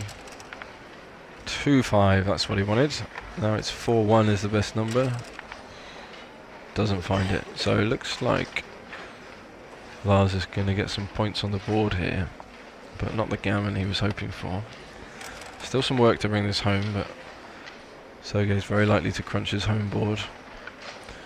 He could roll 4-5, but if he doesn't roll 4-5, things are starting to collapse. 4-6, well, it's forced, but he's got 5 builders to point on the ace. Only the 4s are bad, of course he rolls a 4. Any other roll not containing a 4, he would have made the ace point on his head. So he just brings his checker in, it's fine. He's going to have some bad 6s, but this is not an idea. Don't know why he's looking at this. Yeah, you got 5 builders to make the ace naturally next time. Not going to give direct shots. Ooh, that's a good one.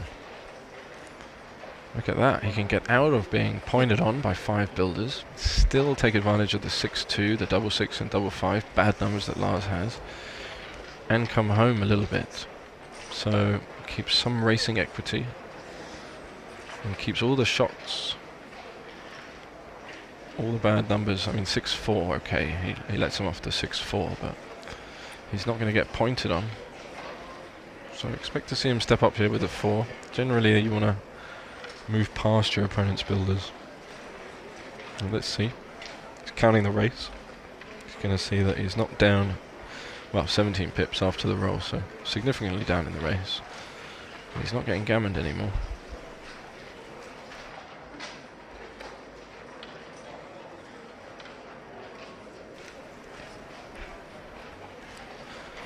Always tricky when you're losing.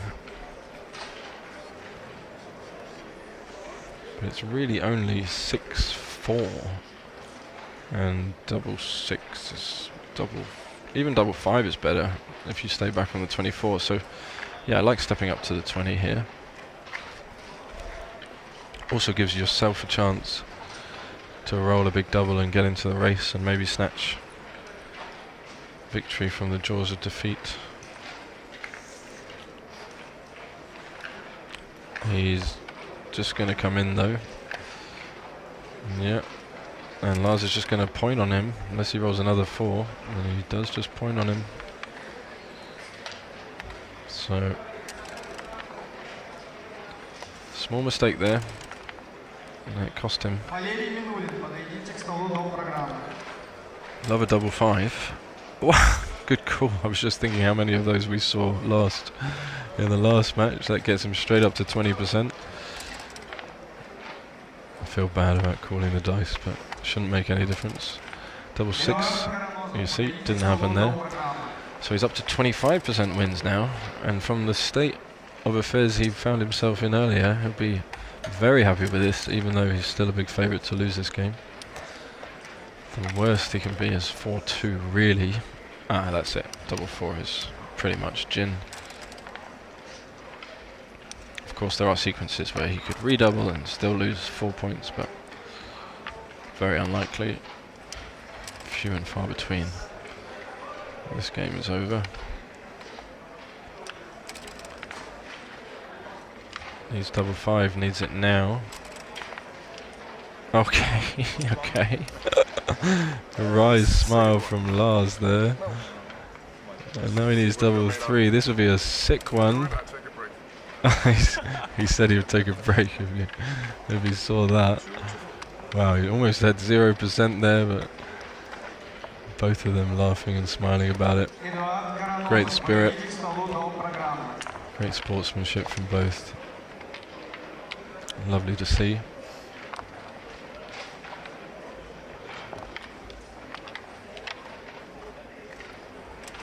So as predicted, both players playing really good, strong PRs, making good decisions. Lars is designated die picker-upper that time. And he's going to open this one with a 6-4. Probably see him make the 2 point as he's losing, but this is a standard sort of money opening for 6-4. Very close. It's more of a personal preference. It does get hit though. 16 numbers to make the 18 and 4s as a bonus hit back, so lots of chances from that position. 2-6. Does he hit? Should hit. Again, scary with the double dance. Oof, you never want to dance with a 1 point board. Double hitting here is a possibility. Put 3 on the bar. That kind of gives yourself the best chance to make the 7 point as well. Deny your opponent the chance to anchor. Good play. He does that. Bad entry from Lars. Look at this. Leading 4-2. Okay. Rolls quickly. He's got a lot of potential here. Of course, we're turning the ace point into an asset instead of it being a liability, so we're covering with the 5. Don't need to hit outside. He's thinking about it, but there's already 2 men on the bar. Just make the ace and play 13-11, get 4 builders for the 5 point. And if Lars dances, it's going to be a cube. Of course, it's very unlikely that he dances, but stranger things have happened. So he's found the 5, good play, and now he decides for that 2, put some pressure on. But that's it. That's where the focus is. You want 4 builders. What happened? He did dance, so this is like massive, strong cube and a pass. So that's the power of making points in board, and Lars is hating this, even with 30% winning chances. Oh, good to see Alex in the chat. Thank you. Greetings from Los Angeles. Appreciate you watching and enjoying the stream. We are still live from Tashkent in Uzbekistan at the Asian Grand Prix 2026, and this is the super jackpot. 128 players, all registered, all paid their $1,000 to play this event. This is a straight knockout, single elimination. The main event will continue tomorrow morning at 11 AM here. And Lars is thinking, wow, do I really have to pass this? I've got 2 on the bar, but he's got such an open board. Could he predict that there's almost 43% gammons here? He doesn't have any points of his own, There are lots and lots of builders in the zone for Sergei to make a third point inboard. If he passes, his opponent goes 6 away, which is a valuable score. So what do you think he's going to do? He is going to pass. Yeah, good decision. It's just too much happening there. Too much work for Lars to do, and no structure on his side to fall back on if he does manage to turn things around. So again, well played from both players. Not that we would expect anything else. So 5-2. Now he's going for the aggressive opening. Standard 2-1. 5-1 is a split. Opponent is likely to make his priming structure, and then you really want to give yourself a chance to get out from the back, like a 6-5 or a 3-2 here. 5-3 will make the point.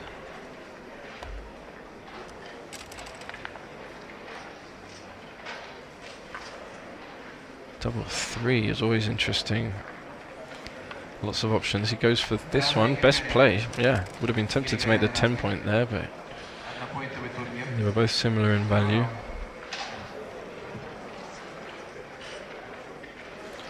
Okay, we see another one of these 13-6 plays where you can't really improve the position in any way that you'd like to, but you don't want to weaken it either, so just keep it solid. Now Lars, trailing 5-2, finds himself in a nice position here. He's got the advanced anchor, he's got the board, and this is a cube. I expect he's going to find it. A strong, aggressive player. Wow, you've just rolled through it. You know, you could roll double 6, 6-1. Sergei's position is unlikely to improve easily. I'm surprised he missed that cube. He finds this aggressive play. But if he dances, even 4-6, he's going to be cubing now, I think. He's got threats to hit with a 3, or he should have. If Sergei makes the correct play jumping out, which is the only 6 really. Now he can cover with a 6, make a 4-point board. He's got to cube this one. This is a big cube. Come on, Lars, you're 5-2 down. Yep, grabs it. Sergei's probably thinking, can't really pass this. And if I can't pass, that means I have to take it. Double 2. Wow, there's a few options here. You could make the 7, you could switch, or you could just cover. And they all look reasonable. He goes for the pure play. This wins the most games, but does leave the immediate 1, even though the structure is best. This is another idea. We see the computer likes both those options that he's looked at.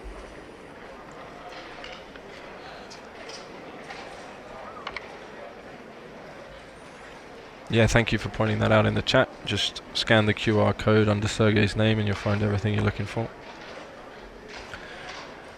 This double 2, yeah, he goes for this, so he can't make a mistake here, but it's interesting. He hasn't looked at the switch. The switch is really the aggressive play to win the gammon.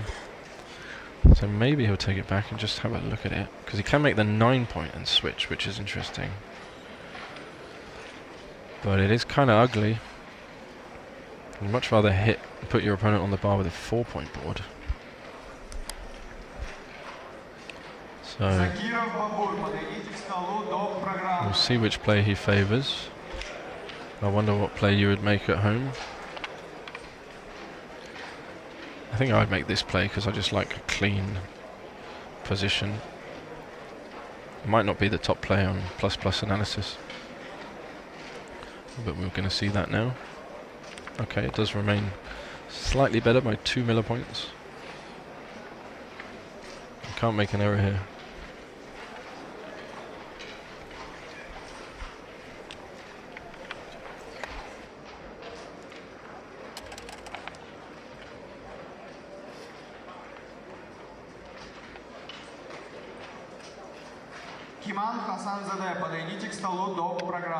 Okay, sorry for the little break there. Just setting up another co-commentator with you. Okay.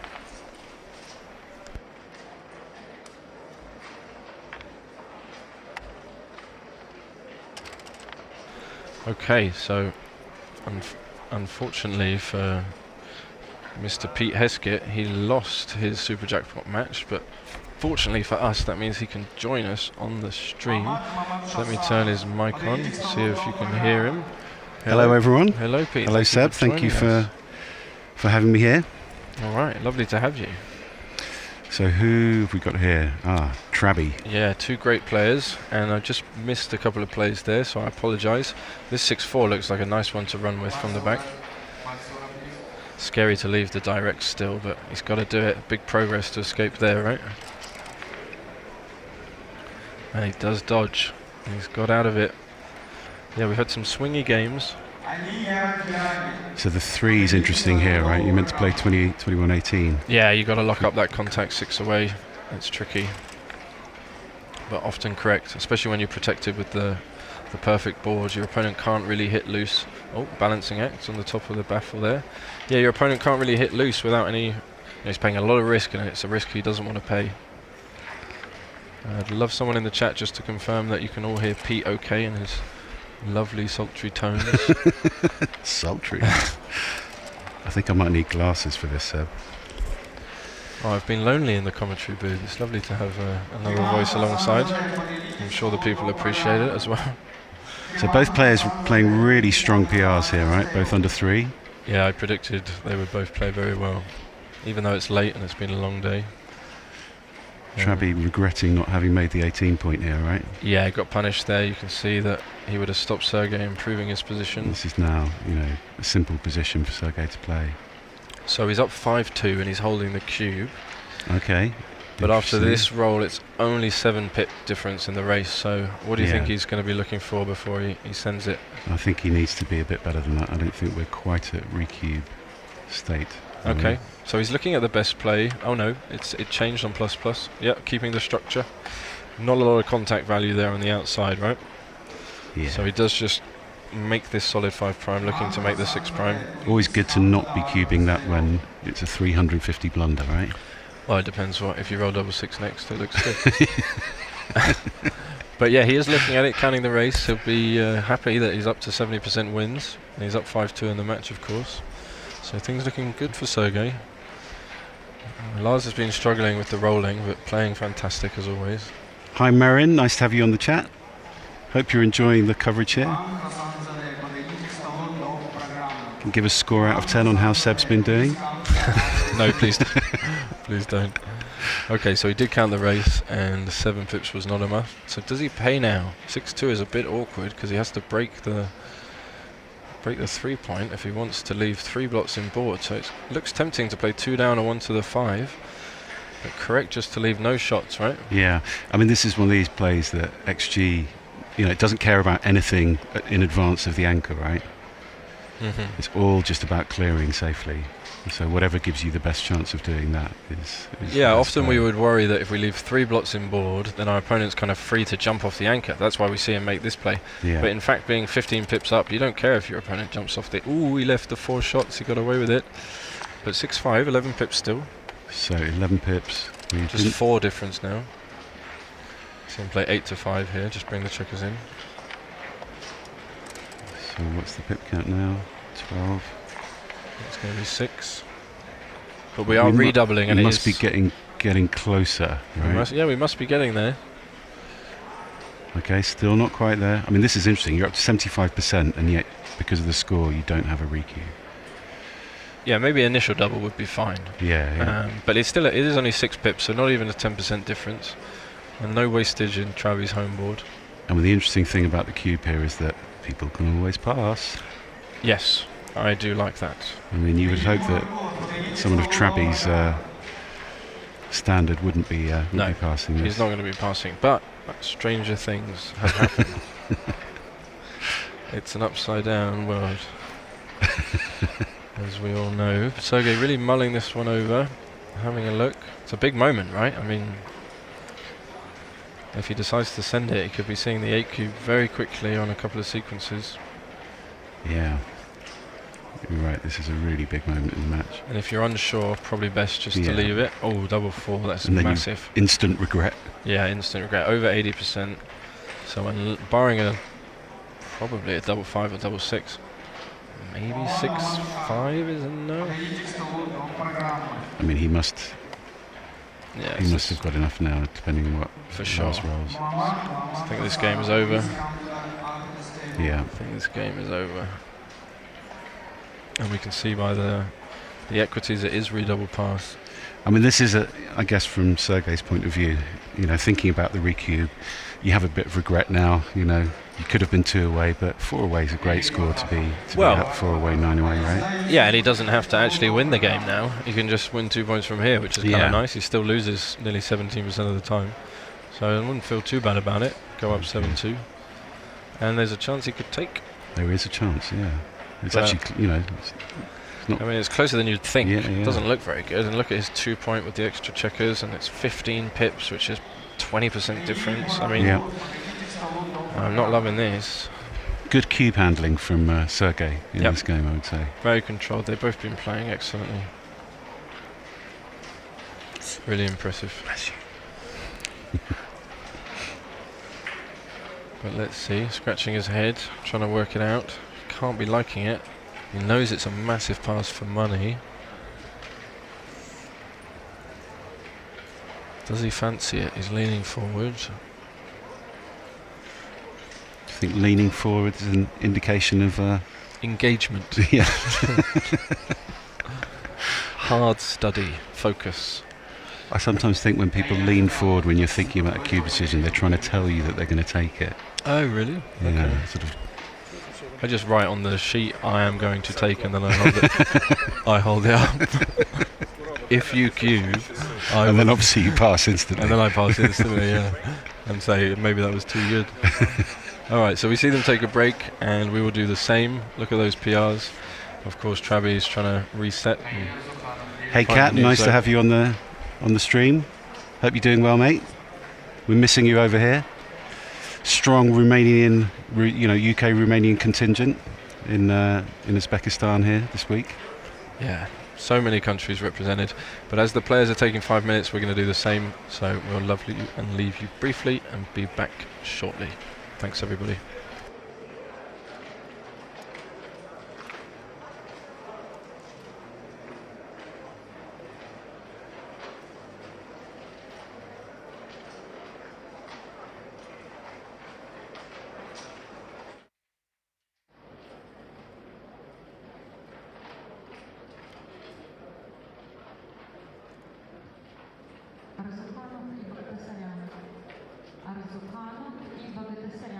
Подойдите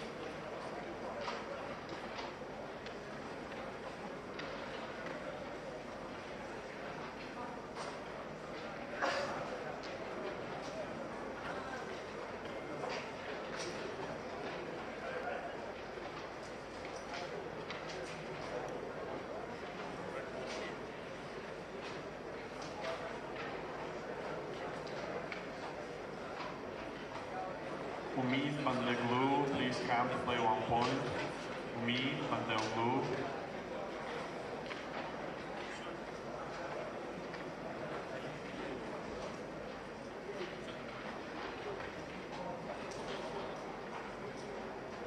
Расулов Джавад, просьба подойти для участия в мини-кубке.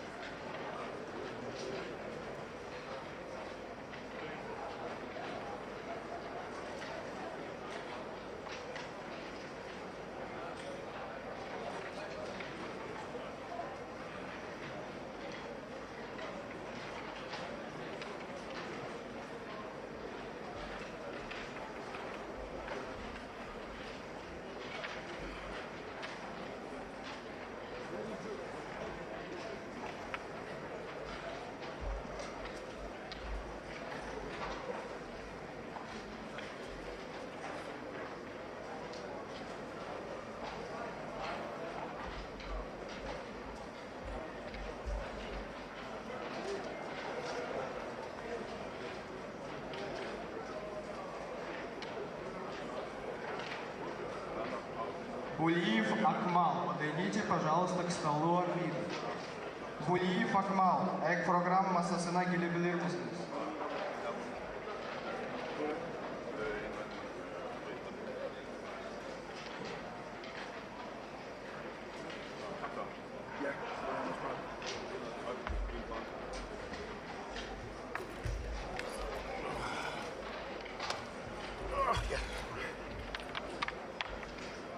Marteza Babaye, please come to the arbiters table.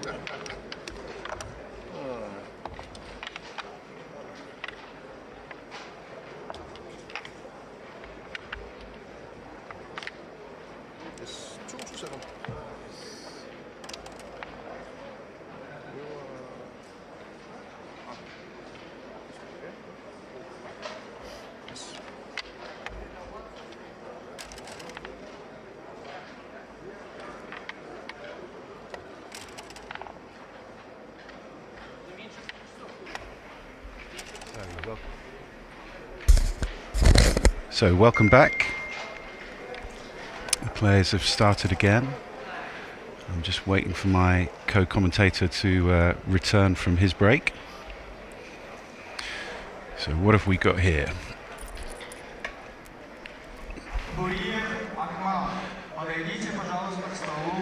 So XG always is interested in making the 2 point, which is why Lars was having a look at it, but priming play is the stronger play here.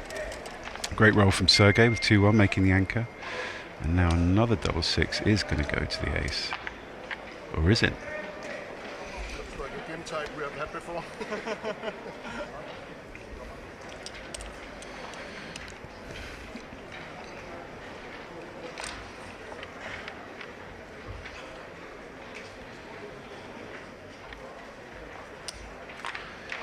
So Lars has a massive race lead here, 44 pips up, but has a checker stranded, so has a disconnected position. So very happy to move up and see daylight there. 4-2 is going to just come down to the 7 point. So Sergei just wants to build his position and hopefully get a chance to either make the 5 point or to point on head. Lars is having a think about the cube, and obviously with the score difference we are right in the window. Tough one to find though. Not particularly sort of volatile position. Welcome back to Seb. Thank you, sir. Thank you for holding things down. What has developed? So Lars rolled a couple of double sixes, but didn't manage to escape his back checker yet. Okay, cube's still in the middle. Yeah, he's having a think about it now. Great find. He's sending the 32 cube. Interesting. That would help. Here's a double though, right? He's just threatening to jump out. Brilliant. There we go, and that would make it a pass, I think. Yeah, it must be with these 48 pips up. Massive pass. I've got some running gammons here as well. Yeah. So this is just going to slot the 5. great example of a market loser there, I guess. Yep, that's right. That's why you double. Textbook. Textbook. You could say. Is there a backgammon textbook? I don't know. Not in that sense, I don't think. But if there was, that would be in there. We'll put it in there. Okay, so he does have to create the gap, but happy to clear one outside point. This still leaves double 6 bad. This double 4 bad. So 6-1, 6-4, and double 4. 5 numbers that he does not want to see. Oh, so that will help. That's a nice one. Yeah. So, is there any racing gammons here? 5%? Yep, more than you think. So I'm just... Well, you've got to run out here. Yeah, I was interested in making the 2-point, but that would be wrong. It's scary, Not though. by much. But even if he points on you with 2-1 or something, his structure's really bad. 4 off. Yeah. Just go for it. So I guess that was about the gammon threat running. Yeah, right? yeah, I think so. And just the fact that he can't really attack you, or he doesn't want to. We've got Alex Ashagian in the chat. Hi, Alex. Oh, nice play. He does find the 4 off aggressive move. So yeah, great play. Turning up the gammons. He is 7-2 down. He would love to win 4 points here. Sergey leaves now. Can he find another one? Ooh. He's just going to play safe. 6-3, 1 off. Yeah, keep the structure, the balance. But if you can find a double 6, yeah, you sort of feel that in these positions, from Traby's point of view, you're not really going to have many decisions, but actually you are now, right? With that potential to maybe put the gammons up. 2 off. So yeah, you just got to take 2 off here. 6% gammons, but you see the wins, it's almost 100%. It's so difficult to lose from here. I say that. It's just going to lose. Don't call it. I have been calling sometimes. I feel so bad when it's like the worst number, but I'm just trying to point out that there are some bad numbers. So this play is a good test of how optimistic you are, right? Yeah, I guess. I mean, I think he's just running now. Still some gammons. That's not really going to do it. 1.4%. But we saw one against Raj earlier, I think it was 0.1%. So double 6 now, then a 1. Nope. Nope. Okay, so Sergey goes to what, 4 away, 7 away. And Lars is looking good after the break, turn things around. Often a little momentum shifter. Do some stretches. Yeah. The strategy worked. Burn some candles. Sergey's still playing on for the 0% chance of winning here. It was good to be a strong competitor. It is, it's good. You never say die. Never give up. Even when you're dead. Even when you have 0%, your opponent could just time out. Yeah, it's pretty hardcore. So 7-4. So we're in a 7-point match, and he's 3-0 down, effectively, right? So Seb, give us some insights on 4 away when you're leading, because I find this, for me as a score, I find this an intriguing one, because I'm always tempted to go for it in gammonish positions, but you know, you generally need to be a little bit better than you would normally, right? Yeah. You need that combination of sort of gammons and wins to be able to... That's right, you want a slightly higher winning chances. In races and holding positions you can keep pretty normally, but in gammonish positions, especially ones that can turn around, you know, your opponent has this chance to recoup to 4 and kill all that value that you had in the position, so you need more winning chances. Here's a nice play, natural down and hit at the edge. I think he'll play this. Pretty standard, 3-2, right? Yeah. Again, it's always strange when you've escaped one already to then offer up blocks to get hit back, but there's a big gain here. We see 6 hitting both checkers, not so strong. He goes for this one. He declines the hit. Okay, a little passive, and he allows Lars the Do you chance. think the score might be in his head a little bit there? Yeah, a little bit leading, and Lars can make the bar point here. Make 6-5 a bad number. He does that. 7's good though. Now you see I feel bad about that. But that's why the play was good, right? It also made some structure and... Ooh, Traby changing glasses.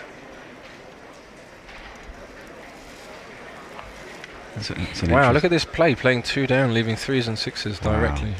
Not sure I would have done that. 3-2 will make the anchor for sure, and then just come down, extra builder. Again, this concept keeps coming up of leaving indirect shots when your opponent has a blot in board.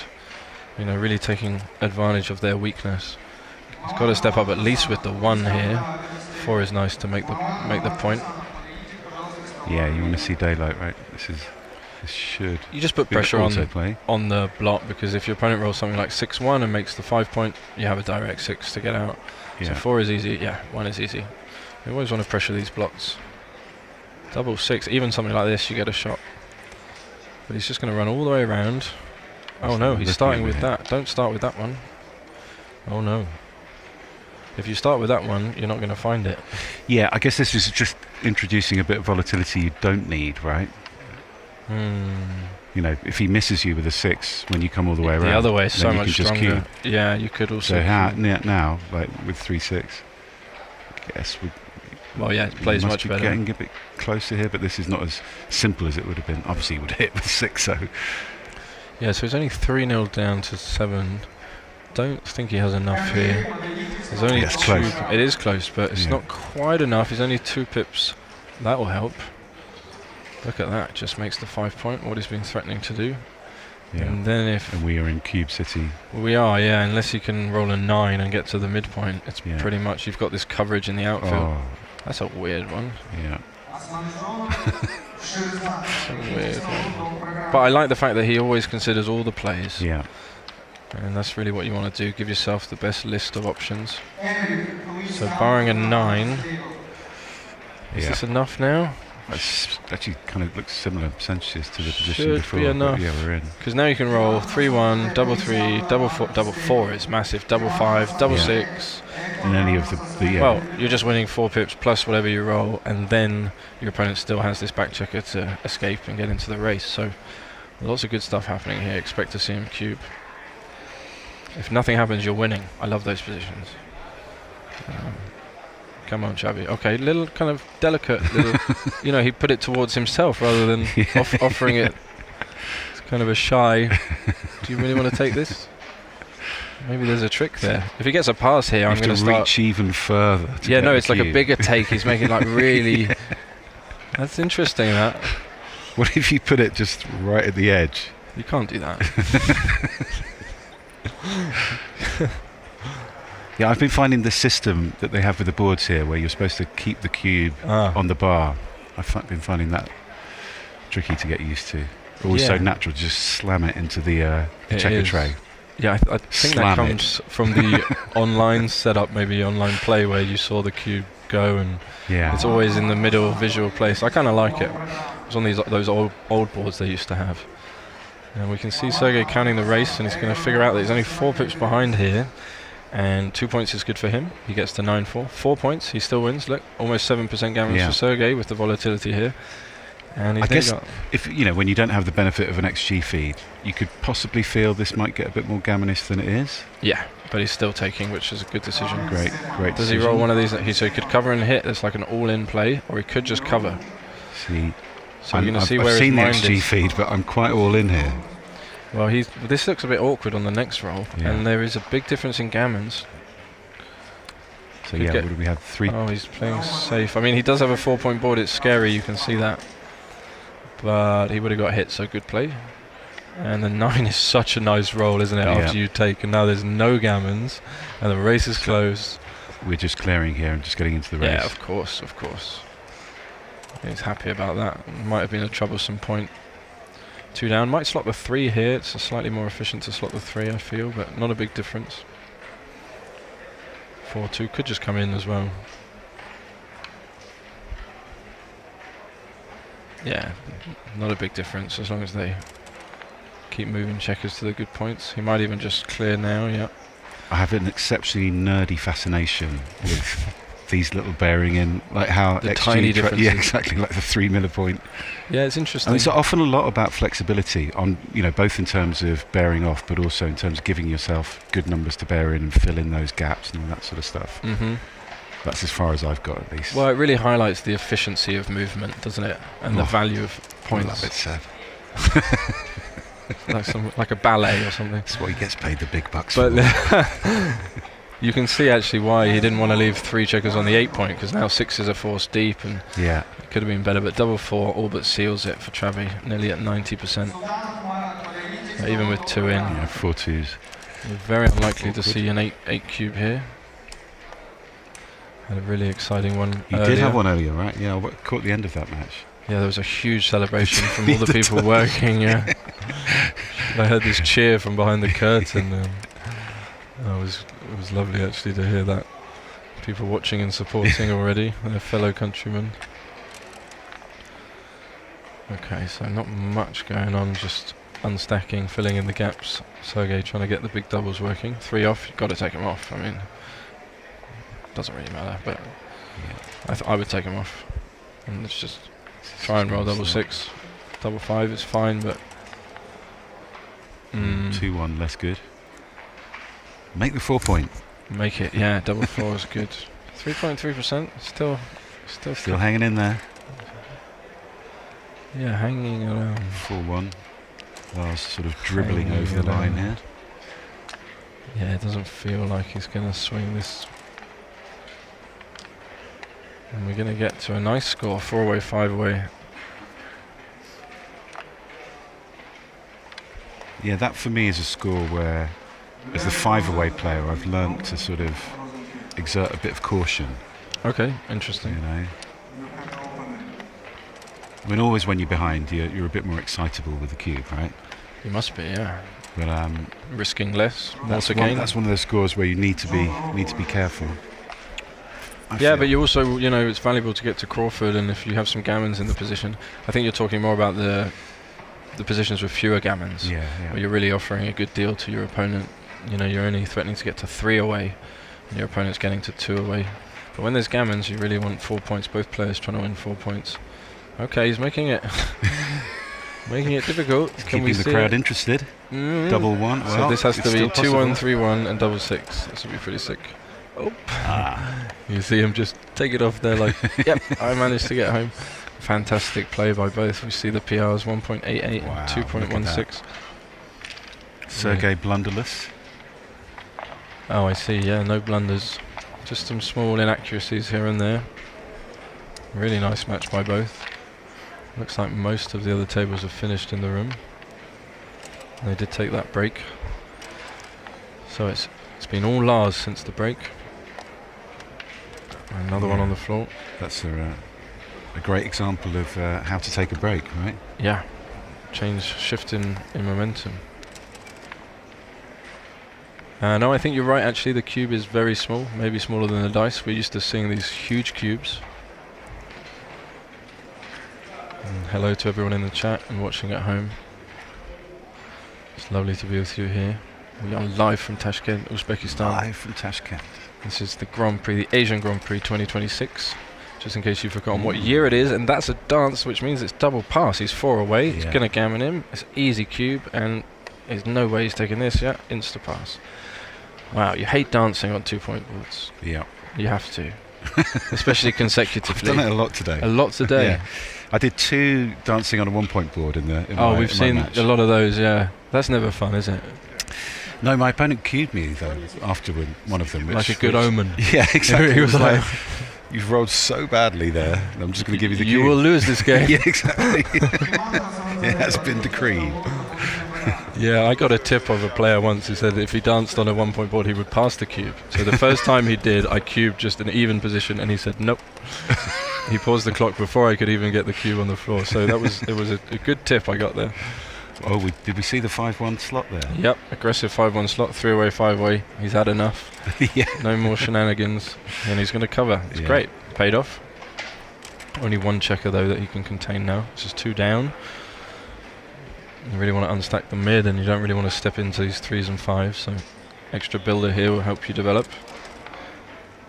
4-2, lovely. Okay, so we must be starting to think about the thing in the middle. It depends. Oh, that's a good one, isn't it? Yeah. That will arrest development. And I'm sure he's going to make one of the top 2 plays. But if you come down with 4, it looks nice, but you leave the stranded checker on the 24 point. Yeah. A 2 point doesn't look good either, but at least it's clean and you can fill in these gaps. Then you can actually use the 8 point as a builder. and convert. So this is standard, I would say. Yeah, good play. Oh, what a response. That's going to be enough, I think, for the next roll. Depends. He's looking at the switch. You saw him touch those checkers. Computer wants to play a little bit bigger. Wants to play 9 and 4. So what's the logic here, given that we're probably cubing next? Well, we're not definitely cubing, and it means if he did roll 6-2, we could hit back with a 6, but we get extra builder to make the 7, extra builder to make the 3, and he's played it. Yeah, good play. So it's a very small risk, and it gains enough. Oh, respect, Travi. Yeah, great play. Find. It looks good, it looks balanced. 5-1, he's going to have to safety this blot and just push up. But this is a cube. Yeah. And this is scary. Almost 20% gammons. He could be going to 10-8 in this match. He's definitely going to cube this. Lots of threats. Big, big cube. Do you think he's going to try and sell it? Yes. I'm feeling a sell. Yes. I mean, why not? Is it close? Am I there? Have I got enough? Not sure. But wouldn't he prefer him to just pass? Wouldn't you just prefer him to get you to 4 away? I mean, then you don't have to win. Then you can just just rack up the score. So I don't know which way he's done it. Again, interesting cube placement. And Sergey is not happy about this position, but he's got to take it. So yeah, well played by both. Can he execute these threats? So 2 points. This is a cool one. Wow, they're the same, huh? So wins way more gammons, but wins way more games. This is the DMP move.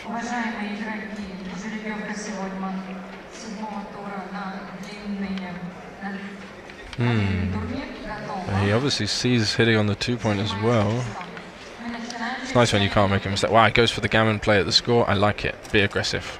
Be aggressive. Now he doesn't like it, but but it was it was a good idea, and it doesn't cost him much. Even getting hit back with a 2 here, right? He's still stuck there, and you can hit back with 1s, double 4 hits.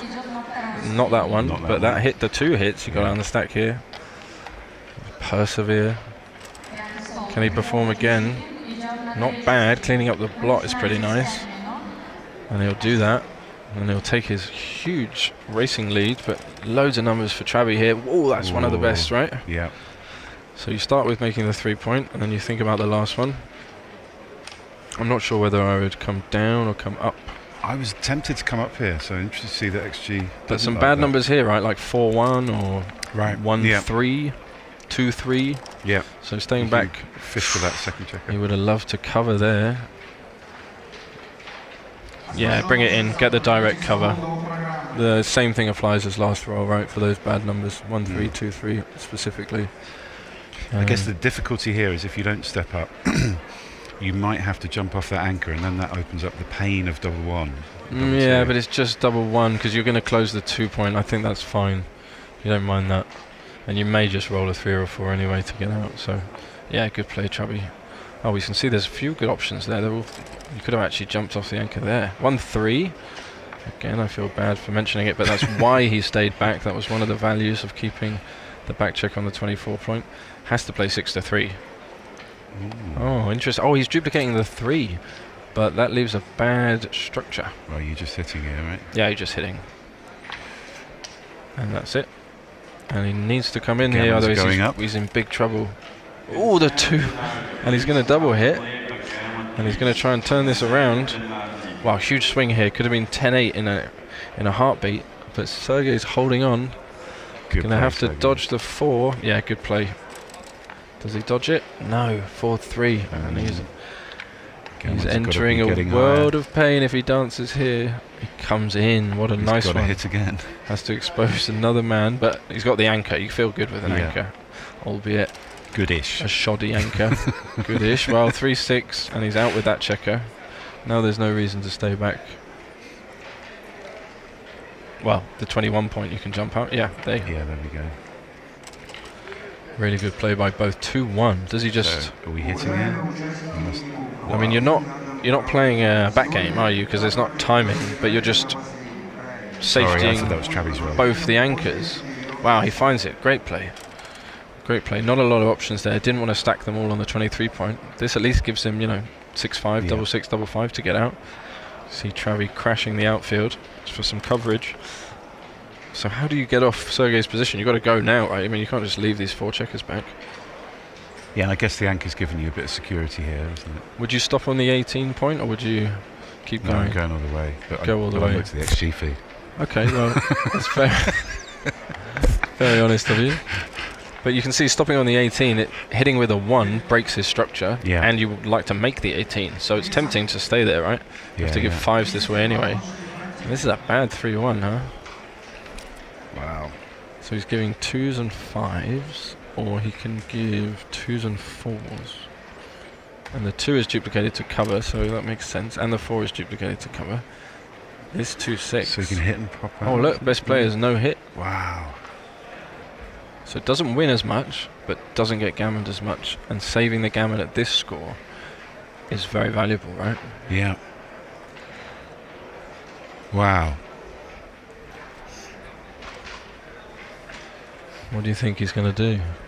I just think this, you know, I mean, my instinct here, I'm not afraid to say, was to hit and to step up 24-18. But as you say, with the blotting board, it's just too risky. I mean, if he loses, going to 8-all seems okay, but getting out of this game, losing Crawford 10-8 is a real big jump, isn't it, in winning chances. So he's got to be careful here. I think he might find this. I think he might find this one. Both playing such a good standard. And this is what he's considering. He probably knows he wins more games by hitting. Yeah. But can he face getting another checker sent back? Oh, he's going for the big. Wow, this is big play. Yeah. This wins 24%. This is DMP play, but now you're getting crushed and you're just getting gammoned. Yeah. You might even get backgammoned for the 5% backgammons with another checker. You might just lose the match here. That was a big play, huh? Yeah. But he did recognise the way to win. This hits and makes the... Oh, I would make the 7, but you don't need to with 2 on the bar. You can just start getting out. Wow, punished for... Really punished. I mean, it was a good play. You just make the ace here, stop. Stop the double 1 and 5-point board. Wow, Traby is looking good now. I think... what are backgammons now? Because that's sort of gammons, right? Oh, I don't think the backgammon's going to be that high. 5%. 5%, so there you go. 1 in 20 times. We might see it. He'll be happy just to get to 10-8, I'm sure. Yeah. But we have a new favourite in this match. Lars' favourite for the first time. Double 2 is a swing, but how often does that happen? Sergei can't rustle up a 2. So he just wants to come round, doesn't he? Yeah, get off double 2, come in maybe. It's not a bad place to have a checker on the 6 point. Yeah, it stops if you're on double 6, you can't move that checker, so not a big difference. Just trying to set up the distribution for the bear off. Can come in now. I'd come to the 4 point actually. I like to have spares on the 4. Not a big deal. Okay. Wow, he really needs a 2. You can see his expression. He's not happy about this.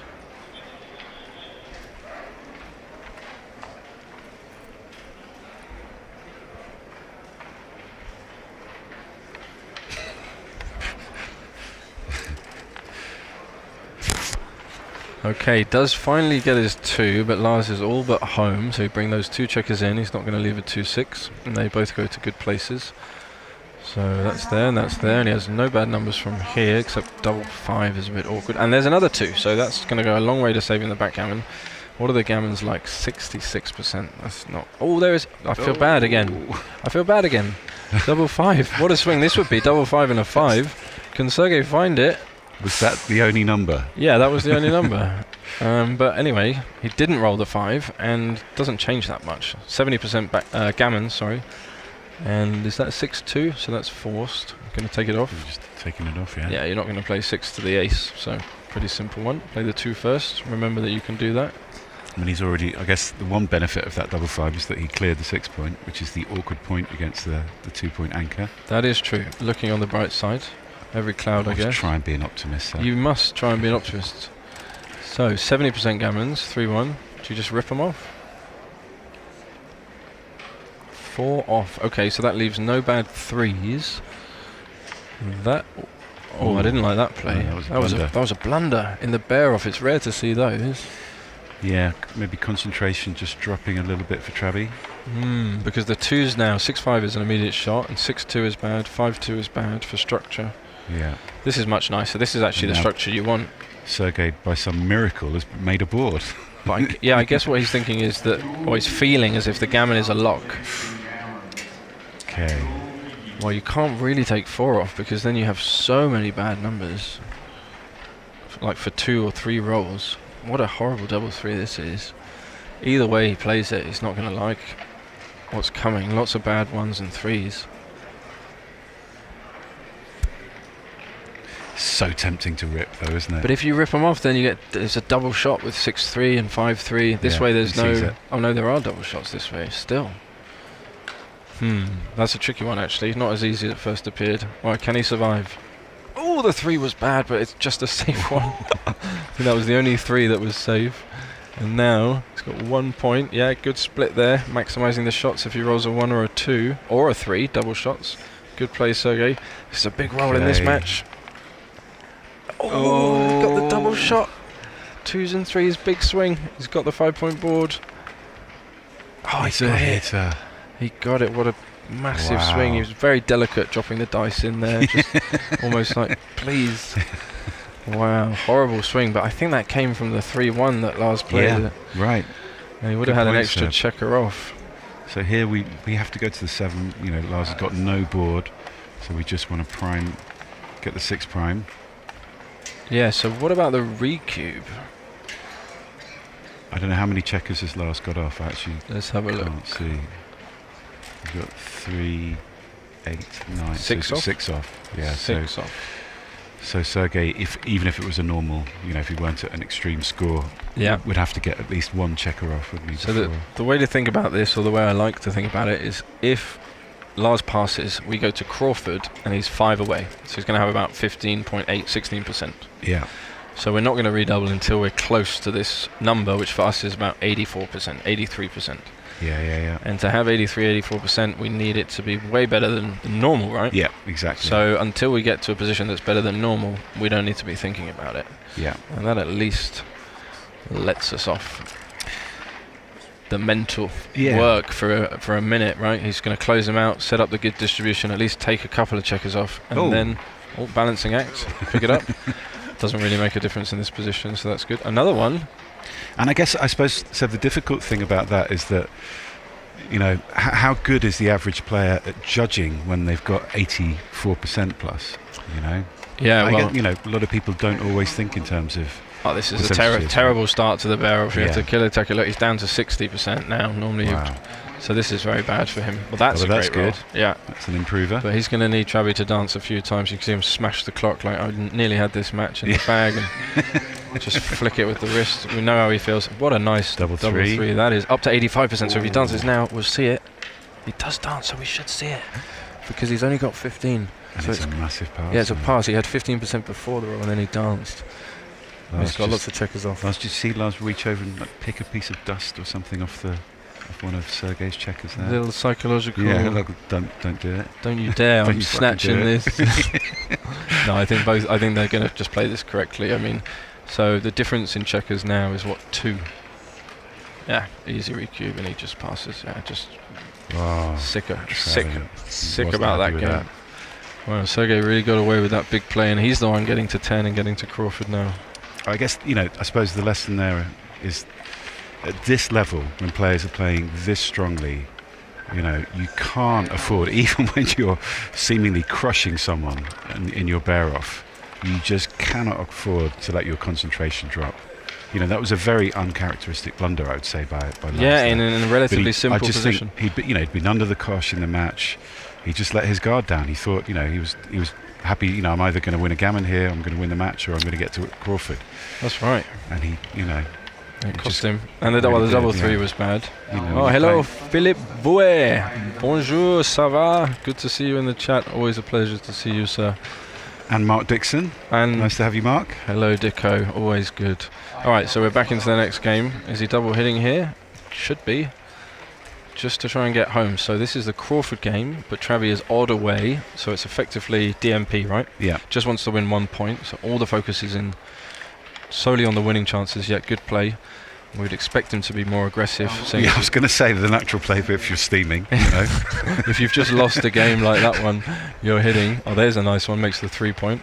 I think that's the natural. Yeah, but will he hit? No, just solid. He's very good at DMP. So let's see if he can survive. That will help.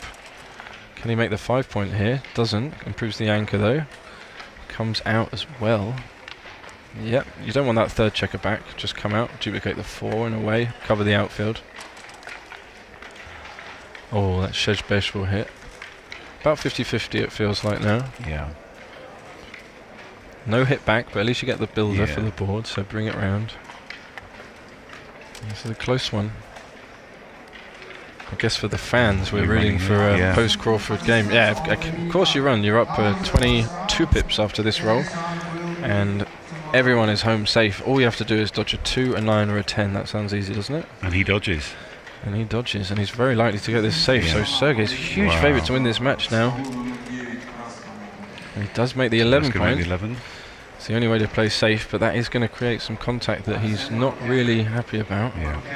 There's no... But every spare checker is in front of the anchor, so he has lots of time to clear the 11 point later. So here we should slot the 4 and make the 3, is it? No, wow. Yeah, this is another one of these things where XG mystifies us sometimes.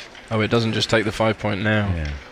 Yeah, it prepares, because he's saying no shots coming, so we don't need the point, but we will need the board in the future, and the best way to do that is to do it like this. Yeah, I mean, who wouldn't do this? This is so natural. I know I'd make that play.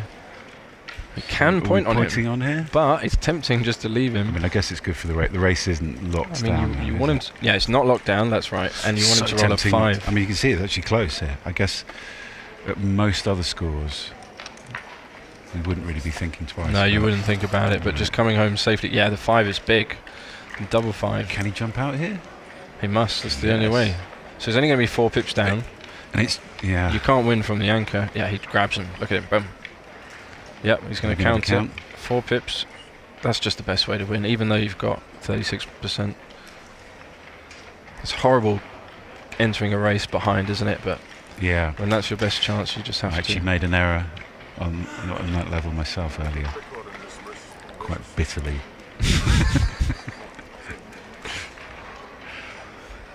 Okay, so he's going to have to roll another double 5. Can he perform? It's going to be a close one. We're at the races here, and this is a big race. Ooh, double 4. It nearly just stayed there. He's up 76% now. Lucky that fell. Great to clear that point as well. So no contact value remaining. No bad double 3 or getting blocked there. Yep, clears here. Doesn't need to actually. Could also play 2 crossovers. So okay, waves goodbye. Both players at 1.9 PR. Incredible standard of play we've seen.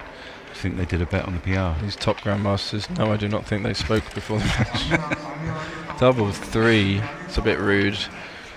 Up to 90%. Come on, Lars. Kind of furrowed brow looking at the board like, really? Really? I was going to be 10-8 up a second ago. I mean, he's come a long way to go out in the first round of the Masters Cup. He'll be fine. Great player and great showing from both, no matter what happens. Oh, here we go. There's always light. There's always a way. 1, 2, 2 in. Bring him in. Yeah, I think I'd play them both in. What's he up to? 20%? Okay. Come on, Lars. 3-2 is no good. 25%. All right. Yeah, that 2-3's 5-1 comes in. Suboptimal. Comes in. 20% again. Sergey looking to put this to bed. One is off. There's just plenty of time for this to change, isn't there? There is. Of course there is. That's why we love this game. Lots of swings. Exciting till the end. Okay, little redistribution there. And there's maybe an illegal play. Just checking with the transcriber, as they've both agreed to play legal moves. So I think he's just checking, but they're confirming it was legal. This might give Lars that moment to charge up. Yeah. The lightning wrist. Yeah. What do you reckon the best technique is with the Tower of Power? Slam them in if you want the big number? If you want a big number, yeah. Or caress them in? Caress them in. I think it depends. Sometimes you want to caress. Sometimes you want to. No, I never really throw them in hard because I'm scared they'll bounce off, and I don't want to go walking and looking for dice on the floor. So I just kind of put them in, make sure they go in. They are a bit leaky. These. They are a little because it's quite small, aren't they? Yeah. But still, it's nice that they're provided on every table and makes it easier. Okay, so that's all sorted. Did he charge up? He did. 6-5. That's going to help. We're coming in with a 6 and He's feeling good now. He's up over 30%. Yeah, we are. So all the Danish fans out there rooting for your man Lars. He's got even more now. Look at him. He's over 40%. With each roll, he get closer. 3-1. That's not going to help. Back down to 30%. How the swings come. 2-1 though. Maybe 50-50 now. Wow. It's very close. Yeah, Sergei's lost speed. Now it's 50-50. Really close. So who's going to take this one? Will we see one more game? I mean, it's been an amazing match. I'd love to, see more. Just so solid from both. 2 off. I mean, they make the game look easy, right? They do. They make strong, logical, sensible plays that make it look very easy, even in the complicated positions. Ooh, I thought we were going to see the big one there. Yeah, it's close. He's at 43% now. He's come a long way. Ooh, double 3. It's very good for Sergei. Yeah, can he respond? Oh, yes! got it! Double 5. We've seen some big double 5s. So many today, double 5s on this table. Can he respond? Oh, it's not bad. 3 roll versus 2 roll. 5-1. Alright, he needs a big one here just to end this match. He really doesn't want to play anymore. That doesn't help. Oh, how awkward. What is that? Down to 14%. All he wanted to do was take one off and split them. Just to have a roll at it, right? Yeah. So what does he get now? Double 3 or better. Needs Lars to roll really small. Okay, double 3 or better. Didn't play the B-man play there. No, he just doesn't care. Sergei, can he do it? Oh, wow. So that's many. The second match we've seen today decided by a final roll double. He's so happy about it. Of course you are. You're like, don't want to play anymore. Such a long day. Okay, so congratulations to Sergei. Commiserations to Lars. We wish them... Well played, both players. Of course, we wish them all the best. Fabulous entertainment and great play from both of you. So thank you to all our listeners and everyone tuned in watching the stream for another day of coverage. We can wave. Hello. We hope you enjoyed that. There'll be plenty more backgammon action coming your way. Possibly one more round later tonight, but I'm not sure on the schedule, but definitely starting from tomorrow. Many more matches ahead, and let's give our big thanks and warm round of applause for Pete for helping out and coming into the booth. We'll definitely be welcoming him back along with some other people, maybe if we can get them on when they get knocked out. So thank you to everybody, and good night from Uzbekistan.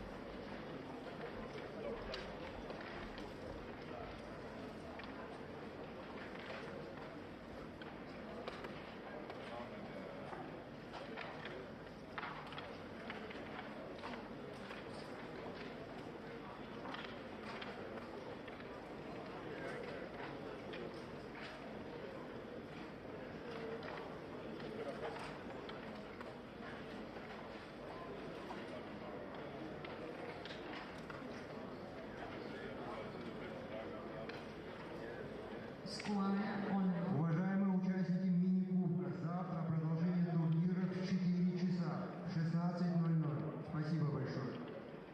Squire Oliver, table number 20.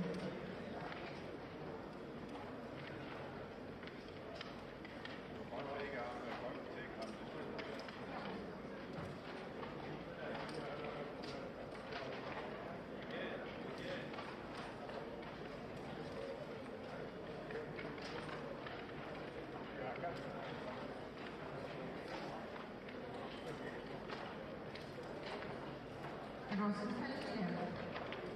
Rosenfeld left. Rosenfeld